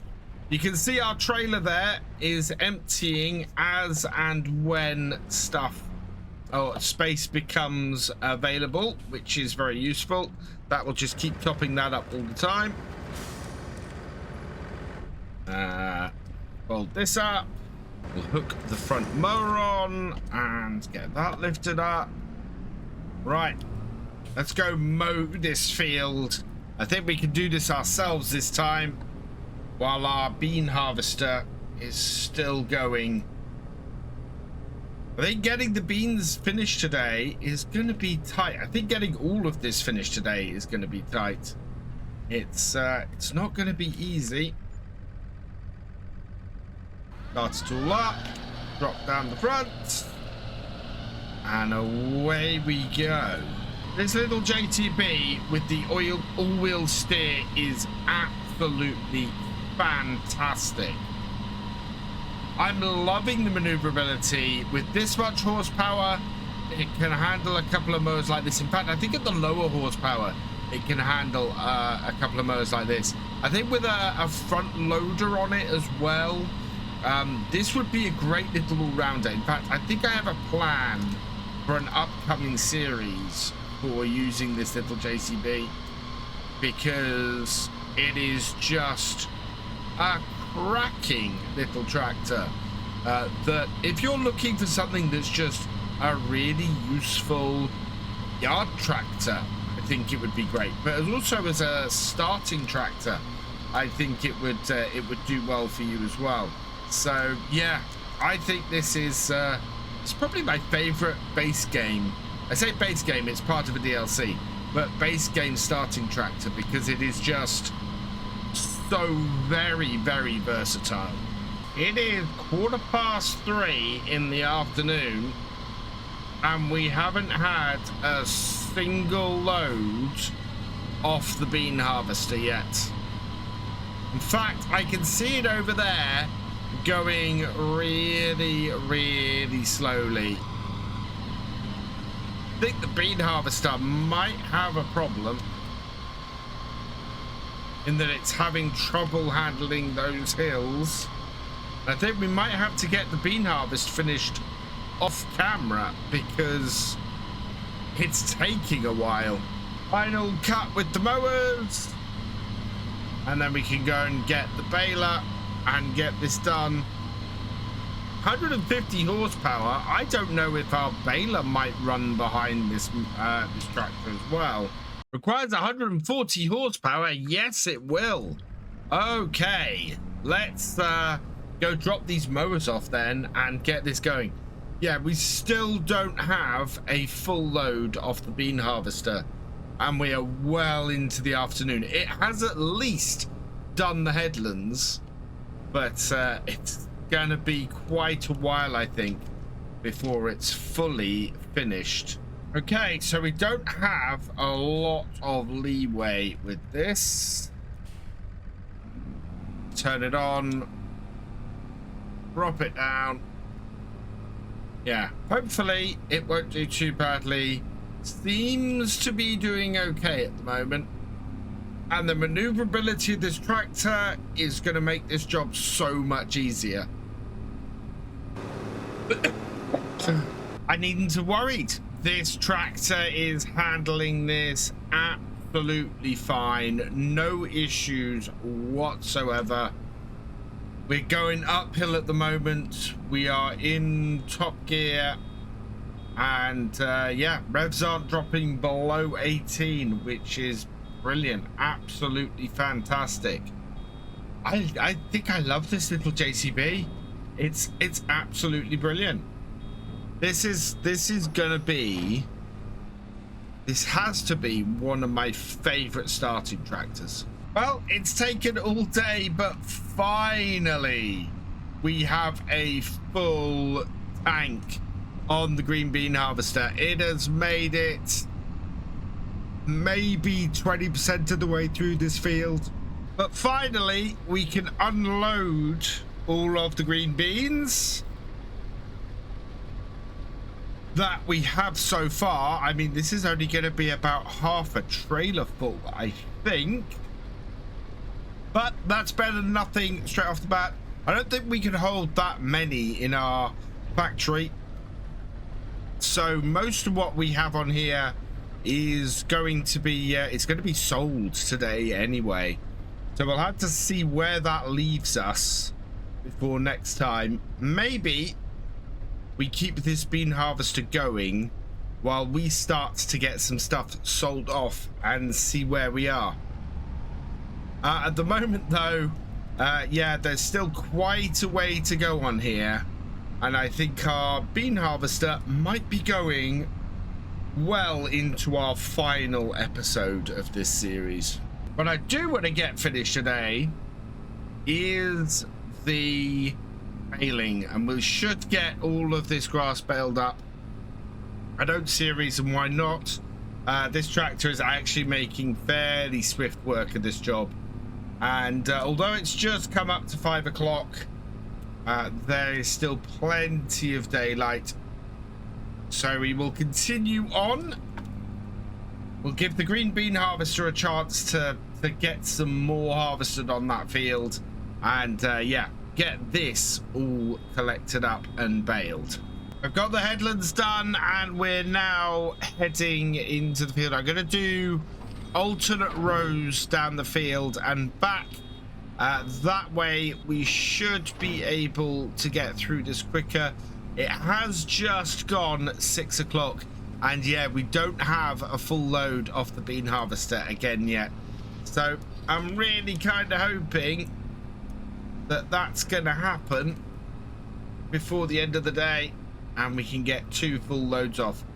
But that bean harvester is moving very slowly. It's coming up to 7:45 in the evening and we are on the final row. We've had 13 bales out. I don't think we're going to get a 14th. We've had quite a drop in yield on this grass field, and that's partly because it needed rescanning.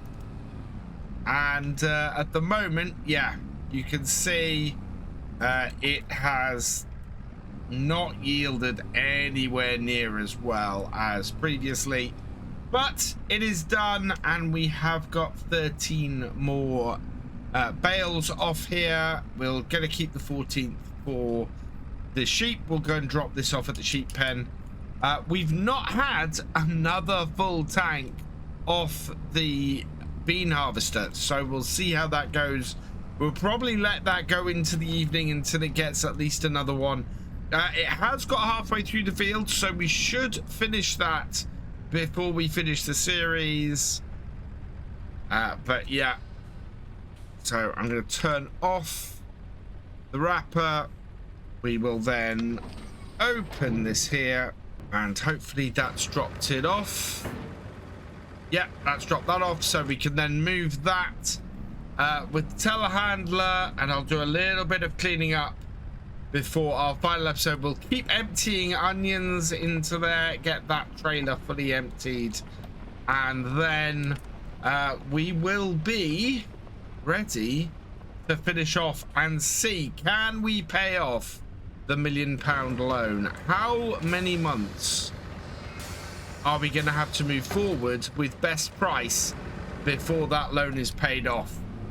We should find out. We've got a lot of onions. We've got a lot of other bits and pieces. I'm hoping it's not going to be to May next year for the clothes, but we shall see.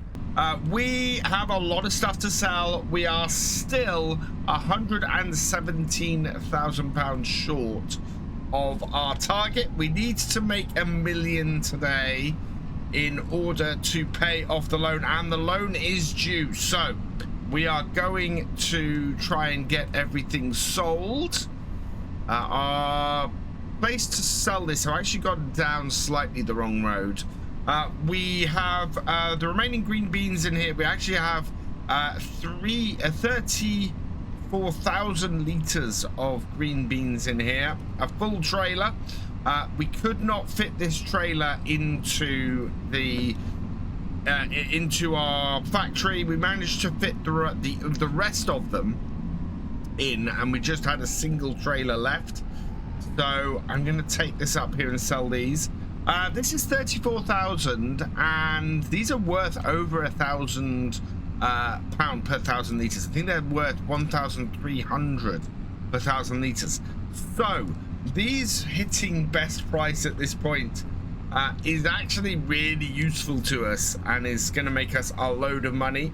We do have some jarred green beans as well to sell, so we can get them sold today.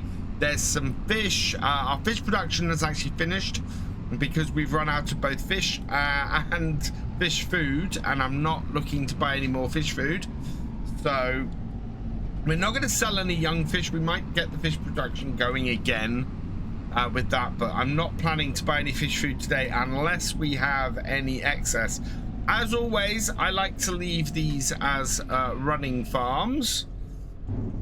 So let's tip this, and yeah, there we go.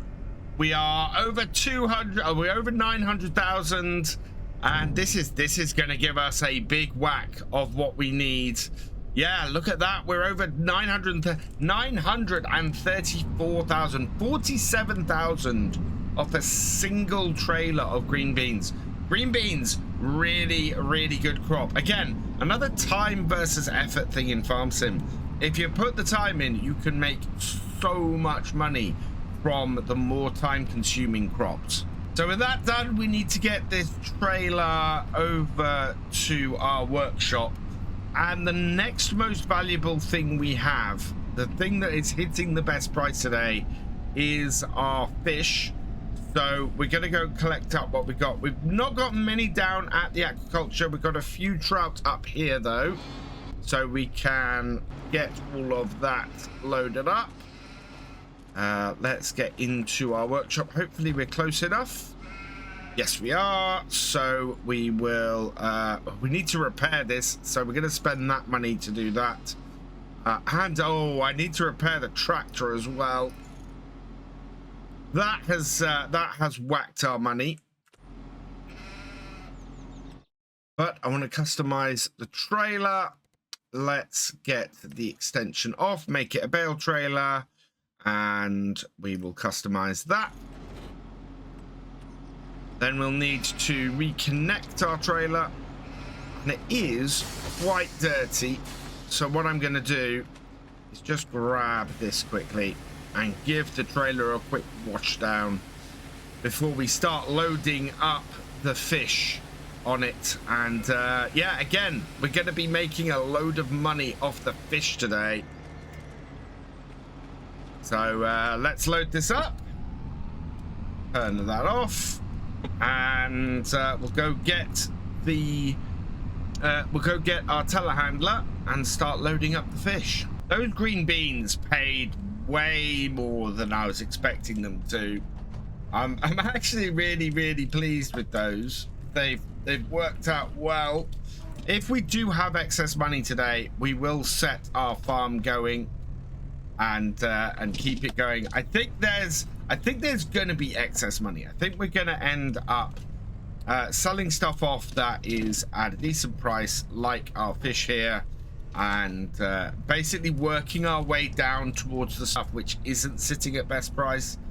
And as we do that, we will end up with getting to stuff which isn't sitting anywhere near best price at the moment. So a good example of that is we have a lot of clothes. I've seen at the start of the episode, in the introduction, we had a lot of clothes sitting near our spinnery, our clothes factory, and that basically is giving us a fairly large amount of money, but that will be sort of investment for before harvest next year.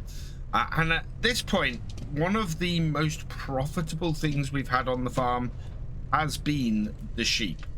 The wool from the sheep going into that has just made us a massive amount of money, and has been a nice little profitable thing. I absolutely love that mod for a farm which doesn't have a huge capacity of sheep and woolen things. Right, let's just see if we can shift these a bit better. Those wondering, this is yes, I am using super strength for this. You may have noticed it the last couple of episodes. I don't use it to pick stuff up, just sort of push boxes around.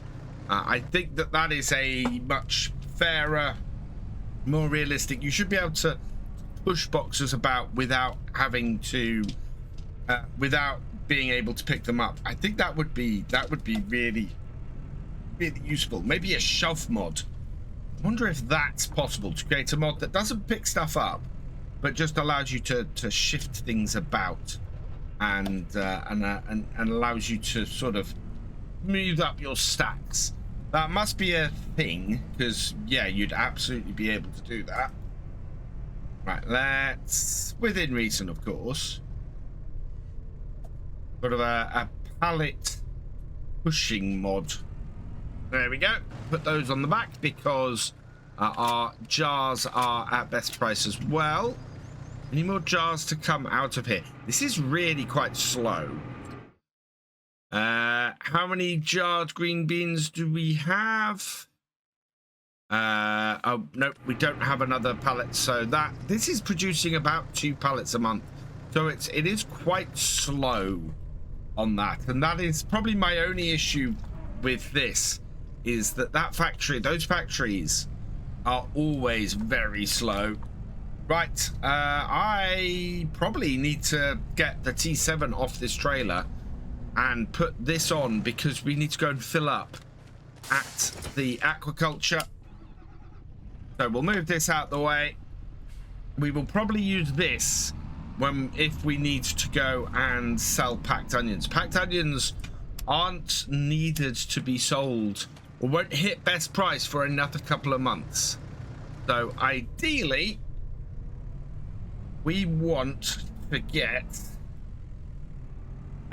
this sorted, get the loan paid off, and then we can look at doing some work on the farm today. So down to the aquaculture center, and down to the aquaculture platform, and we just need to load up a couple of crates from here. So let's unfold this, get this over here, and I want to go and see if we can push crates. Actually, let's push these to a place where they are a little bit more accessible, like so. Push this one over here so that it can be more easily grabbed. There we are. Because we haven't bought this area. I talked so much about buying this area. I think that if I was to continue on here, I would buy down here. We'd create some grass fields and stuff down here. We'd try and expand our Highland cows, because our Highland cows just have made us not much money at all. Though we do have some which we can sell today. And I have a piece of equipment that was released on the mod hub, actually, that I want to grab to do that with before the end of this episode. There we are. This onto the top. That looked like a pretty clean, or I thought that was clean. We got to shift it this way a bit, and shift this one this way a bit. Come on, there we go. And on. Right, go get the other one, because these I think are all going to the fish market. I've just checked. No, salmon is going to the warehouse, which is the same place as we're taking the green beans. So, or the jarred green beans. So we will not stack this with the stuff at the front. We'll stack it with the green beans at the back. So everything going to the warehouse is at the back section of this, and everything going to the fish market is at the front.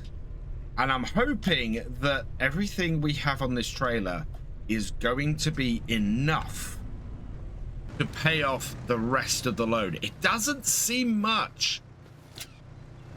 It really doesn't seem much, but I think this is probably enough to put us over the top.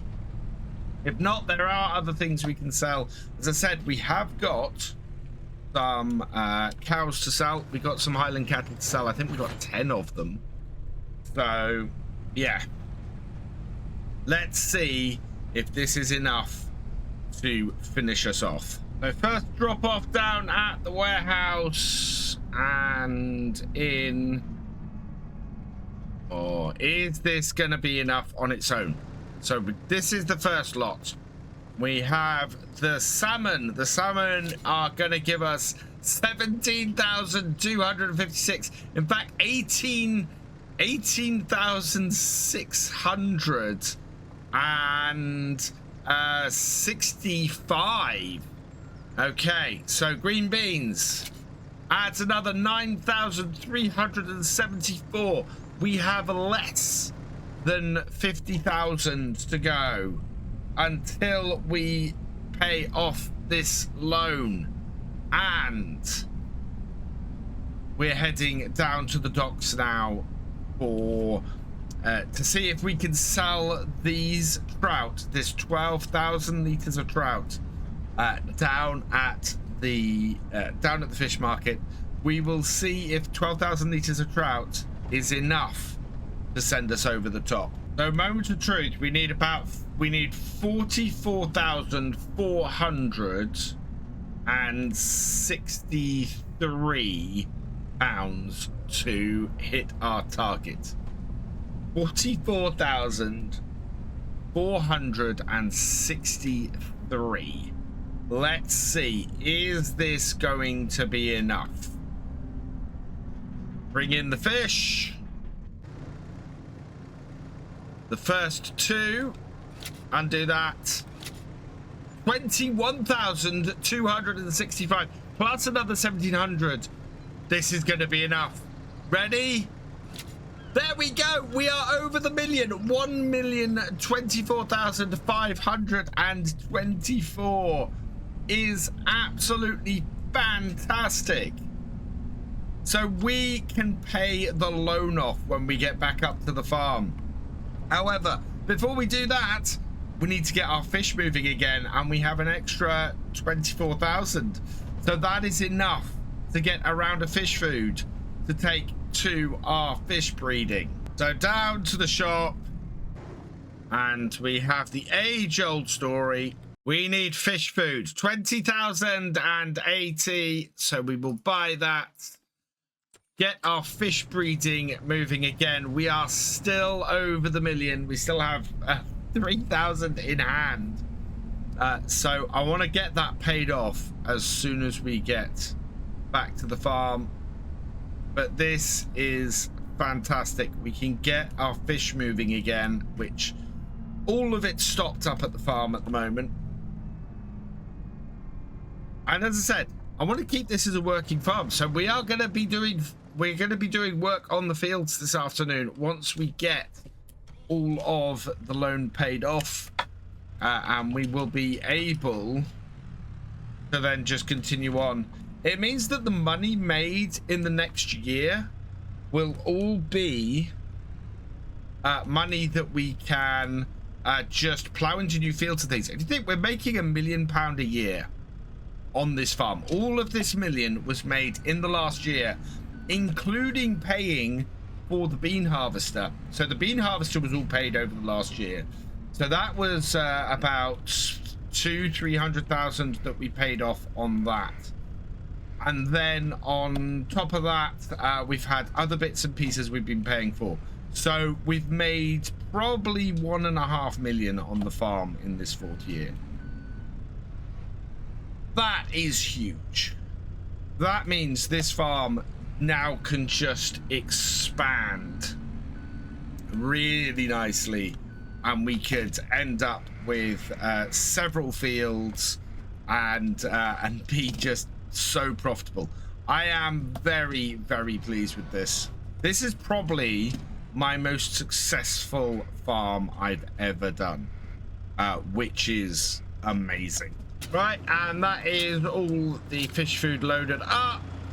Let's just back this off, and then we can head back up to the farm. Our wool has run out of space as well, so we need to now go and move the wool over to our spinnery. I think the combination of crops we've got on here and have done on here has actually been pretty good.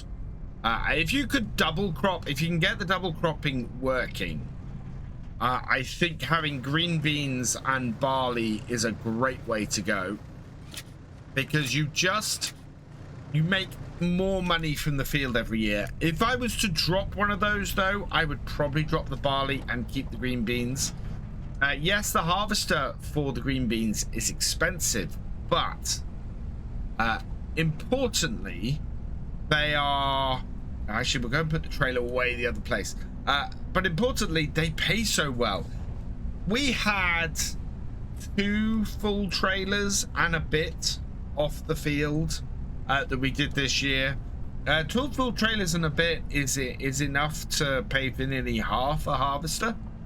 So if you had 2 fields of green beans, you'll pay for the harvester in 1 year without processing them through a through a factory like that. With if you process them, and you can process them quickly enough, because that is the one problem we have with our factory, you will end up with so much more money with the green beans. Same with the onions. The onions for us have been really cheap to harvest because we've used the GT170, which is not an expensive harvester, and as a result, the onions going through the processing plant have been really, really good, and allowed us to just make an absolute packet of them. We're gonna put that partial bale there, keep the sheep going, because the sheep are making us so much money. Sheep with a nice little place to make clothes. is brilliant, and I really recommend the Granny Spinnery that we've got on here. Inexpensive, and allows you to turn small amounts of wood like this, small amounts of wool like this, into good profit. Again, we need to just pull that back a bit. And people all, I get so many comments of why do you want productions? Why are productions so important to you? Because productions allow you to make great money in farm sim. And if you have just a few little farm-based productions about, you can increase your profits. And I love that. And so many farms are doing that more and more these days, having farm shops, having their own little distilleries, having so many little add-ons and things, just to bringing more profits in. That I love adding that to my farms, especially the smaller ones. If I can put a small useful production into my farm, that's great. These are just sliding straight off my forks the moment I break. Right, let's get those again. Yeah, and that's why I love productions in farm sim. But I want more of these really nice little small ones. They're absolutely fantastic. So, time to head into the house, find the computer, and pay off the loan. I think it's in one of the front studies. There it is. And if we have a look at our finances, we made 123,000 today. We have 1,566,000. Sorry, £1,005,668. Let's repay the loan. And there it is, all gone. Loan fully repaid. 5,668 in the bank. But we owe nothing. We've got no equipment on lease purchase. We've got nothing borrowed at all. The only thing actually leased is the forklift down at the shop, but that I think it's fair just to keep that leased. Otherwise, everything that we have on this farm now is owned by us, and the total value of our farm is everything we have, which is brilliant. We got quite a few hours on our equipment as well. There's 46 hours on this. I think there's like 63 on the T7. There's lots of hours on all of our equipment. It's well used, but it is all here and it is all ours. And at this point, we can just, the sky is the limit on here. So I'm gonna get these trout done. We will get everything reactivated as well, so that we have all of our ponds working, keep the farm going. We've got 100,000 in clothes available to us, so there, come the new year, there's probably going to be enough money to buy that field down the bottom. I'm going to reactivate the trout. We've got no fish food there. And we'll reactivate the trout there. And we will reactivate the breeding on both of these as well. And there we go. That is our fish going again. The salmon, there's plenty of salmon down at the aqua culture, so we'll leave that there for now. One job I do need to do today is we need to get water to our cows, because I guess our cows probably need some. They normally do. And then after that, we're gonna pop down to the shop and get ourselves something to go and sell the cows with. I want to highlight a mod from Ross End Mods that came out, well, yesterday as I'm recording this, which fits in perfectly on this map and is probably one that I'm going to be using going forwards. It will fit in on both of the next two series I have planned. So let's, yeah, give some water to the cows really should put a roadway in here. And then we can go and give... We can go and get something and finally sell off our oldest cows. We've got... I think our oldest cows are like 43 months old. They have been hanging around here since the very beginning. And they are now well past the point we should have sold them. In fact, I think we've got 2 sets of cows to sell. I think both of them have given birth recently. So as a result, we should have calves already in here to replace them. Yeah, this is going to be a few turns, I think, to get the water refilled. There we are. That is the water all refilled for the cows. I'm going to go put this away and we'll head down to the shop and see if we can get an animal trailer. So let's look at how much this is going to cost. We might borrow some money temporarily to pay for this. 12,500 for this i4 Williams trailer. This is by Ross N Mods and was released very recently. So we don't have enough for that at the moment. So we are going to borrow 10,000 to pay for this. And on the number plate, congratulations to Tarot Bull News. You've been selected at random from the Tractor Driver and Above Level Patrons YouTube channel members. And your name is going on the number plate. I've had to drop an L off to fit it on. And okay, that is on the back. And we are going to buy that. Yes, okay. So we need to pay off 10,000 by the end of today in order to be completely loan free by the end of this. But I think we probably have enough to be able to do that. We don't just actually have the cows to sell. I think some of our sheep are well past their sell point as well. So we should do that as well. So let's bring this in here and load up some cows. Back it up a little bit. There we are. We have 44 months. We have and 38 months. Both of those can go. Move to trailer. Yes. Okay. And can we move any more to trailer? No, we can move one more. So we'll have to do this in 2 trips. Go down to the animal dealer and we'll drop these off.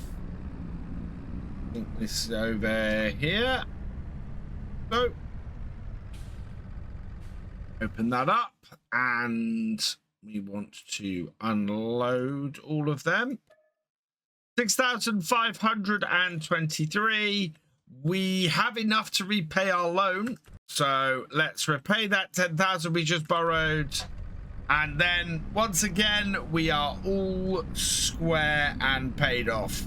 Yeah, just a little bit of a borrow there to get us so that we can sell our animals. We could have done that before we repaid the 1 million. We could have used a little bit of that to do that, but that has worked out, I think, fairly well for us. We aren't going to be paying anything overnight, so the money is not going to drain month to month anymore. I think the Highland cattle have been our least profitable thing on here, but they've also been the thing that we have looked after the least well. So that means basically if we'd looked after them better, I think they would have made us more money. As it is, we're gonna sell them off. We're gonna sell off the older ones, and I think if I was to continue on, I'd probably buy some new ones, some young ones, and fill that up a bit better, and try and keep a better eye on their water level, because basically that is the only thing that prevented me from making more money with them. And so into the animal market, drop these off, Sell all 5 of them. Make another 7,247 because they are slightly younger. They're actually only just over the best sell. And there we are. We are 8,751 in the black. And that's really all we have left to do on here and left to do on this map. I have loved this map. This map has been, I think, my favorite map in Farming Simulator 25 so far. Absolutely awesome. I've loved doing 60 episodes on here. And yeah, we are all square and we've built a farm that is profitable and could continue forward, which is absolutely perfect. Let me know your thoughts on this series down in the comments below. I am eager to know what your favorite part of it was, and I hope I will see you for more Virtual Farmer stuff in the future. For now, we'll leave it here, and I'll see you on the next one. Thanks for watching. If you enjoyed this video, please give it a like and drop us a comment. A huge thank you to all my patrons and channel members whose names are on screen now. Your support makes these videos possible. For more from Virtual Farmer, check out the recommended video below or subscribe and help us on the road to 50,000 subscribers. And I will see you next time.